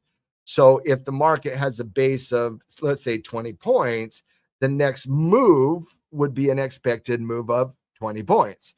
The size of the base is equal in space.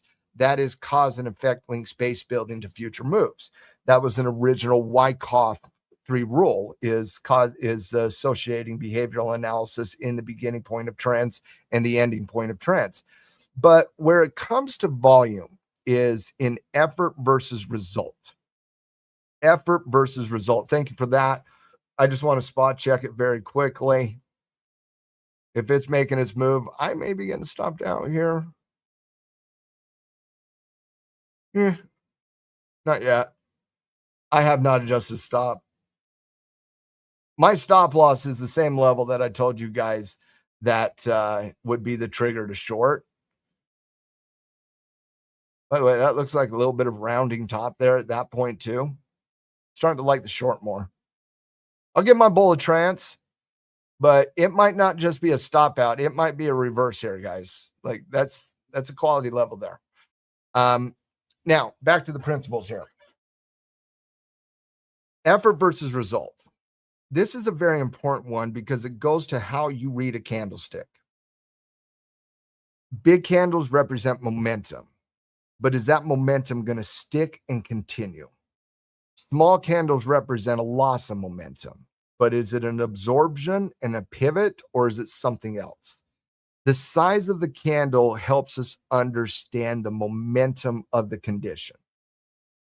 But it's the volume of that candle that helps us understand if it's real or if it's not. And so when it comes to volume, volume is simply a measurement of participation. And so when we understand volume, how volume works and how we like to read volume is when and I'll take off just so that we can kind of see it on these two things we looked at here. So let's stay on the 5-minute chart here, and let's take off. Let's take off everything here. Let's take it off. Let's get a little naked here, team. Now, I'm not talking close. I'm talking naked on the chart. Looking at you, Vodka, and you, Jaw. I'm looking at you too. We're talking charts. And let's pull up the volume. There we go. And we're going to give just a 20 period moving average here on the volume. All right. Now, very quickly, team. Volume is a measurement of participation. Big candles represent momentum. The volume associates if the momentum is real or not. And so when you see a big candle, but it doesn't have big volume, oftentimes, not all the time, but oftentimes that could be what's called a trap, that the market really isn't supporting the price. And oftentimes these big candles will occur without volume in a low liquid environment. I know Breezy certainly understands that principle, given the fact that in the Asian market session, which Breezy loves to trade, I like to trade the Asian session as well. We do get big candles in the Asian session without big volume. And oftentimes that is a low liquidity environment that is kind of a little bit of a fake out type scenario. And so when you're talking about big candles, you definitely want to see big candles coupled with a bigger volume bar. Now, where volume becomes a story, because volume is a story. It tells us the story of the participation that the market is having around price. Volume is the context. If the visual of the bar is the momentum, it is the size of the volume that gives us the context for that momentum. Is that momentum real? Is that momentum not real? And so obviously when you're talking about a large candle following an economic report, you're going to get big volume there. That's obviously real. Big candle, big volume. Now, this is where volume becomes a very important backdrop of the story, because following a move like that, where you have the initiation of momentum, if you're in a trade, you're just like, oh, thank you. Take the gift of the trading gods. We're doing absolutely fantastic. Pat yourself on the back. Just have some fun. You got involved. You caught the momentum. Fantastic. Trail that stop loss. But what if you didn't catch that momentum and you're looking at it with fresh eyes and you're saying, okay, what do I need to see? I'm not going to chase this candle, and it's going to take far more than one candle to kind of alleviate that type of momentum. And so what you're looking at here is a pullback. And this is where volume becomes important, because during the pullback, and this is where the rule is, inside a pattern, you want to see contraction of volume. So while you're in a pullback, while you're in a high base, while you're inside a reversal, while you're inside a continuation pattern, anytime you're inside the pattern, okay, doesn't matter if it's a beautiful, retracement inside that pullback, doesn't matter if it's an M formation and we got a double top, double bottom inside that pattern, doesn't matter if we got a cup and handle where you got a double top and an increase in support against the backdrop, it doesn't matter. Inside pattern, you're often going to want to see a contraction of volume. You don't want to see battles. You don't. What you always want to see as a trader is bull on bull crime and bear on bear crime. That's what you always want to see as a trader. Bulls are driving it up. Bulls are driving it down. This is not bears here. This is bulls here. It was the bulls who did this volume. It was the bulls who drove this price up. Bears aren't shorting against this momentum, team. Bears are like, nope, you got your trade. You take it. You got your momentum. You take it. You gloves off. I'm not going to chase you. I'm not going to try to fight you. This is all bullish situations. Bulls drive it up. Bulls drive it down. This oftentimes when people see a red candle, they're like, oh, that's a bearish candle. Why? No, it isn't. Bulls created that candle. That was profit taking. How do I know that? Contraction of volume following the key release. Volume drives it up, contraction of volume during the pattern, expansion of volume as you see the confirmation candle. That's inside pattern development. And you can have a bearish candle identification vodka, but my point is it's not created through bears. It's created through bulls locking in profit is what it is.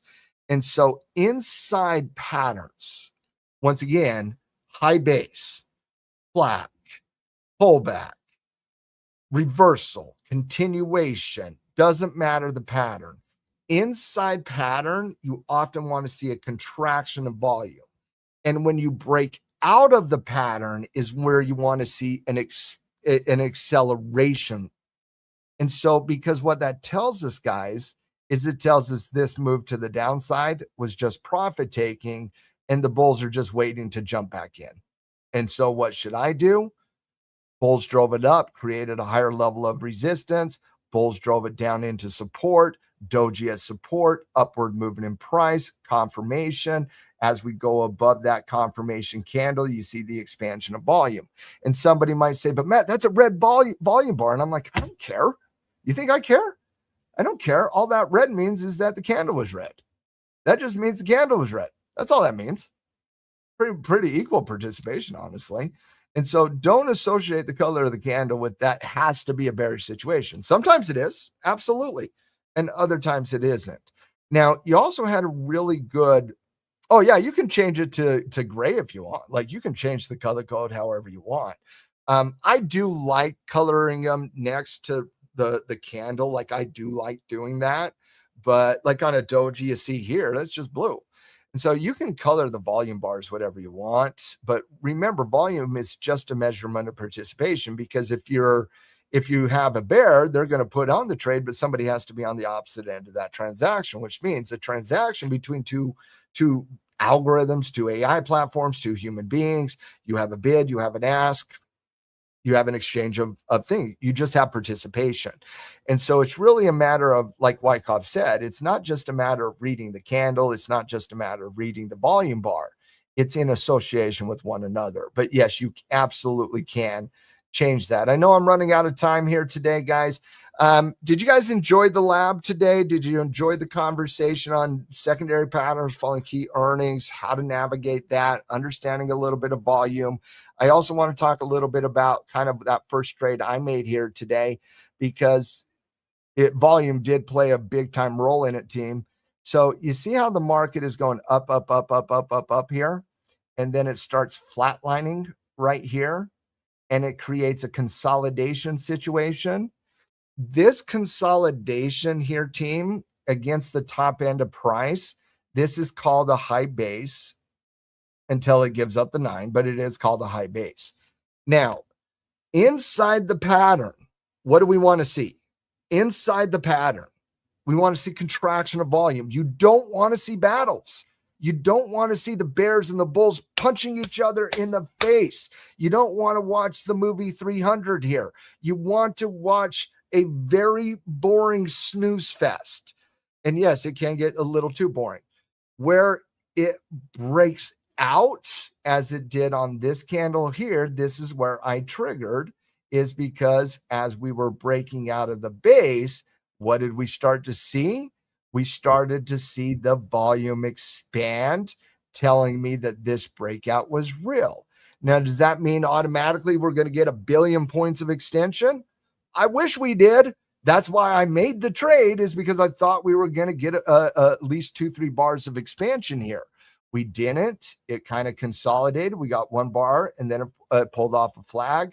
And that's when I got stuck in the trade until literally right now. But doesn't change the fact I'll make that trade every single day. You give me a high base, you give me a breakout with the aggressive volume against the pattern volume. And again, I'm not judging this volume bar against the economic report over here, team. I'm judging this volume bar against the volume inside the pattern. So here's inside the pattern right here. Here's the breakout of the pattern. That's the volume I want to see on that.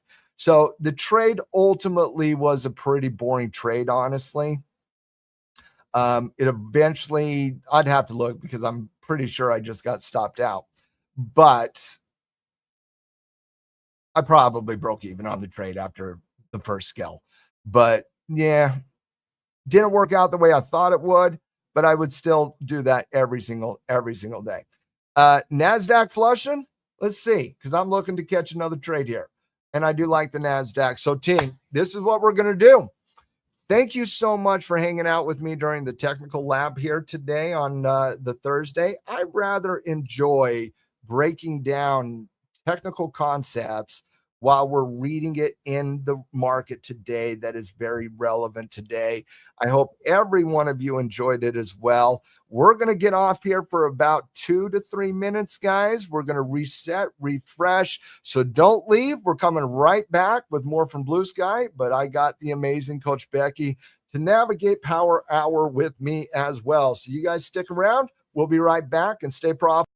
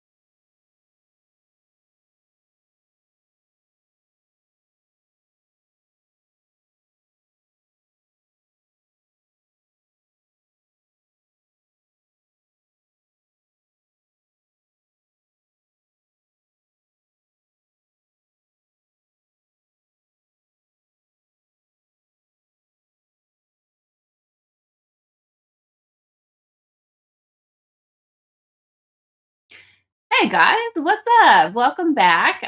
It was nice streaming with you all this morning. You got me. I don't know if any of the guys have time this afternoon to come hang with us, but I told them they didn't have to. We could just hang out. So Coach Becky here, talk about the market, see what we have going on, see what potentials we could see shaping up. So let's just talk a little bit about the day structure because we have, another hour until power hour proper. So a little bit of time here to see if we get something that sets up. I did when I came into my charts a minute ago, just zoom out to the hourly to kind of see where we're at. I love so when we got off stream earlier at 11:30 Eastern, I just walked away from my office, did a few other things, kind of gave myself a little reset, didn't trade. And so now I'm coming back in here a few minutes ago to try and reorient myself. So in that situation, I like to zoom out, see where we're at, what the playing field looks like, and I get a bird's eye view of the charts. I don't know if anyone else does this, but this was yesterday. This candle right here, this big bullish one with the long wick was the 6 a.m. candle, the market open candle, 9 a.m. Eastern, excuse me. And we saw bulls, higher highs, higher lows. And then at market close, that was that flush out and then a reclaiming as well. So we are inside that bullish structure. Overnight, we pushed higher. This morning, obviously, was bears strong at open. And then kind of been dancing in between. This is the hourly, the opening hourly candle for NQ. And so we have not left this range today since that opening first hour. So then we just kind of start zooming in closer. This was my first short. And then my long here is what I traded earlier. So this is the first, well, let's start with the 30-minute. 30 minutes, obviously, it's bearish engulfing, but then the bulls give a run for their money here on the heels of that, but could not break the high. So again, we're looking at the inside situation. And so now we are, look at this, you guys. I was looking at this on my phone. I was like getting my mind right to come back in, and it's actually going to be clearer on the 5. But look at this W. Holy moly. Let me refresh this because it's being a little bit sluggish on the refills. Resets here. So this is kind of a beautiful W. So this green zone here is the buy zone from yesterday where we saw the hold early in the session. And so that's why I left it on my charts for today. And we pushed a little bit below it, but then we held right back inside that demand from yesterday. And so this is a very key low for me on NQ today. And we just got a W pattern on it. So the breakout here would have been beautiful. I was not in a position to execute yet though. And so what I'm looking at now, if I were to look for a trade now, would be a retest of this W breakout. So let's put a line on that. There. Ooh, look at that confluence with the 9 EMA. So this is the W that I'm looking at on the heels of the morning low, as well as the support area from yesterday. Like I said, if you could have got in somewhere in here, that would have been a really good low risk opportunity. Now we're almost an hour into this press out of this double bottom for the second half of the session today. So I don't love chasing that. I do like VWAP as a target, but we're actually just got there. I just got there on NQ. So again, another reason why I'm not comfortable longing right here, because this is the key area. This dotted purple line is my point of control from yesterday, as well as VWAP on the intraday chart for right now. Now we've seen a lot of bearish activity today. So those two areas could be a location where we'll see some bearish rejection. And so that's where coming at the charts right now, fresh, zooming out, our overall structure is still bullish. Intraday, though, the first energy of the day was bears, and we have not left that range of the first 30 minutes. So we are kind of honestly tight on the direction, even though it felt like a lot of volume and momentum this morning. This was a very hard flush at open, and then a pretty decent pullback. But we haven't left this range, so there's room for expansion, which I like. I like having room to move. I like the bulls for this play because we established, we retested yesterday's support and it held. Then we came back and we did double bottom for the afternoon and it held. So I'm in favor of pushing up a little bit today. However, right now we broke out of a W and we tagged VWAP in the point of control, and we're kind of apart from the moving average. So I would love to see a retracement back to here for a long. So if anyone sees it differently, please do let me know. That's kind of what I'm looking at. So I want to see if we can do it. If we can, hold up here, come back and hold in this general area, because the top of that demand zone, this is the top of that W breakout. That's what's up with me. That's where I'm looking. So Let's just, while we're waiting on that, why don't we see what is happening on some other indices? Because I don't want to jump this gun. I don't really want the short, because this is showing me that bulls are kind of, for the afternoon session here, bulls are a little bit stronger and they're trying to hold the lows. And so I don't really want to short, although shorting at VWAP is not a terrible idea right now as a quick grab, because that's often an area of resistance and we've been trading underneath of it. So this short in play right now could be a good scalp. But since I'm just getting in here, I kind of want to wait and see if I can join the next push up after seeing this double bottom. So I'm going to stick with that plan, even though this short might give us a few points here. If anyone's in that, holler at me. This is 610 too, which was a key area on my other time frame. It looks like, let me pull out to the 30, because I drew this pre-market now that I'm re-looking at my notes about a 30-minute demand. That is this. Oh, I like it even more now. Look at that. So this I had on my other chart when I drew some levels pre-market. This level is 610, which I talked about in market open this morning. That's because of this. So this was market close, right? Yeah, this was the bearish move at market close yesterday.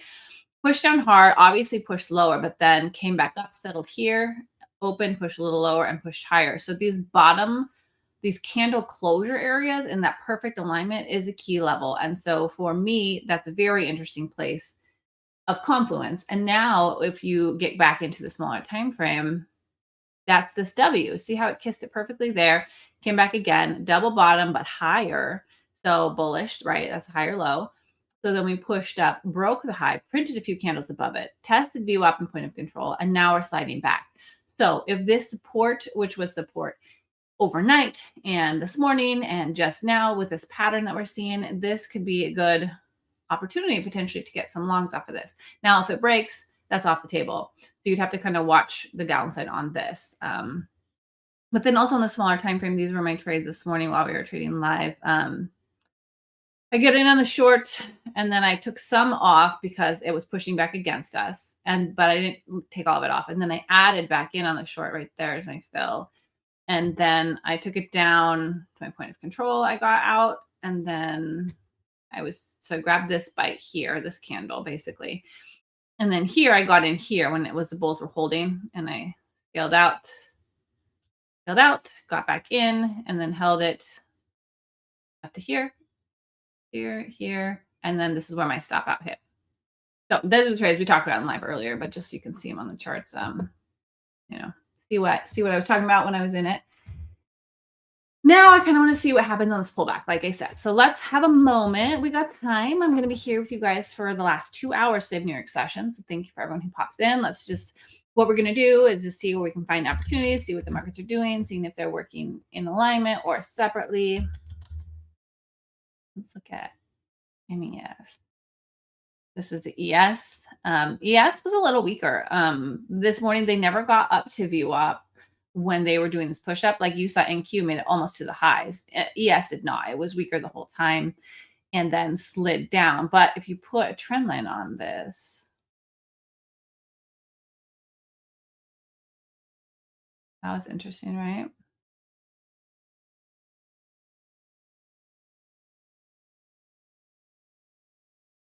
I'm going on these touches and this touch. And then, gosh, so beautiful. So beautiful. Okay, so then here, it retested, it tried, it sell down. But then again, also it's similar to NQ, but a little different. This one's weaker. It made a higher low here off that trend line and then broke higher. So this also could do a retest right now of, this is a little bit sloppier of a W, but same, like it's coming right down to that area. It's on the 9 moving average right now. It's on the value area low from yesterday. So you could bounce here. Yes, could bounce here. Like they are a little bit slower though. So we'll see. I mean, the trend line break, it didn't really come back down and retest this trend line.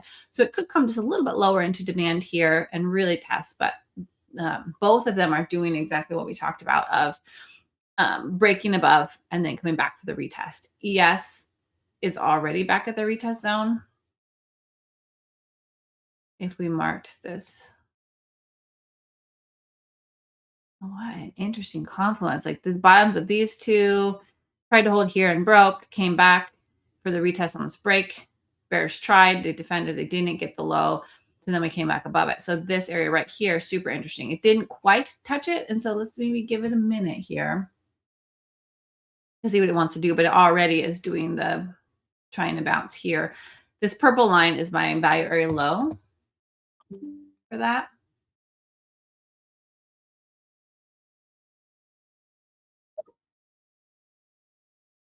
So we'll see what it offers here, but hey, yeah, always. Anyone is welcome to come hang out. But oh, Gabber, what's up? How are you? Are you back? No, this is from earlier. So yeah, I would love to see what would happen here if we get just a little bit lower on ES and a little bit lower on NQ, but I like this bullish structure that we are seeing down here in the lows. And like I said, the bears, ES is weaker. It did slide lower. NQ did not. And so there is some bullish presence in here. Yes. Okay. You came back. Perfect. I glanced quickly. I'm trying to watch my charts and watch the chat, but yeah, welcome. Glad you're here.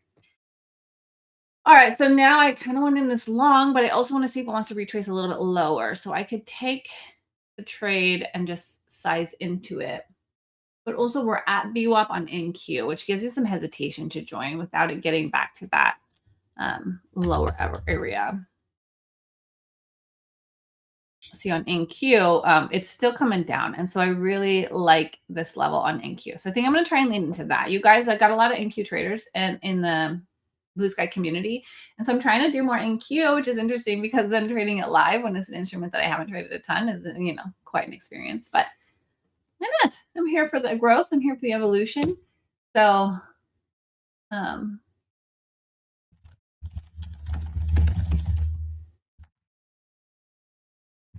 we'll see. We'll see if it slides down. I'm going to put actually alert in case I'm distracted and looking at something else because I love my alerts. I'm not going to lie. They really are very helpful for me. To just trigger me, I'm going to set my alert at 611 to see if it can tag that, which is right on top of this level. And that would break the 90 EMA technically, but it also could just tag it in wick. So I might put in a small buy position here on this retracement here. When it's right on the line, it argues with me. Okay, buy M and Q. We'll put 2 right there at 11. We'll see. This is the retest. I'm starting small, just 2 M and Q as like a feeler position and then see, because overall the market is bearish. If you look at the structure, if you kind of zoom out and you don't look at this W pattern so closely, what we have is the breakdown and a retracement, and then the bears held the momentum. So this could be, we broke out, we hit some key targets, we hit VWAP, we hit point of control, and now we're rejecting. This could be another bear move to close out the day. So that absolutely could be in play as well. This rejection here off of VWAP, that was an opportunity to sell here and then ride the sells as low as they go and scale at 611. Another beautiful opportunity that we could have grabbed. That would have been a nice 40-point grab right there. But I'm going to see about being a bull. We'll see what happens there. But there is some bullish plays. This was this 5-minute chart. So this is like 40 minutes of buys out of that demand that held 3 times today. It held. So I like it. I want to see if we can get some bullish goes on the day and have it be kind of an indecision, obnoxious candle, kind of, because, plays in both directions. If we close somewhere up here, it's going to be an indecisive candle for the day. It got so close to my fill and did not take it. I sound like Justin, huh? Because this happened to him. Oh my gosh, it got 2 points from my fill? Okay. We'll see. Yes, is still kind of at the same point as well. I'm hesitating down there, but thinking about it.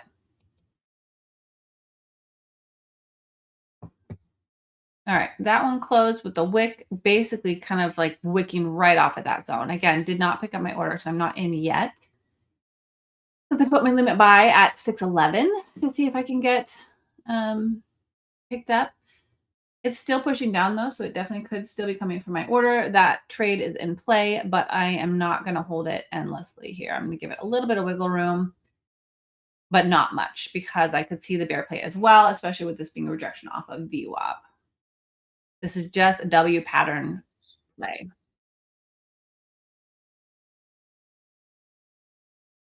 Coach Becky, you able to hear me? I can hear you, Breezy. What's up? What's up? Hey. Welcome to the party. I don't see you quite. Oh, there you are. Yeah. Hey, my friend. Hello, how's it going? Good. How are you? Good. I was just going over this potential W on the NQ with a 3 times support hold this morning. I was not at my charts to be able to get in down here where I like the risk better, but I do like this area for a pullback here. So I'm got a small position, hopefully about to get picked up to see if I can get a bounce off of this W play. Yeah, I saw it on your chart and I have the exact same vision.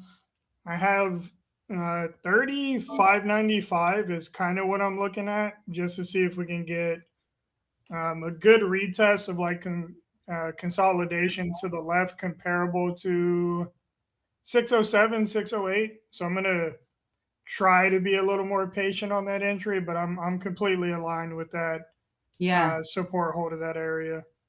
Okay, cool. What's up, Mary? Welcome back. Hey, I'm so glad to have you.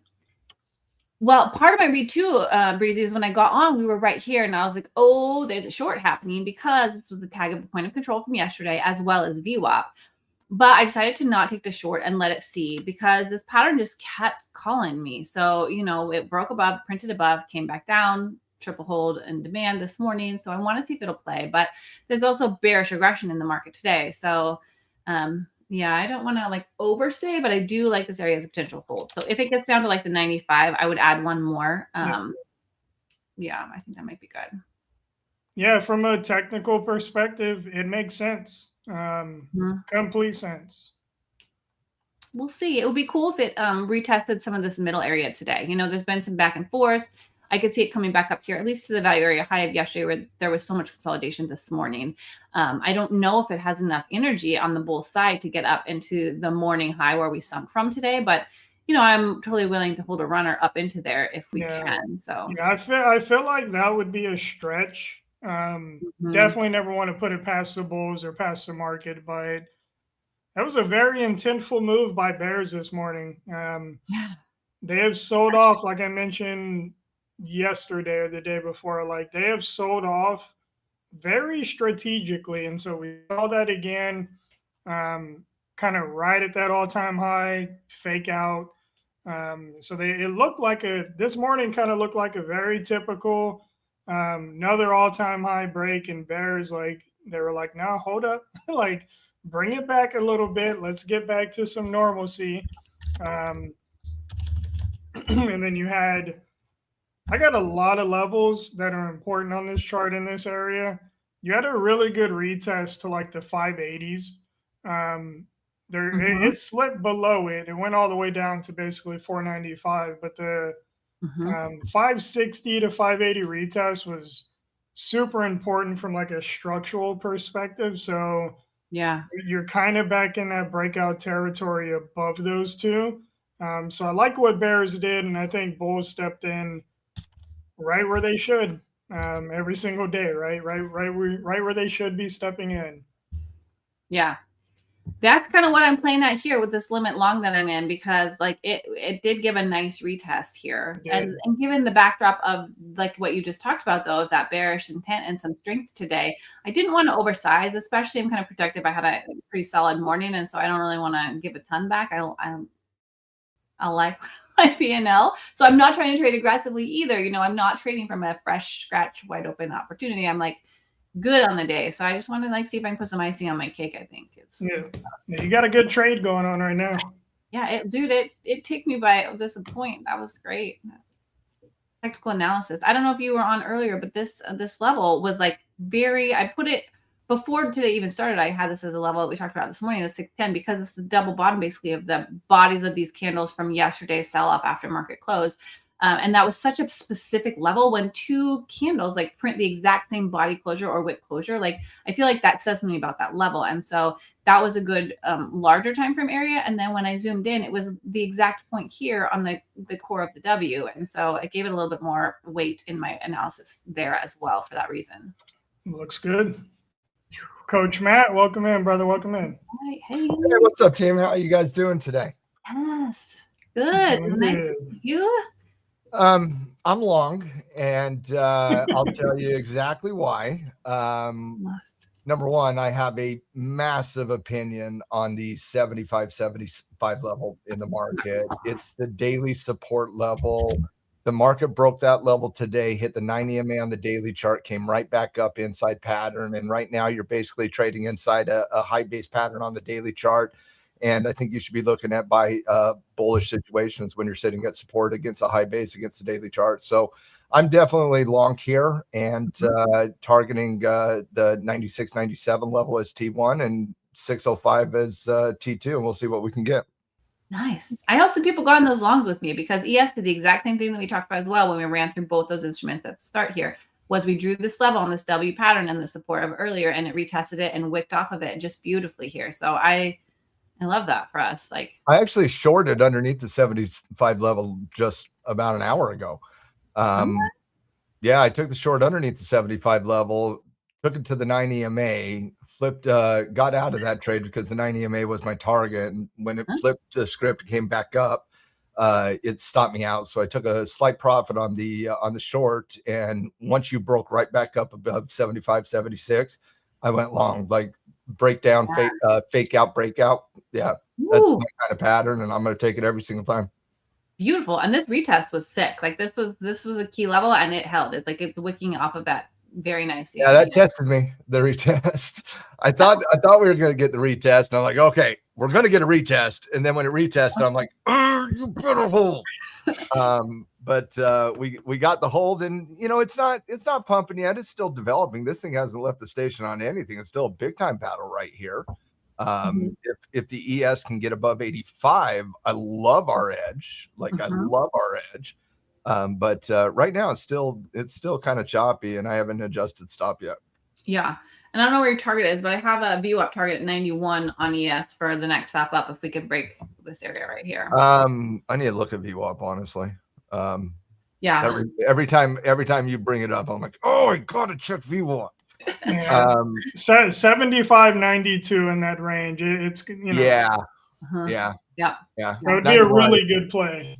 Yeah. My VWAP on Tradesy is really obnoxious. The setting in it is somehow goofed up. I need to reset it, so I have it on this other chart. But I'm gonna adjust my initial target. My initial target was 95. I am gonna target the 90 level now. Yeah. Because I just don't think you can target above VWAP for T1. I think you can target above VWAP for T2 depending on the situation, but you have to target VWAP for at least T1. Yeah, which is tricky for me because NQ is a little bit stronger, and this is VWAP basically on NQ is right now around 50, which was the key area from yesterday too. It was the point of control, and so I'm pushing my luck here trying to trade past VWAP because the pattern has energy to the high side, so I would love to trade it back up. But if the high base is consistent, we'll be getting back up into the 76. What's that level? 7630. So 7630 is the top of the high base on the daily chart. 7575 is the low point of the high base on the daily chart. That's also the intraday levels of resistance and support as well. And so you're basically trading inside neutrality right now on the daily chart. Yes. And that's all I'm doing is support. Let's think about the longs. At resistance, let's think about the shorts. Yeah. VWAP is right here on the NASDAQ, just FYI. I know. I know. NASDAQ touching it. Oh, yeah. I'm taking a trim. I'm taking a trim right here, definitely. Yeah. Oh, yeah. You're definitely at that. That's also the 90 MA on the hourly chart as well, right? Where VWAP is on the NASDAQ. Big level. Really good play, Becky. Really, really good play. It's funny we all weren't even together, but we all saw the same thing and are in the same play. I love it. I cut my trim. You're right. That's my strategy is the trim of VWAP. It's almost like we talk a lot about this stuff to each other. Yeah. Well, the longer you're in the market, you see repeatable patterns. And so W is a repeatable pattern and VWAP bands are a repeatable pattern. Like what is the momentum, like a triple bottom in demand. Like these are things that kind of jump out the more you see them and hunt them and trade off of them. Well, and right now on the 515, you got a head and shoulders formation coming from the low point as well with that sneak underneath 75, 76. Yeah. I actually find the market extremely technical consistent right now. I agree. I think, was it you, Breezy, that made that comment yesterday? Yep. Yeah, I thought you made that comment yesterday. And Yeah, I see a lot of the same things today. I do think we're seeing a lot of chop inside the range, but the consistency of the ranges holding right now are pretty good right now. And so Yeah. I got a lot of confidence on this coming up to VWAP and maybe even getting a pump above VWAP. Yeah, I will scale and trail it at VWAP on the ES though. literally my only regret is not being bigger size. Yep. But Isn't that always the case when you're on the right side? Look, Well, it's all good. I only took 3 of them, and I chased that entry because I wanted the 595. But when I saw the wick at that neckline, I'm like, okay, I gotta go.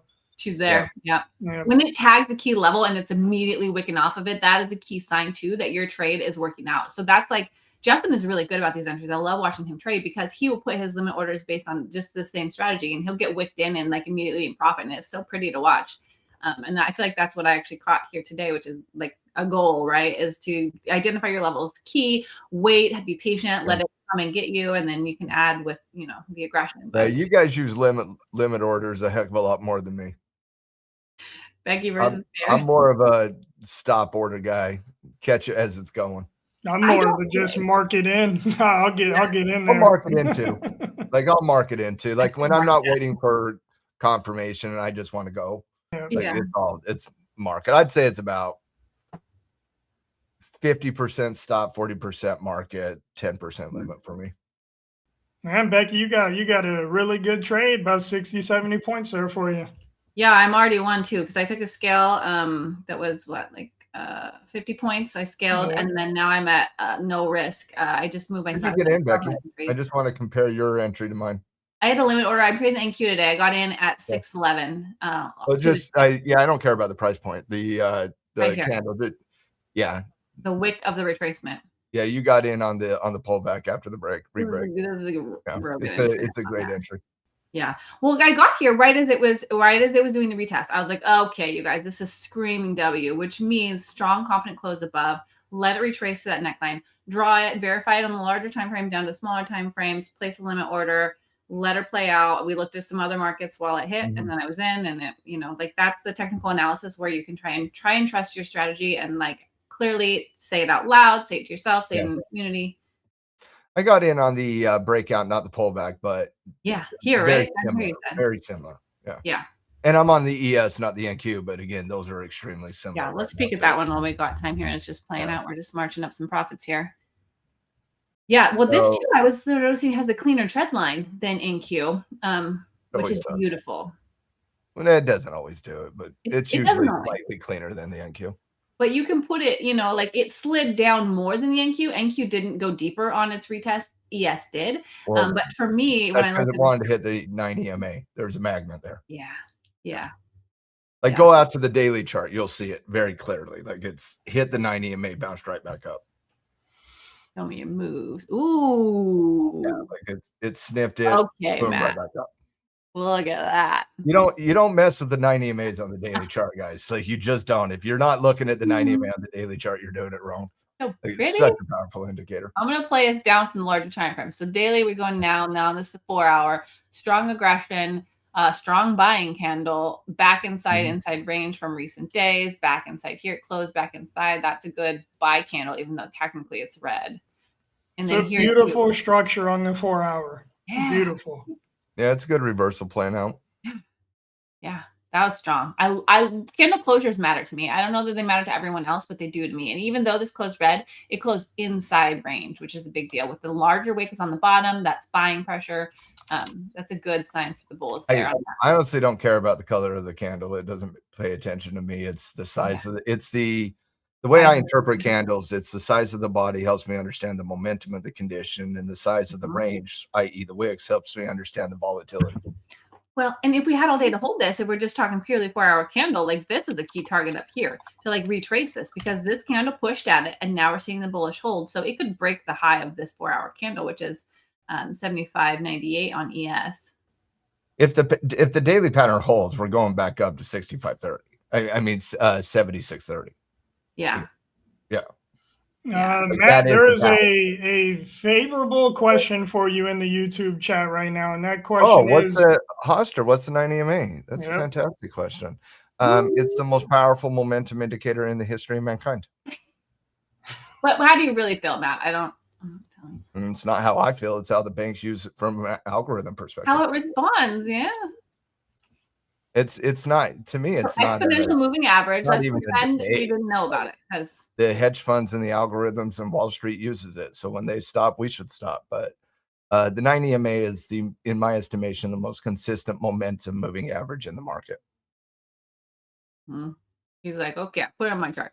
Exponential moving average is what you search if you're adding an indicator. So go to your indicators on whatever platform you're on and search exponential moving average, and then you change the settings on it. Let me show you my settings on Breezy. So it's the length is the 9 period set on close. Oh, this is awesome. Well, and if you really want to do it right, color it pink. The 9 EMA should be colored pink. Oh man, I can only do mine purple. It's been purple for a decade. That's so close, purple and pink. That's close enough there, What Breezy. about my bright light blue? It's fine.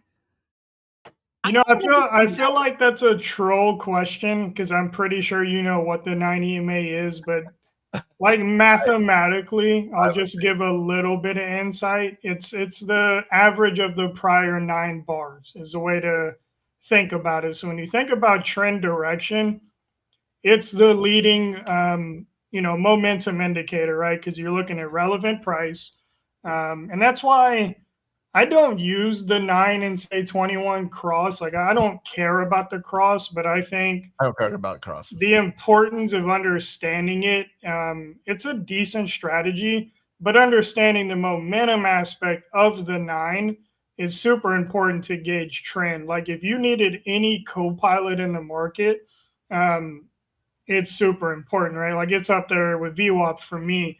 I know it's king, queen, I and definitely everything for Coach Matt, but like it's my second leading indicator to be confident in holding a trade. I'll do you one better. If you're a swing trader and you're not using the 9 EMA, I would go back to looking to get some deeper education. Swing trading, yeah, I mean, that's a position too that you work on your hold muscle, right? Swing trading, you've got to be priority at large time frames. You've got to be able to let this thing play overnight. And so having something really rock solid in your strategy, correct me if I'm wrong, Matt, but like that, you having things like that to lean on and thoroughly understand and trust really will help you do like overnight holds. Is a different kind of energy than day trading. I personally use it in all forms of trading, but it is important to me more on swing trading than it is on any other time frame. But I don't process day trades without it either.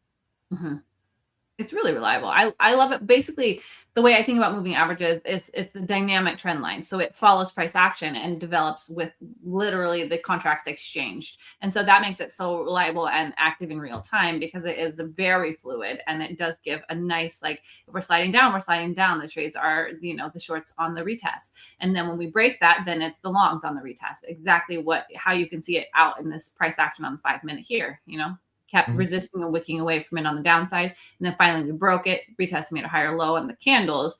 And then it's holding that support right now. Holster, and I believe I know who you are, especially with the 50 moving average, because believe you're Eric. I believe so. I'm big on the 50 and 200 from my institutional days, and I like those too. Those are confirmation, is what I'll say. The larger, whether it be exponential or smooth moving average, or even like a Hall moving average or a HMA, the wider the lens, the deeper the confirmation, right? When you look at what a 9 EMA is, and you could even say the 21 as well, right? The 21's confirmation, but those short duration EMAs, those are meant for momentum, especially on the fractal time frame concept. And what I mean by that is, like, if you're using 5-minute 9 EMA for an entry model, it's going to be an aggressive one compared to like a 15-minute 9 EMA entry model, right? But the momentum confirmation is going to be the same, if that makes sense at all. Like, you're looking for that curl, just like any standard moving average, and you're really trying to ride that trade until it breaks. At least that's my personal preference. Like if I'm using it as a gauge, price is going to have to close below. Got to close underneath it for me to get out. It's got to close underneath it to get out of it, right? And Matt, it's crazy how similar we always are in those aspects, but that's how honestly, it should you be keep used. talking and I just keep going, yep. Yep. Keep talking, Breezy. I'm right there with you on that. Like that's how it's meant to be used from a momentum-based perspective. And it's so like not, when Breezy says, I don't like crosses, I'm like, oh yeah, neither do I. I don't like crosses either. Like that, I feel like we're lagging. Yeah, well, crosses will fake you out comparable to closes above, right? And I would much rather focus on the organic close. Yeah, it's all about how the price behaves with the moving average. It's not necessarily the relationship of one moving average in comparison to another moving average. You can use them in conjunction, but yeah, I'm right there with you. Like when I'm in a trade, for example, I'm in this trade on the ES right now, getting in off a reversal. I just don't want to get out of the trade unless the 9 EMA on the 15-minute breaks. Like I want to be in this trade. I'm going to scale out at VWAP, but I want to be in the remaining portion of the trade as long as we stay above the 15-minute 9 EMA, because I'm actually trying to catch a trend on the other portion of the trade. And so when I'm trying to capture a trend, moving all the way back up to 76.30, for example, you're not going to be able to do that managing the 5-minute 9 EMA. Because if you try to manage the 5-minute 9 EMA, you're never catching a trend ever. Period. End sentence. You're just never catching a trend. So I kind of adjust a little bit to as a stop loss management type situation. I really like when I'm looking to get into a pullback and it kisses up against the 9 EMA. I'm really looking for pivot formations there. And so like I rarely use it in one moving average in conjunction with another one. So I don't do like 9 EMA crosses against 21s, for example. Like I don't have anything opposed to it.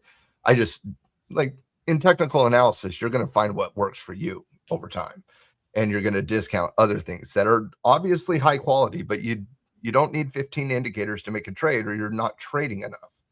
And so everybody's going to figure it out for them. But like I use 9 EMAs and I use VWAP on the intraday side of the equation.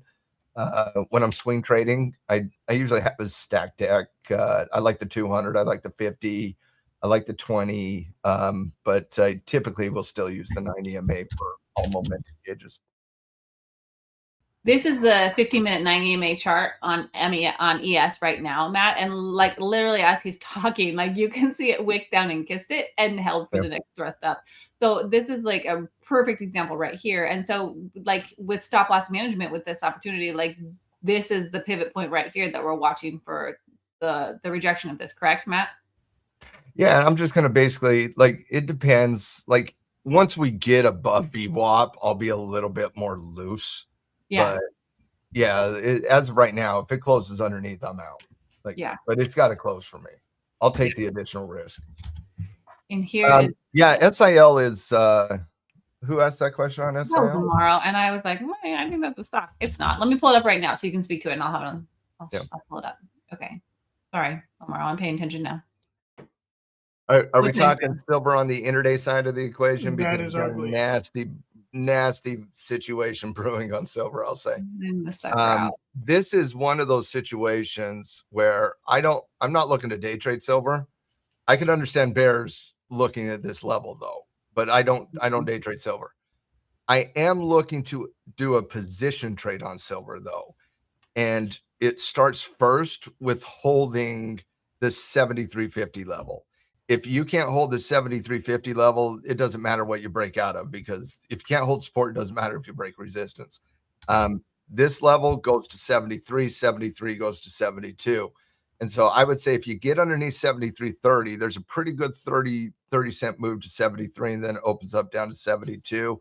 Those could be very quick on silver, as it's a little bit sensitive here today, I would say.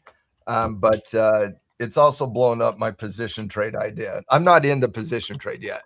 I wouldn't get into position trade until it actually holds 73, works up to 79, and I'm taking the breakout of 79 up to 90. But that's more than a day away from now because of what's happening today on silver. But it was just 4 days ago we did the same thing on silver. It went to 73. It went from 73.50 to break to 73. 73 got violated down to 72. And then it popped back up, very aggressive, back up above 73.5. So I wouldn't hold anything underneath that, but there is a decent pocket for the Bears to play in. Yeah. She tried a little bit earlier that this Bulls couldn't get above it. Yeah, look at that. Exactly. I've seen it on gold and silver for a week and a half. They catch a bid and they get stomped. Let's look at gold. Yeah, it's just sliding down too. Got the bid, stomped back down. Yeah, it's both gold and silver have not been great in terms of holding any bid recently. I got all kind of MAs added. Ooh, yeah. Good call out on silver. Good question. You know, I know he was asking about like, is it a Wyckoff pattern? I don't necessarily think so.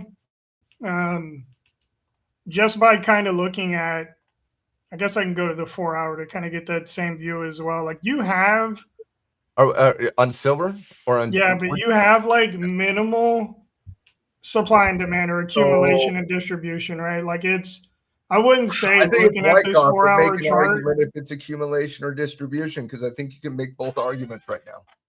There's not enough for me to like sustain one way or the other is what I'd say. Like you have a chop base from 77 to 73, you can call it. It's distributed to the upside from that. We haven't seen any downside distribution either. So this is like a low base of potential accumulation forming. Well, that's what I'm saying. Like, it feels like you can paint the picture the way you want right now on silver regarding Wyckoff, right? Yeah. Can you paint it as accumulation right now? Yeah, I think you can make an argument. Can you paint it as distribution right now? Yeah, I think you can make an argument.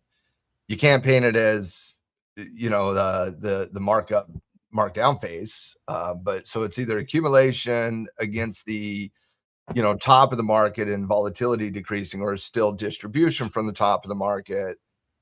Like it's a difficult thing right now, to be honest with you. And so in my opinion, that's why I keep saying I need it to hold first and then break something, because if you can't paint a legitimate argument one way or the other, there's 5,000 other instruments that you could find a better picture on right now today than silver. Believe me, I did a deep dive scan this morning on software. I could throw a dart and find a better situation in software right now than looking at silver. You don't have to trade difficult moments, guys. Ooh, good point right there. If you don't like the pattern, you don't like the instrument, you don't like the movement, like look away, find something else. I love that. Good time to add metals, though, in my opinion. Oh, I love gold at the 200-day moving average. I'm talking more as the trader side, not the investor side. Yeah, I love gold at the 200-day moving average. I had to pop back to see what she's doing on this. This is NQ. I'm still above my stop here, but she pulled back a little bit after breaking that VWAP. Just hesitating a little bit. Mm-hmm. Great question, Drew Trader. Do you guys ever use volume and or delta or just P8 levels? I use volume profiles in pattern development all the time. So the answer for me is an unmitigated yes. Like volume helps me understand pattern development. And so specific patterns have specific volume profiles that you want to see to give you that additional confidence confirmation, however you want to go about it, that what you're reading in the market is what the market is reading as well. And so VWAP is a different equation than volume profiles. VWAP is, in my estimation, far more similar to utilizing an exponential moving average than it would like using typical volume profiles. But the answer for me is absolutely yes. What about you guys? Do you guys use volume, or does that play a secondary role? I can go. I use both. I use volume and volume profile. I like to see volume, especially at my key level. So for me, if we are falling into a key level where I'm interested in a position, I love to see high volume at that area because that can sometimes indicate a change in momentum and a lot of aggression. People very interested in that level. And so for me, that heightens, that's an added confluence for me that there is a lot of eyes on that level and it could be the reaction that I'm hunting for. And so when we get to a point where I'm interested in an entry or a scale or a response, I definitely look at the small time frames such as the 5 when I'm intraday trading and I want to see high volume at that level. And that can give me sort of some information about whether I want to manage my trade based on kind of how it presents, what the candle does, how it moves, and if there's volume kind of confirmation that that is an area that is seeing reaction. But if I'm in a trend, I just kind of let it march along and I don't give it too much precedence. But then I also use volume profile as the way of like kind of knowing where I'm at on the chart. Volume profile is what changed and taught me market context so that I kind of have a bigger view of where the interest is and the aggression and the buyers and sellers on the bigger picture of the market. Like volume profile will give you 70% of the positions traded for a given session, such as the New York session. And so for me, that is a key area of interest. And so if we're pushing out of it, then that's a sign the bulls are in charge and we're looking for value outside of that versus sliding back into it or sinking below it. So I use volume profile and volume differently, but pieces of the puzzle for me, for sure. Yeah, it's all part of the technical puzzle. That's a good way to put it. Breezy, what about you?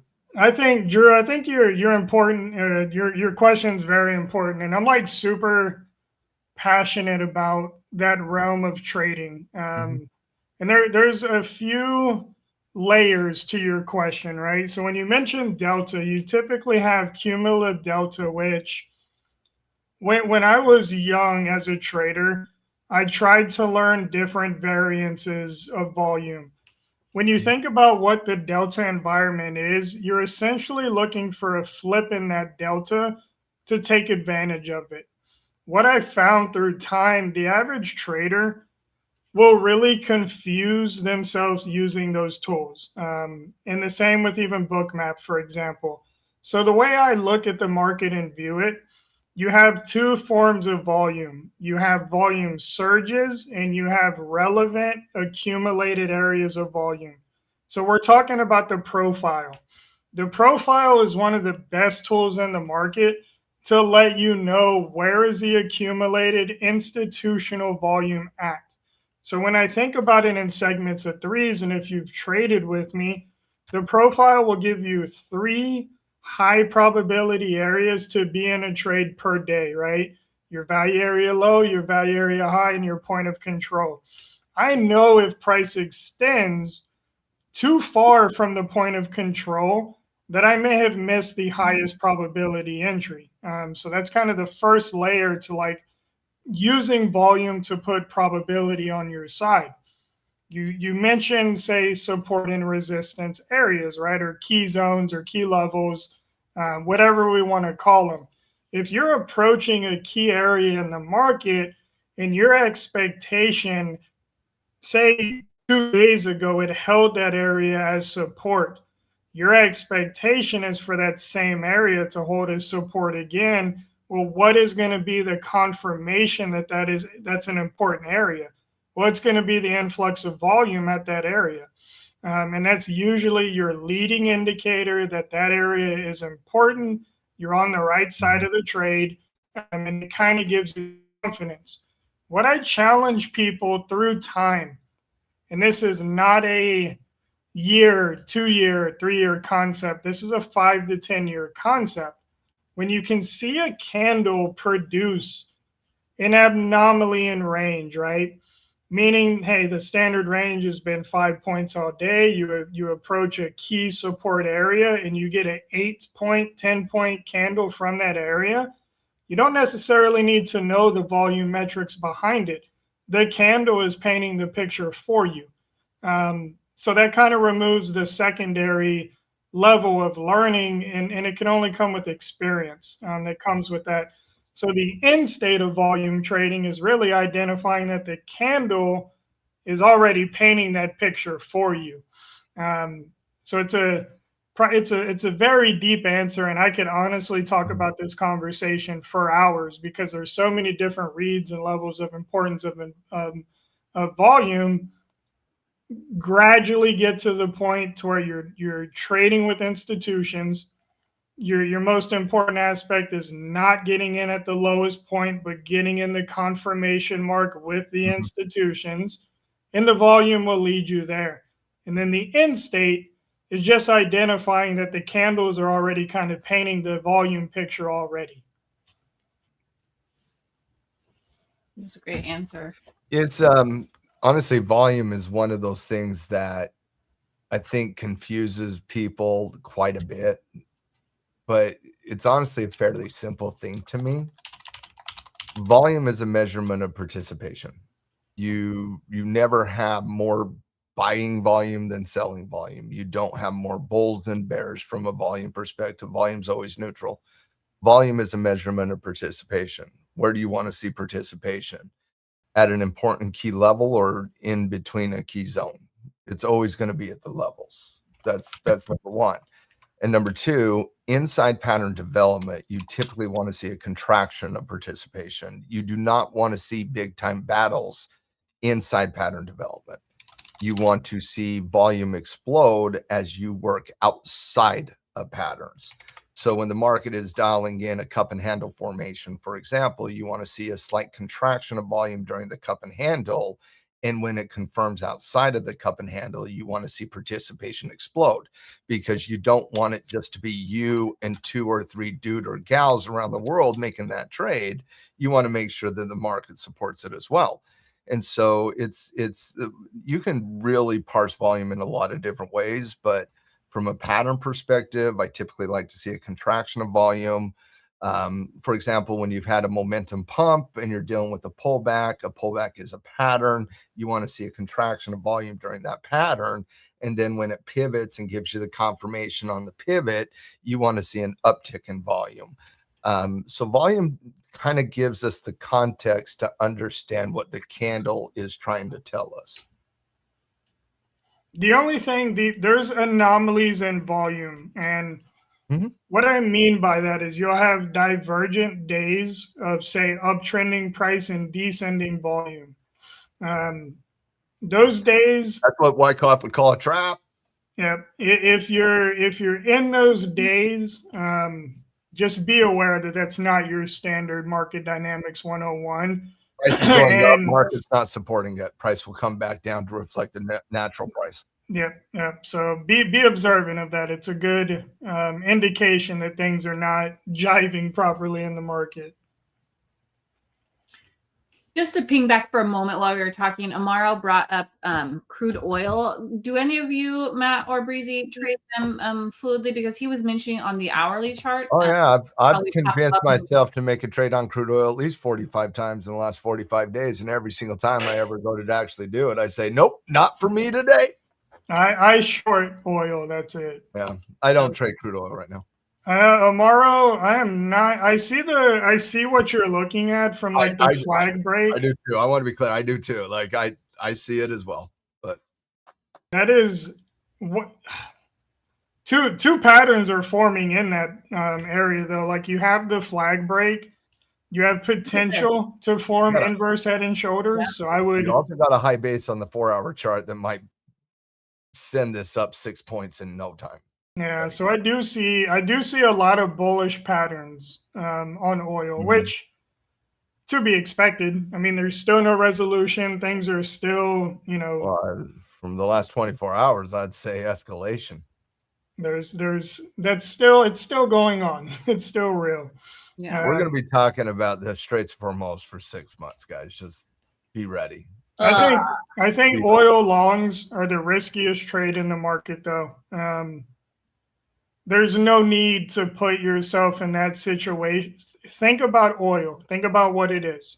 It is the most macro-driven, tradable thing that you can do in the market, right? So, like, why even be involved in that mix? To where a Trump tweet, yeah, we look at it within the equity market, but for oil, it plays a deeper role in prices. Shown that, and oil is not your friend. Even close. Like it's not even close. The impact on energy and oil versus what we have to deal with the intraday nonsense on the ES and the NQ. Yeah. if anybody can tell me the variables of the next 7 days, I can tell you where oil is going to be, and we can talk about trading it. But trading's hard enough to take into account absolutely everything we have to take into account.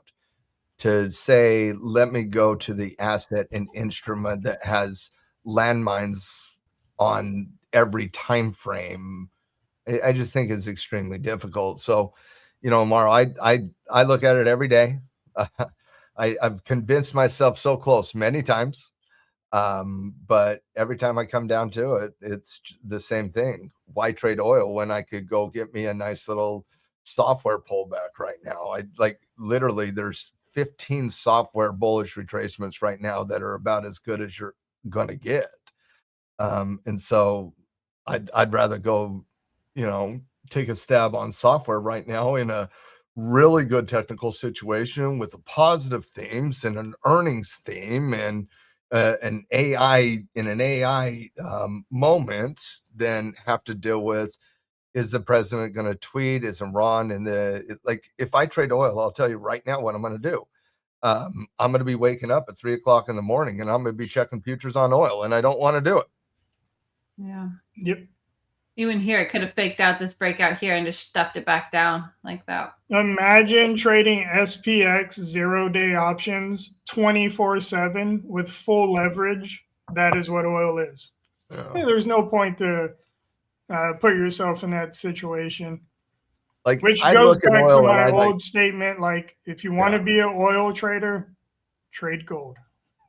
Listen, there's an old saying in the market, there's bull traders and there's old traders, but there are 0 old bold traders. And so for me, it's like you got a billion instruments to select. You don't have to trade them all. Why pick the most difficult one right now? And by the way, I love trading energy. I love trading energy stocks. Absolutely love it. I anchor on crude oil analysis to give me the edge in energy. And I'm just like, not right now. There will be better environments in the future, in my opinion. Okay. I gotta lock that into the chart for all times. There are bull traders and there are old traders, but there are no old bull traders. When I think about oil traders, you always think about what does an oil tycoon look like? And you imagine the dude with the big old top hat, and you think about who's been trading oil long term. Guys, these guys are, we may know people, we may be doing okay financially. Those guys are on a different level. Especially with their understanding of oil analysis. Yes, and then the fact that they're actually using it to accrue oil. So that market we're not there, and we'll never.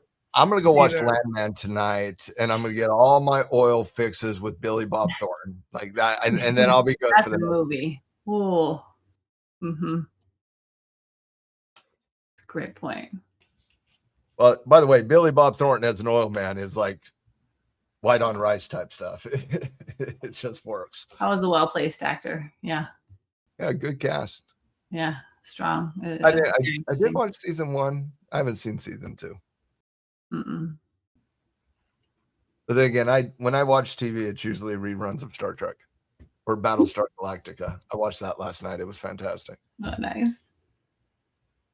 Well, long plays are still holding off of that W pattern retracement. So we'll see. There was definitely some scaling on VWAP, on NQ, and ES is almost there. But they're holding up here so far. For the last 30 minutes, I've sat there and done nothing staring at the ES. Same. I'm flipping different instruments just for chatting. I've been really enjoying. I know the updated one. You're talking about the one in the 70s and 80s, and that was I'm a truther there, brother. So I'm there too. But no, this was the greatest television show of all time. The one in the early 2000s. Okay. It sounds like Becky's not a Battlestar guy. It's true. No Battlestars and beats. None of it. No, I cannot speak to that. But I support to each their own. I was Grey's Anatomy and all that vein of TV, and then once I started Grey's Anatomy is amazing. For you. I love My wife's a big. I think she watched all seasons of Grace. Oh, I watched it. I was there at season 1. I was. You were there in the early innings. Oh, I think I was applying for nursing school when it came out. So of course. Of course you were. Yeah. It's been around. That's kind of like me with law school. I was like every law show, legal show. Like, oh yeah. Yeah. Which then, as a nurse on a show that's predominantly about doctors, you're like, that's bullshit. They don't do that. They don't. Don't you do it. When was the last time a doctor drew blood? Literally never. Except for anesthesia. They are killer. Doctors don't do the blood, do they? No, they don't draw blood. Ever? They don't move patients. No, they walk in and talk. And they think right? They're amazing. Like, kudos to doctors. They change lives, but they don't, like, physical tasks is not really their role. Mm-hmm. You know, that's why it has to be a balanced team of nurses and doctors and rehab and, you know, but those shows are always. What would you say is the most realistic hospital show? Because I doubt it would be Grey's Anatomy. I honestly don't think there really is one. I don't know. I've never seen one that's like that realistic. I think that the general energy of them is good. Like, it's a team. There's situations, but I don't know. Dealing with situations that you got to come together and overcome and all that jazz. But maybe not the drama of all of it. General Hospital. That's the. Yeah, I agree. That's the most realistic. I agree. No. Shout out on General Hospital. Midday. That's how you pass that. That's how you pass the lunch hour when you're not feeling the price action. Yeah, power hour's kicking off and market's testing down a little bit. I heard that about House, Breezy. I never watched House, but I did hear that. House. Pretty good. It's pretty good. Okay. I haven't watched it in a while. It's been out of my mind, but I loved House. Well, that actor, what's his name? Laurie, is it? Hugh? No. Hugh Laurie, is that his name? I think he's pretty good. He killed it in that role. Yeah. Well, by the way, I could be getting stopped out here soon on the ES trade. Yeah, I mean, so for the Qs and what kind of this power hour starts, we'll get back to reality a little bit. Q stopped right at VWAP. You look at 3 minute when the Qs hit VWAP. You look at the 3 minute time frame, and it did a little bit head and shoulders, a little smaller time frame than I would like for patterns to produce, but it is there, rejected where it should. Telling you, the bears are being very opportunistic with selling right where they should be. They've been doing that for a couple of days, so I'm not sold on a bear side. I think I had an area of 590 has potential to get back down there. We need to kind of test the 608, 607 neckline from the W that formed earlier. That area is going to be critical. Like, I'm glad that we're getting a secondary retest to that area on the Qs. If it closes under 600, it's a little different ball game because you're essentially taking that bullish pattern and rejecting it. So pretty critical pullback here. If it were to hold these 630s, you have really good structure to the left to justify it.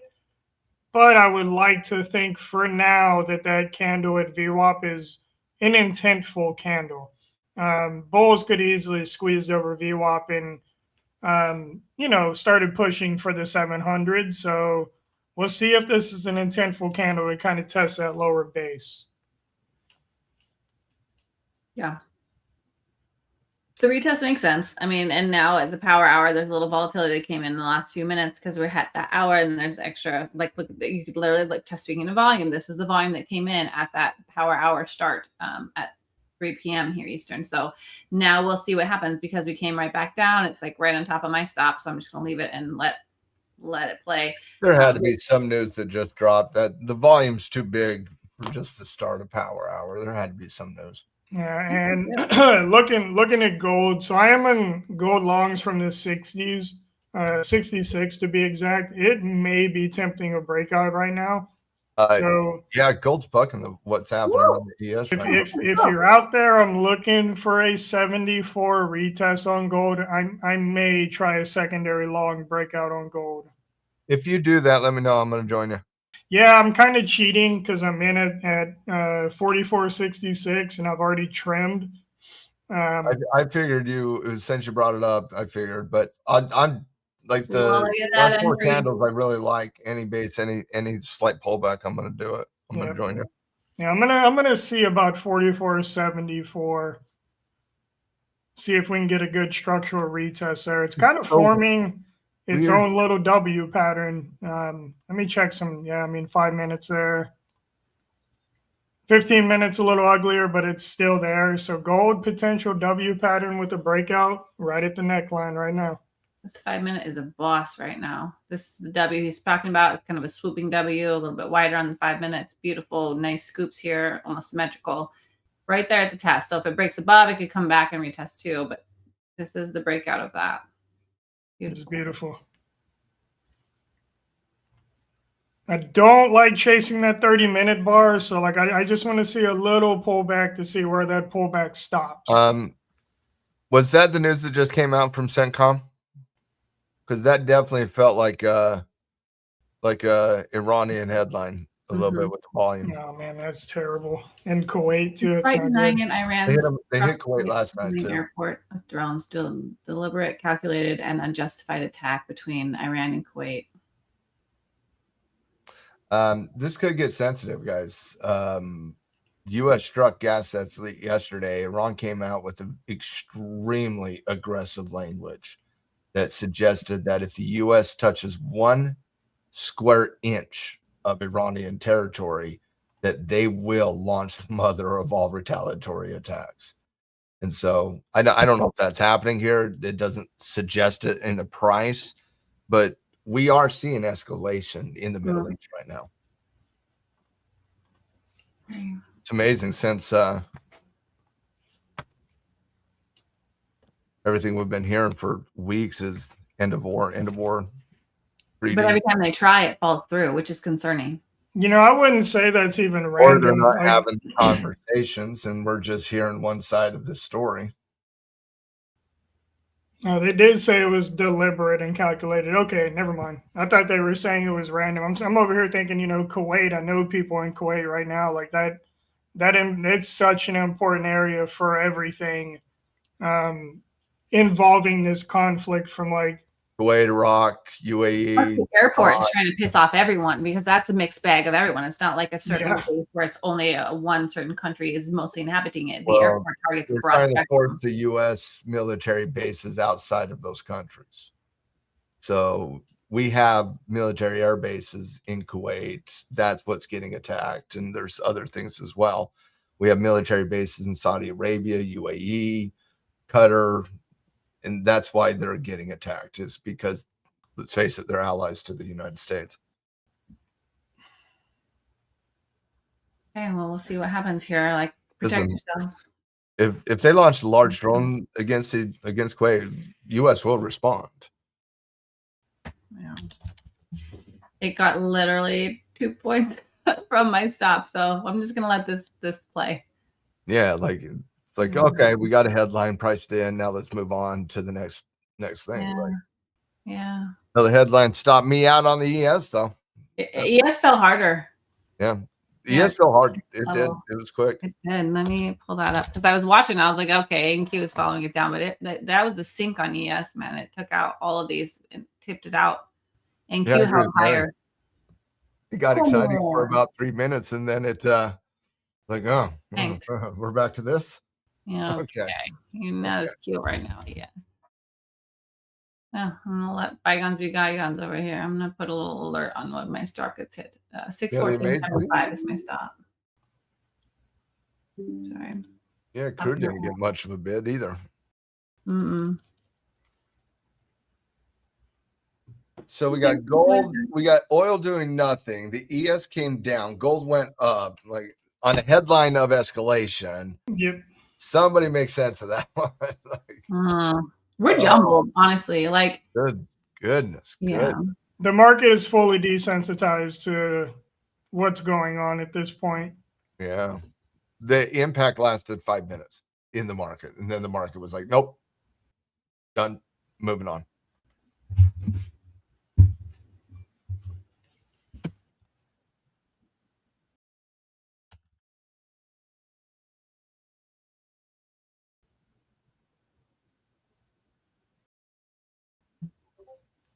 Drew, there needs to be resolution to everything. I mean, we cannot continue, like, from an economic perspective, this cannot continue for the entire year.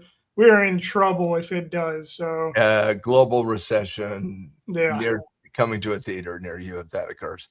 And we it's think not inflation just oil, is hot right? now. Like, It's oh boy. fertilizer. Fertilizer is a massive import out of the Middle East, and it's all shut down right now too. Our farmers in the U.S. are struggling mightily due to tariffs, and now we have the Iranian war. We had the Ukrainian war, which shut down wheat and oil and fertilizer. And then you have the tariffs, which made it even more difficult. Now you have the Iranian situation. It's starting to add up economically. There's no doubt about that. I just filled up my tank.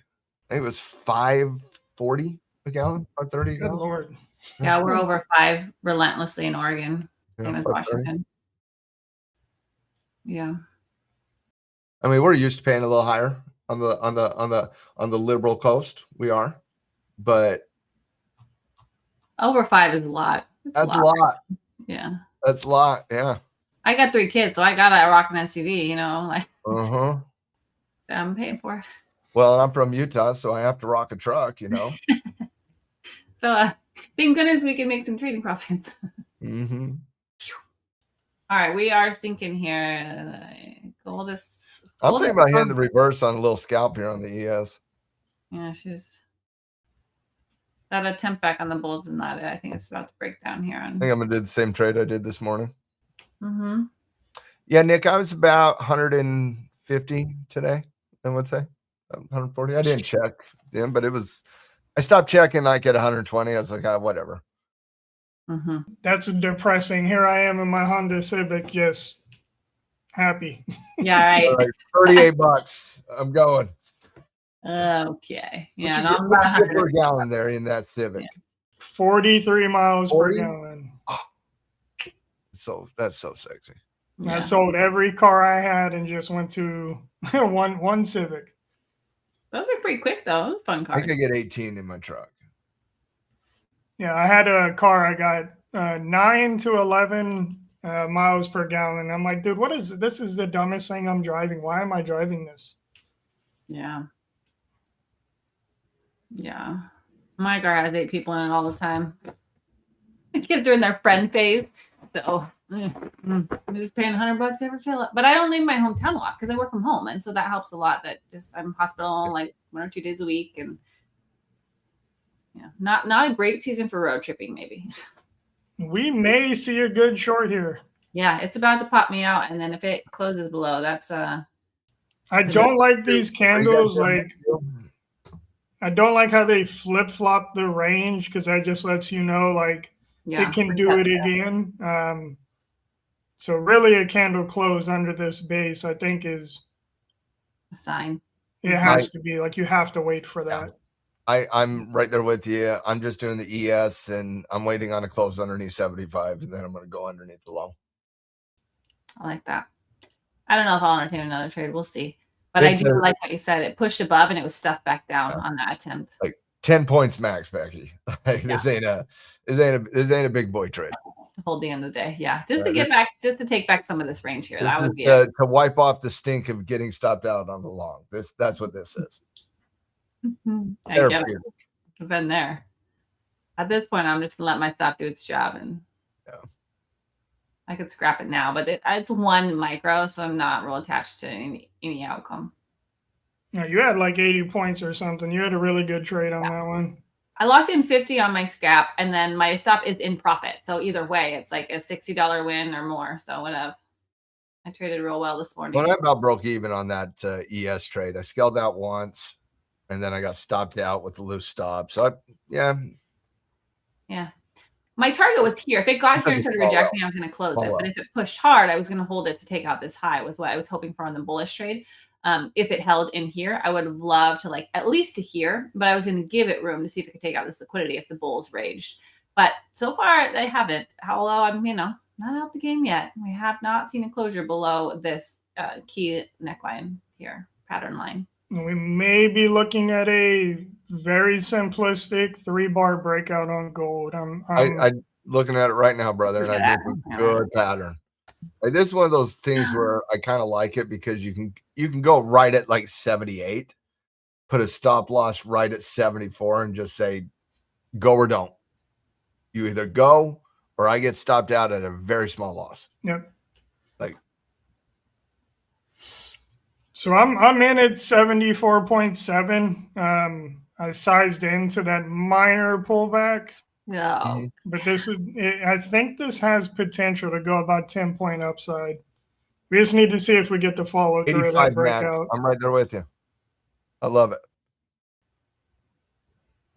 Oh, In fact, I know, right? Should we? yeah, of course. It's gold, though. Just keep that in mind. Keep risk. Micro. This is micro, right? I better make sure what ticker I clicked on. Yeah, it's position less here, Becky. Yeah. Throwing it out there. Don't go bananas. This ain't your NQ per point trade. Okay. A little bit different. Okay. I got a little bit. But I agree, Breezy. I think you can max out at like 84, 85 here. And we don't have a ton of time for the session. That's kind of why I said max. Like, just not a lot. On the 5, I'm gonna go 83.9. See if I can get it. Oh, that's only $53. Man, we'll see what she does. Let me get one more on. Becky, do you know what $53 compounded over a year is? That's a half tank of gas. It's a lot. That's a lot. It's a lot. I know. It's beautiful. Let's go. Let's see. Go. I cheated, but I mean, my entry was you sized up into a winner. We'll see. Front running isn't cheating, or we're all in trouble. No, that you take that entry. You take that entry. Yeah, you took the entry. Yeah, perfect entry. You just wanted to make sure that if the trade doesn't work out, that we all take a bigger loss than you. We see what you're I'm doing. not losing. I've already scaled so much. I'm kidding. I'm not losing, he says. I love that. That's right. Beautiful. Look, this is his entry down here. I had to mark it because it's so pretty. His initial entry. So. Yeah, it was down at 66. Beautiful. That was nice. Break above, retest. Oh, that was beautiful. I like got it. an ad and I'm gonna hold it on there. the breakout. This thing's gonna run. Let's go. Come on. It's slightly above it. It's like a 1.5 to 1. I just want one pump candle so I can adjust stop and do what Breezy did. I like it. I like it. My NQ is still in play too. So I got 2 trades on. We'll see.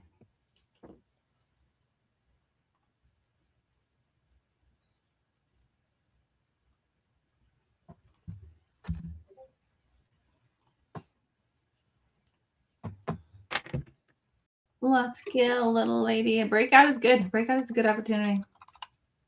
I drew when that 5-minute closed, before I flipped screens, I drew this anomaly, basically the low volume anomaly from that push up, that real strong 5-minute candle on gold.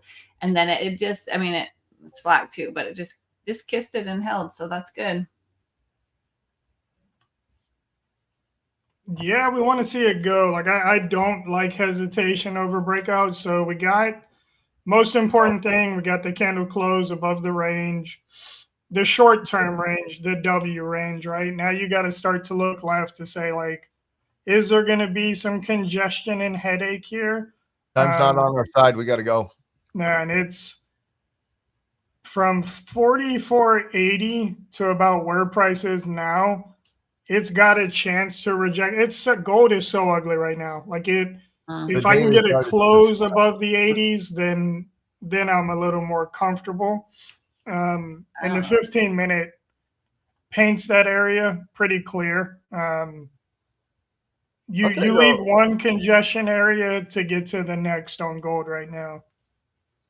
I do like what you said though in terms of the bar structure. Like after a breakout where you got that big candle on the breakout, right? So you got the big candle. Everything's relative, but we're talking like a 5-minute chart here. So you get the big candle, and then you see those next 2 candles that are all tight inside at the top end. I love that look. That's the 3-bar set. I love that look. And we're above it. It's got to go, though. That's the thing. Like, I don't like tempting breakouts. You got to go. Yeah, and we saw this on last week, if you guys remember. Like, we tested a breakout on ES and NQ for like an hour, and I'm like, okay, that's just the way the market works. The longer you hang around at an area and it doesn't produce what you want it to do, in your brain, you got to be thinking, okay, is this the set that I should be taking? And if it is, why isn't it moving? Well, it's not moving because participation isn't on your side. So you have to be observant of that. And price stalling out is usually the lead indicator to be like, okay, it's not working. My expectations and the reality are two different things right now. And price will give you an opportunity to be observant. ES still hasn't closed under that 76, still kind of just basing. The NASDAQ turned real ugly. I don't like this range now. Wicks on both end and just kind of hanging out. The last three candles are disgusting. Like, somebody pick direction off those three candles. I'm not gonna lie, I don't like any of these trades. I'm like, this is messing around. There's a backdrop of news coming out every other second, which is like super mixed. The only trade I like is, well, it's all relative, because you're right. I don't love any of these trades either. No, I think they're good scalp trades, is what I think. It's confusing. I think we're going bearish. I just closed my NQ ahead of my stop because I'm just like not working. The NQ one? Yeah. It didn't quite get there, but I think it will any moment. And it's just hitting the resistance and the backdrop of this news evolving and being super sketch. And I'm snugging. I snug my gold here too. I don't know. I'm gonna stick in gold here for a minute. I'm gonna let my stop. I got a very tight stop. Like, I put it underneath 74. I didn't even get it underneath the 5-minute 9 EMA. So I'm just gonna let it work. And I like the edge, but it's a very, very slight edge, I would say. There's been bears all over this gold today too. I mean, I think Breezy got the entry, so he got to have a good play there, and that was a cool breakout. But nah, I'll cut it. Cut him. I'm gonna see how it plays out. There's some. Well, my initial thesis was that we'd get a structural retest to the 74s, which would be your break and retest confirmation. Excuse me, but when we see the 5-minute 3-bar breakout over that, I don't care if I'm correct or incorrect. I am taking that trade. Probabilities on my side by identifying that pattern. It's not about being a winner or a loser in that environment. It's about finding a logical reason to be in that trade. That price pattern over the breakout, that's the logical reason. I don't care what price does after that. It's a good setup. Take your setups. That's the game. 2 bars high inside after a momentum on a big volume every time. There is a crap ton of news, though. It's going to play, we're in this. I'm so sick of this market, but we're in this market that every other tweet is like an emotional roller coaster for traders right now. Plus, they're so like vague and like funky that you have to try and read between the lines of like, well, no, who said it and what does that actually mean? And is it coming from the right source or is it monkey business? And so and when you go down the rabbit hole, 99% of it is monkey business. Yeah. I'm going to sit on cash and watch how it plays out here. Pakistan been moderating this whole thing. They're probably more stressing everybody. Yeah, they're trying to hold it together, I think, right? They're like middleman vibes, like. Well, they have Middle East agreements with Iran, and they're quickly becoming one of the leading allies to the U.S. under the Trump administration. And so they have influence on both sides, whereas nobody else in the region currently does. I mean, we need cheers to allies, because if we can keep the peace or somehow find our way to peace, that's the ideal outcome. I mean, I don't think anybody wants the escalation of what that really does do. No. Feels like we are far away though. Like, if you just look at our YouTube chat, like look at the conflicting news that's in there. Just in the last 20 minutes, like we're not even close. You've had escalation and alleviation headlines in the last 20 minutes. Yep. Mm-hmm. Which is like we've seen, like the price action right now is doing that same kind of malarkey where it's inconsistent. It's waking people out on all sides and a lot of plays that make a lot of sense in a smooth market, but it's not really behaving as such. You know, and specifically the initial response of how gold behaved versus the indexes were completely opposite. And as a gold guy, that's not normal. In the immediacy of volatility, gold and the ES are far more correlated. And that was complete opposite, like yin and yang type stuff. Yeah, I pulled my NQ long before it hit my stop, but then it did trigger my stop a minute later, so I saved a couple bucks on that. But it's like it's rejecting still off of those highs around that VWAP area where we scaled. So, and there overall, there's been some pretty significant bear moves in ES and NQ today. So we'll see if it finishes a little bit on the downside here on those instruments. And then gold, we could see. I mean, it's holding here right where that breakup is.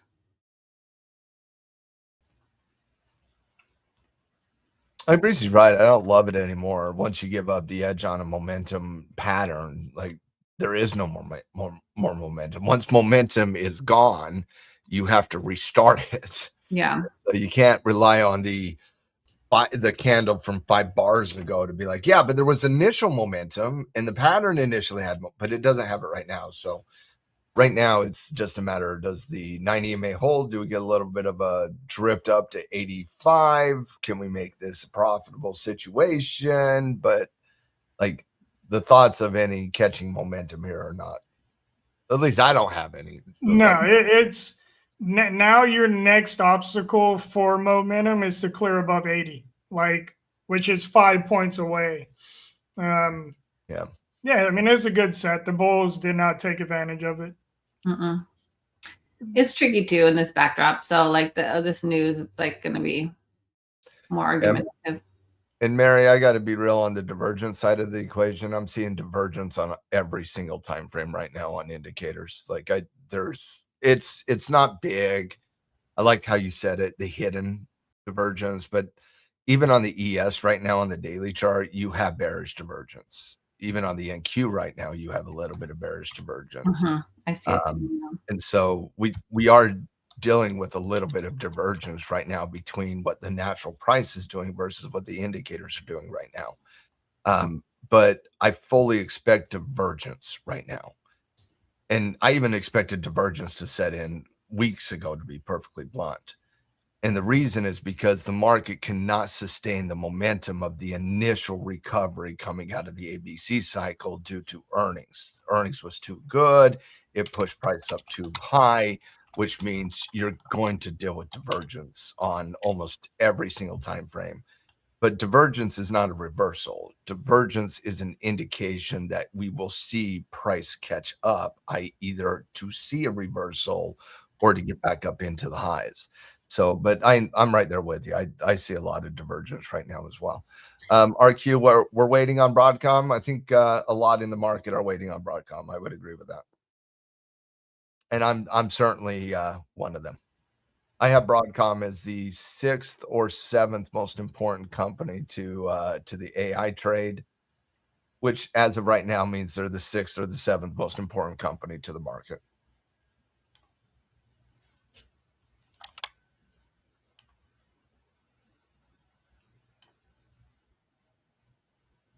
Yes, on the daily is much more bearish than NQ. NQ is a little bit stronger, but they're both looking bearish as we get the last 30 minutes here of New York session. This is interesting here. If gold can hold here, that would be an interesting touch again here of this bottom of this flaggish area. By the way, I don't know if you guys saw this. It's not a very exciting company, but Hewlett-Packard reported earnings yesterday. That was a good one. It was the second best of the entire quarter. Ooh. It was astonishingly good. It's called the 40-40-40 Club. When you beat EPS expectation by over 40%, you increase revenue year over year by over 40%, and you increase some degree of guidance by over 40%. By the way, I'm making up the 40-40 club right now because it doesn't exist. You don't have companies that do this. Rare. It's extremely rare. It hasn't happened all quarter, but it does happen every now and then. This is an NVIDIA type of report early on in the AI trade. They beat EPS by 49%. Revenue was up by 40%, and they raised EPS guidance for 26 up by 43%. It had an amazing report. Beautiful. All right, gold, let's go. Print some money for the boys.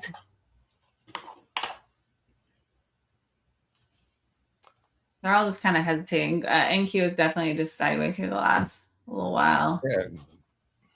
Gold and me are literally legitimately right on about the same entry right now. It's back at that neckline. Like, nothing has happened so far. Mm-hmm. What's she gonna do? She's gonna hang out, make her move when she's ready. I support this. I am certainly not getting out of the car to push. All right. Catch a ride or let her go. See what's up. Oh, what up, yes?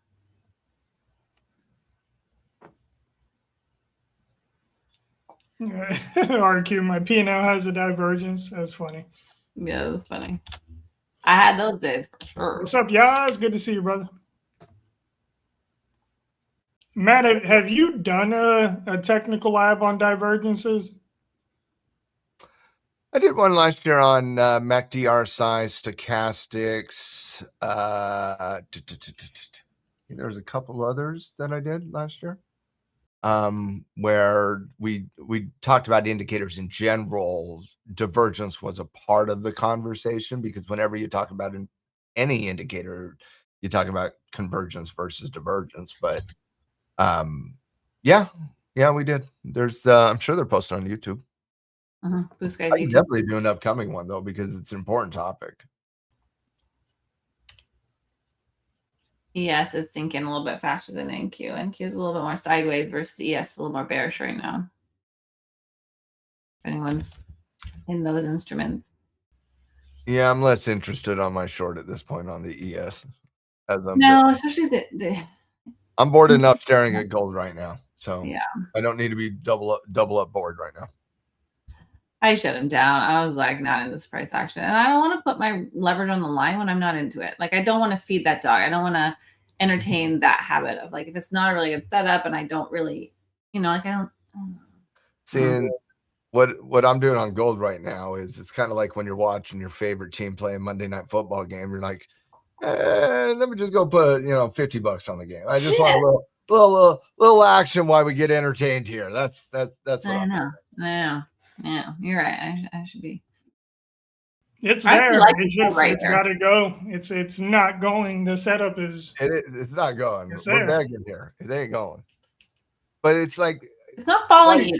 I don't think it's going. But I'm 2 points from stop. I'm just gonna let stop work.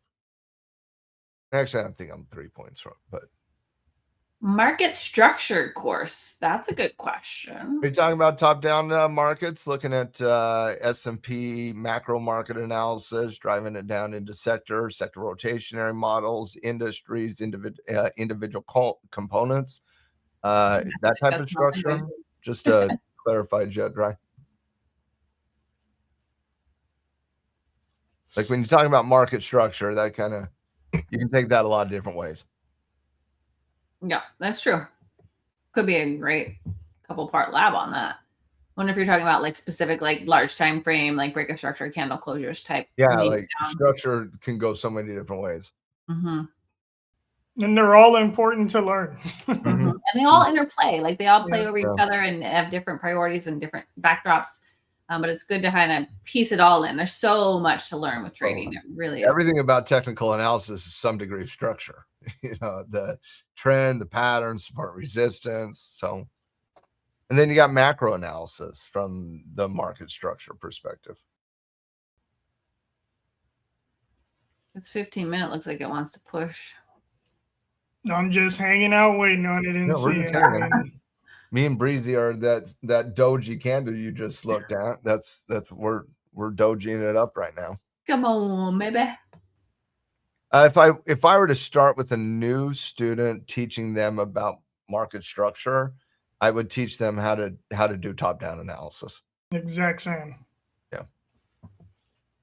Because what you'll learn, Jed, is if you can understand and master top-down analysis, like even starting with a yearly chart, like to keep things super simple and walk your way down. When you truly understand that, you're going to learn multi-time frame analysis. And that is, man, when I think about relevance in trading, multi-time frame analysis is in my top 5, if not top 3. It's got to be top 3 for me. Yeah, it's going to give you a definable edge in the market. And I know we try to make trading excited. We want to be entertaining for you guys, but the reality is you should only be entering trades. And if you've been with me at nighttime, I always mention this, like when you're entering a trade at a key area, use gold, for example, right now, like we're at a structural retest of a neckline. Mm-hmm. I'm putting probability on my side. What you'll learn through multi-time frame analysis is this same price pattern that you're seeing on this smaller time frame will be produced on a yearly chart, a weekly chart, 4-hour chart, an hourly chart, right? And it's going to help you build that confidence to take smaller time frame trades. So I am like fully aligned with Matt. Like if I were to guide anybody to learn anything about market structure, learn your top-down analysis and find ways to make it confident from your day trading reality. And that comes with screen time. You can't cheat that aspect of it. No, time and seed is vital. There's no doubt about it, but you're absolutely right.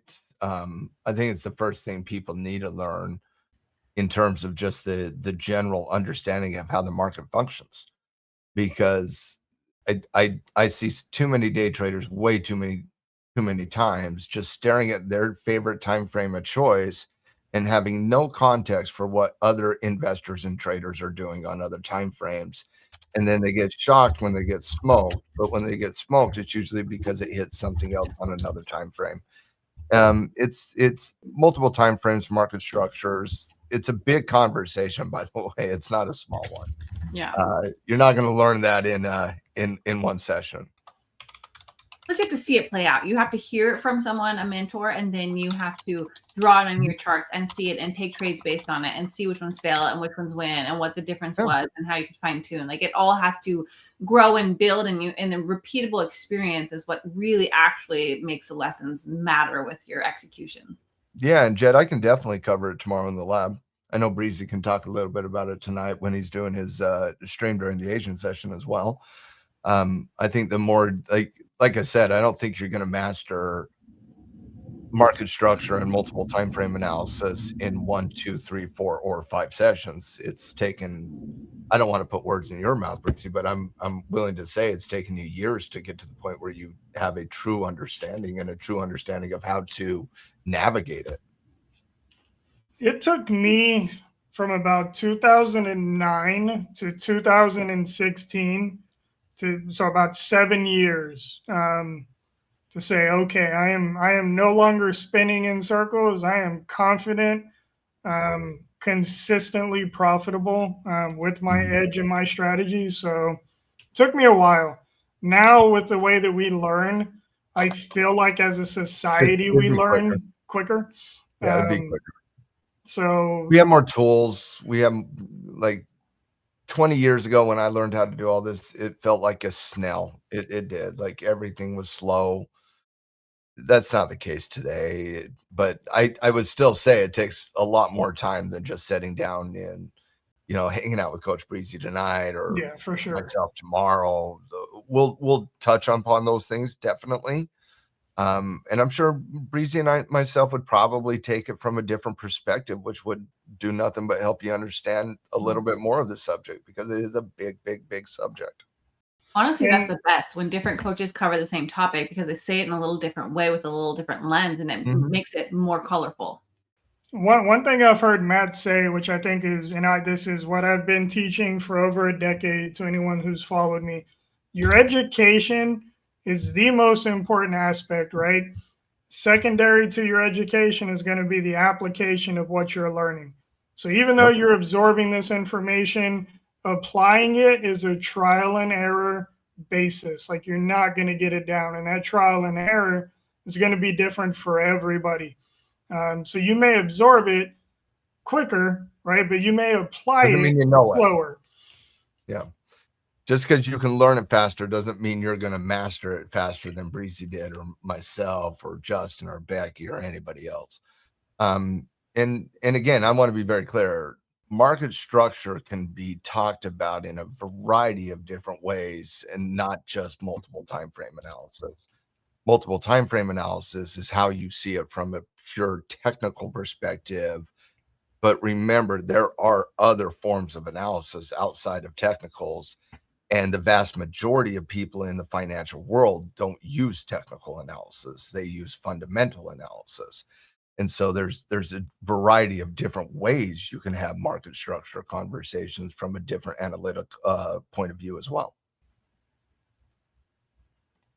There was a time last year where I was thinking, man, is fundamental analysis still as important as it used to be? Just because, Matt, and I don't want to get you stirred up, but like, I would always be into the Fed's economic reports and like everything like that. I'm like, does fundamental analysis really paint the true vision of price anymore? And I got so disconnected from it.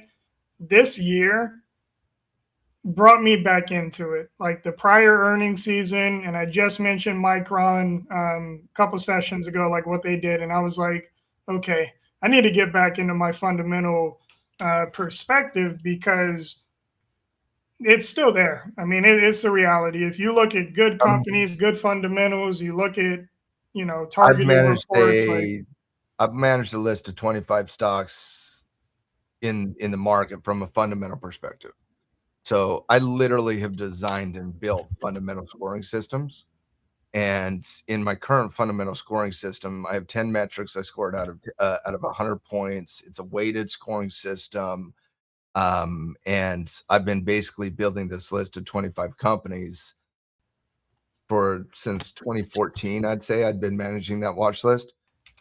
That's a fundamental list. That is not a technical list. That's not a swing trader list. It is a fundamental list for investors and cash flow traders. And that list has outperformed 9 out of 11 years without cash flow. And with cash flow, it's dwarfing the S&P 500 performance, and it's not even close. Fundamental analysis did change post-pandemic, and I certainly understand. Well, not only post-pandemic, but it changed after 2008. After the Fed embraced monetary theory, fundamental analysis changed to put more emphasis on growth versus valuation. Before 2008, most emphasis was put on valuation versus growth. And so that kind of got flipped around in 2008. After the pandemic happened, we saw modifications on the fundamental side of the equation as well. But until Warren Buffett tells me to stop caring about fundamental analysis, I'm going to listen to Warren Buffett. And as a guy who has covered every earnings season for 11 consecutive years, thousands upon thousands upon thousands of stocks, the stocks you talk about that are driving every single conversation that you have in the S&P and the NASDAQ as day traders, those are fundamental stocks. There's a fundamental edge to them. So fundamental analysis actually happens before technical analysis, but I do understand why fundamental analysis would put people to sleep, has certainly given people a little bit of why even look at the fundamental backdrop.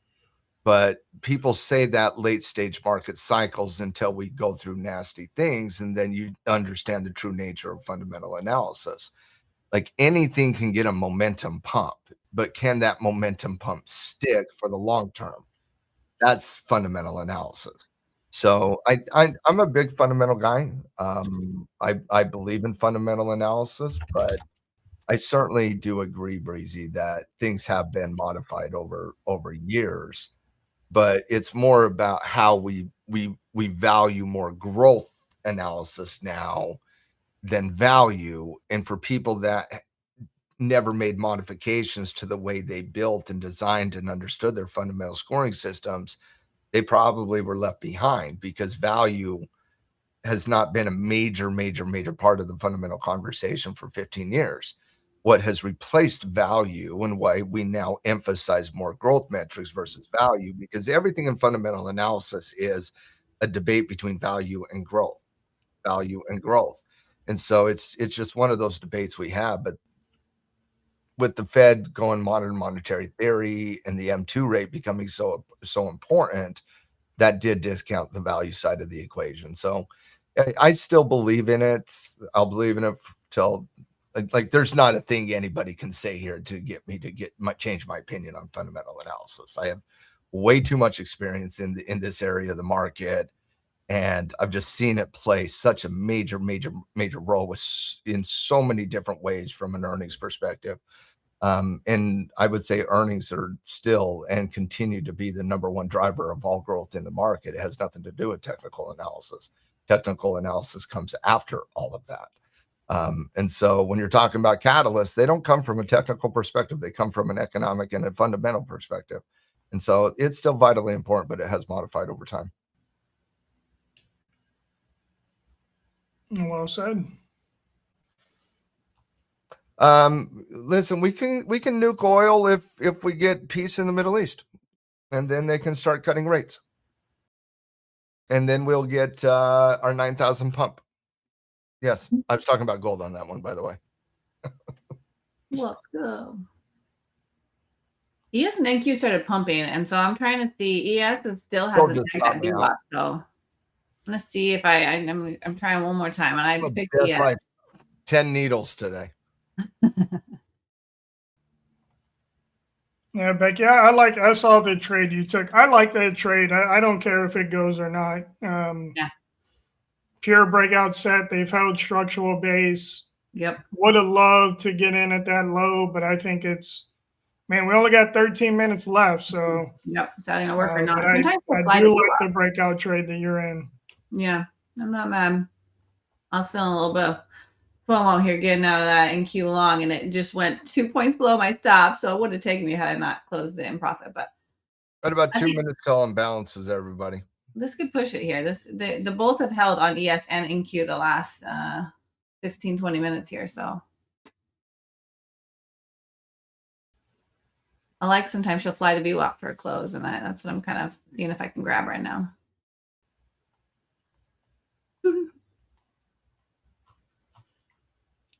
Short overdrive this morning. Yeah, that was a good short. I shorted ES and MNQ.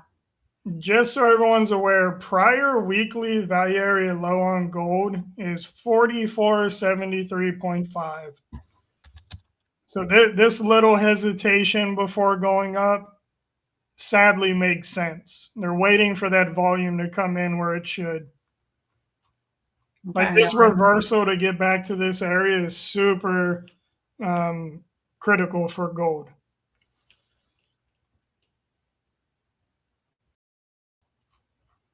See if it holds now. It's giving a nice wick on this 5-minute candle anyway. Yeah, I've given up on the intraday breakout. It can go if it goes, cool. It's gonna have to clear above 80, but I see what price is trying to do. So regardless if it moves today, tonight, it reclaiming that 4470 mark, super critical. Anything below that, you kind of have another break of structure from a volume perspective. Which gold will have its time. As I mentioned, when the equity market pulls back, I'm loving what gold is doing in the front aspect of that pullback.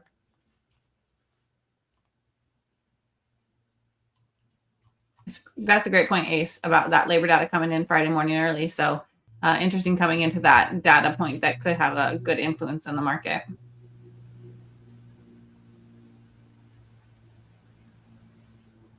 $11 minutes. What's she going to do? Oh, that's that. She's gonna take me out. That's what she's gonna do. Ooh, Dang. that was wicked. That's those imbalances coming in. That went the wrong way. Okay. That was a blink of an eye. Yeah, that's the importance of a stop loss right there. Yes. And it's a small size. It was a little grab. It was a little play, but nothing fancy. A couple micros. So, woo, that was speedy. Now what's it going to do? Is that follow through? We get a little push here at the end?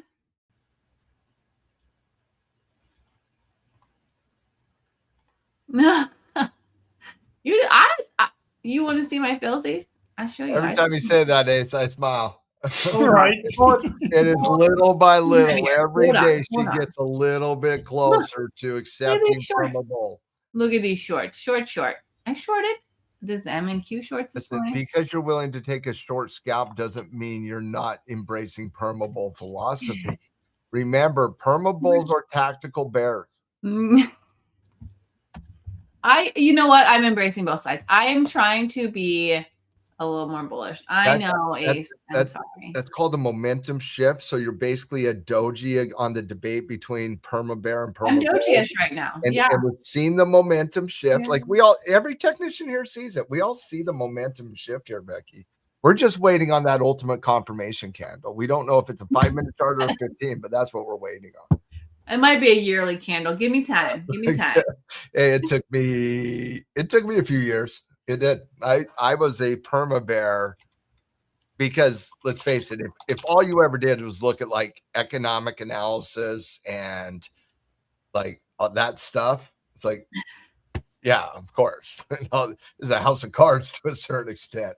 But when you look at everything the Fed does and all the games they play and the tricks they have, and you realize it's not a fair ball game. Okay, so you're totally right. But also Ace gets it because he's a VWAP trader. And I was trying to trade the VWAP play at the end where we were pushing and when momentum had shifted and we were heading towards that. And so I know I know the bears, but also you can trade VWAP. I'm seeing. They don't want to break out. That's all it is. You look at price from, you could say 9 this morning till 10:30, about an hour and a half. You have really good distribution. Then from 11 till 12:30, another hour and a half of chop, which formed the W. Outside of that, we've kind of just been stuck. So they want to keep price pinned in this range, it looks like, which is okay. Yeah. We haven't had a flat close. It's holding support on the daily chart is what it's doing. Flat. So I'm going to pull up the larger time frames as we get closer to the end here. This is the 4-hour on gold. It was a little bearish, and now we're inside, but trying to be bullish, holding the lows from overnight. Let's see. Ace, I'll do you one better. I don't think we're breaking out this week on the daily chart. I don't think we're breaking out this week. If we do, it's going to be on alleviation of the Iranians. Like we're seeing escalation today. We all know alleviation Thursday is bigger than escalation Wednesday. That's just how the market cheats for the bulls. They create an escalation situation, price it in. Once that gets alleviated, price is now higher than when the escalation happened in the first place. Once again, that's cheating 101 for the bulls. But if you're looking at kind of the data that has the ability to break out outside of alleviation events on the geopolitical macro side, it's labor market data, and that's on Friday morning. So depending on where we're sitting tomorrow, if you had to tell me right now, Matt, are we breaking out this week? I'd have to say, no, we don't break out this week. Look where we're at. This is key. Like when we saw this candle pattern on the 4-hour, like an hour ago, it looked like it was potentially trying to push up and hold here on the 4-hour chart. And this is ES, but now it doesn't. It looks like we're having some continuation. We could blow through. This is previous resistance became support a couple of times. We poked below it earlier today, and now we're pushing at it at close here. So this is bearish for me unless it really flips here in the next couple of hours. Yeah.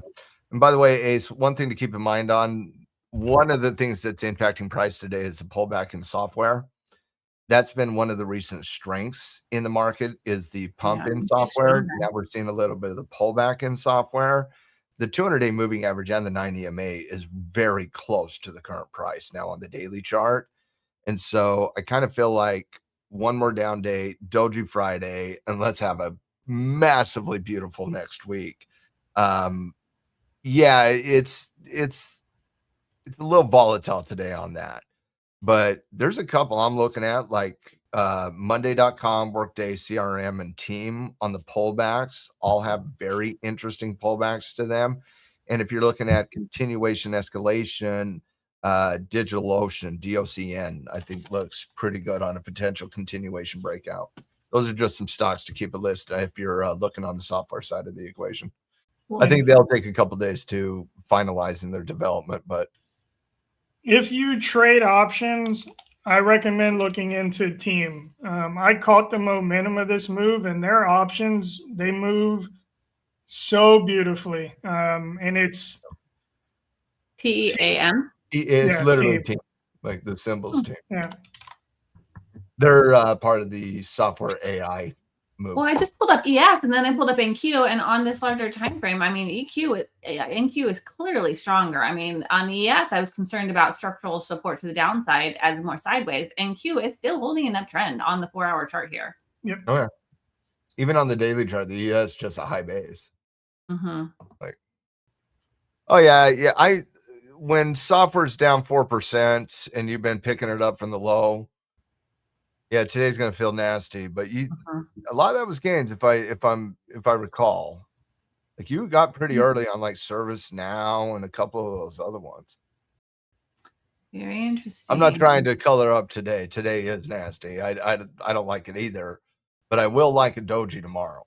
There's got to be a pullback. The rallies have been like these recent rallies are some of the most impressive fundamental rallies I can recall in years. There's got to be a little bit of profit taking and pullback to reposition into that rally. 2 straight months of rally. 2 straight months. This was this low is March 30th. That's solidly 2 months. Like we're not iffing that. We're over 2 months of rally. Like that's really impressive. Drew Trader, we got 3 minutes to go. Don't put it past the NASDAQ to not close green today. Oh, yeah, it could get there. It can. If they're like, hey, listen, we are not closing red. We got. I bet Bears. Me and Ace. I'm still Team Bears. That made me want to take a scalp trade just barely. Ace on picks.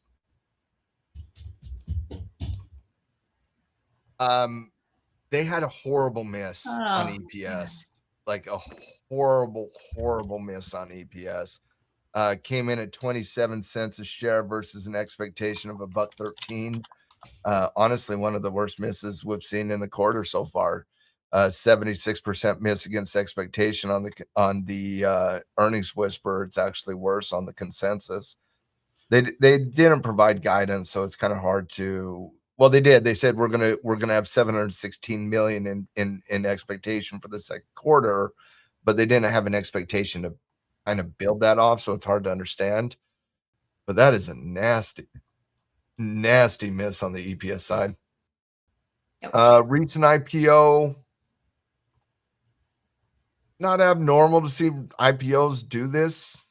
Both on the downside initially over the first trend on an IPO is, in my estimation, 80 to 90% of the time it's down. And so I never scoff at a downtrend against a recent IPO. That typically is what I like to see anyways. And a lot of times when you're dealing with growth stocks in IPOs, they're debt driven as well. And so that's another thing that's just one of those things where you want to let it play out. I don't have any interest in picking up the low point here. You'd have to reverse for me, especially with that earnings miss. It's just a nasty earnings miss. A lot of factors. CoreWeave's great. Yeah, CoreWeave's great. We'll see if Nancy's happy on PanW. PanW had earnings tonight, or is it yesterday? It earnings yesterday, last night. Yeah, they were last night. Penn W was. There she goes, closing bearish on the day. What a day of streaming. A lot of chop, a lot of tricky price action. My sentiments to everyone who had some trouble today, because I think that there was legit some stops taken in this market. So I appreciate everyone streaming with me today and being here in the community. It's really a really an excellent community here with our crew. So guys, what do you got? Just thanks for hanging out with this team. We'll be back same time, same channel tomorrow.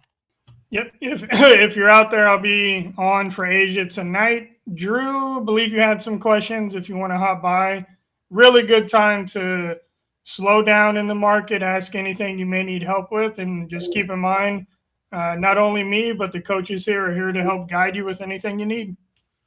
Thanks, everybody. Peace.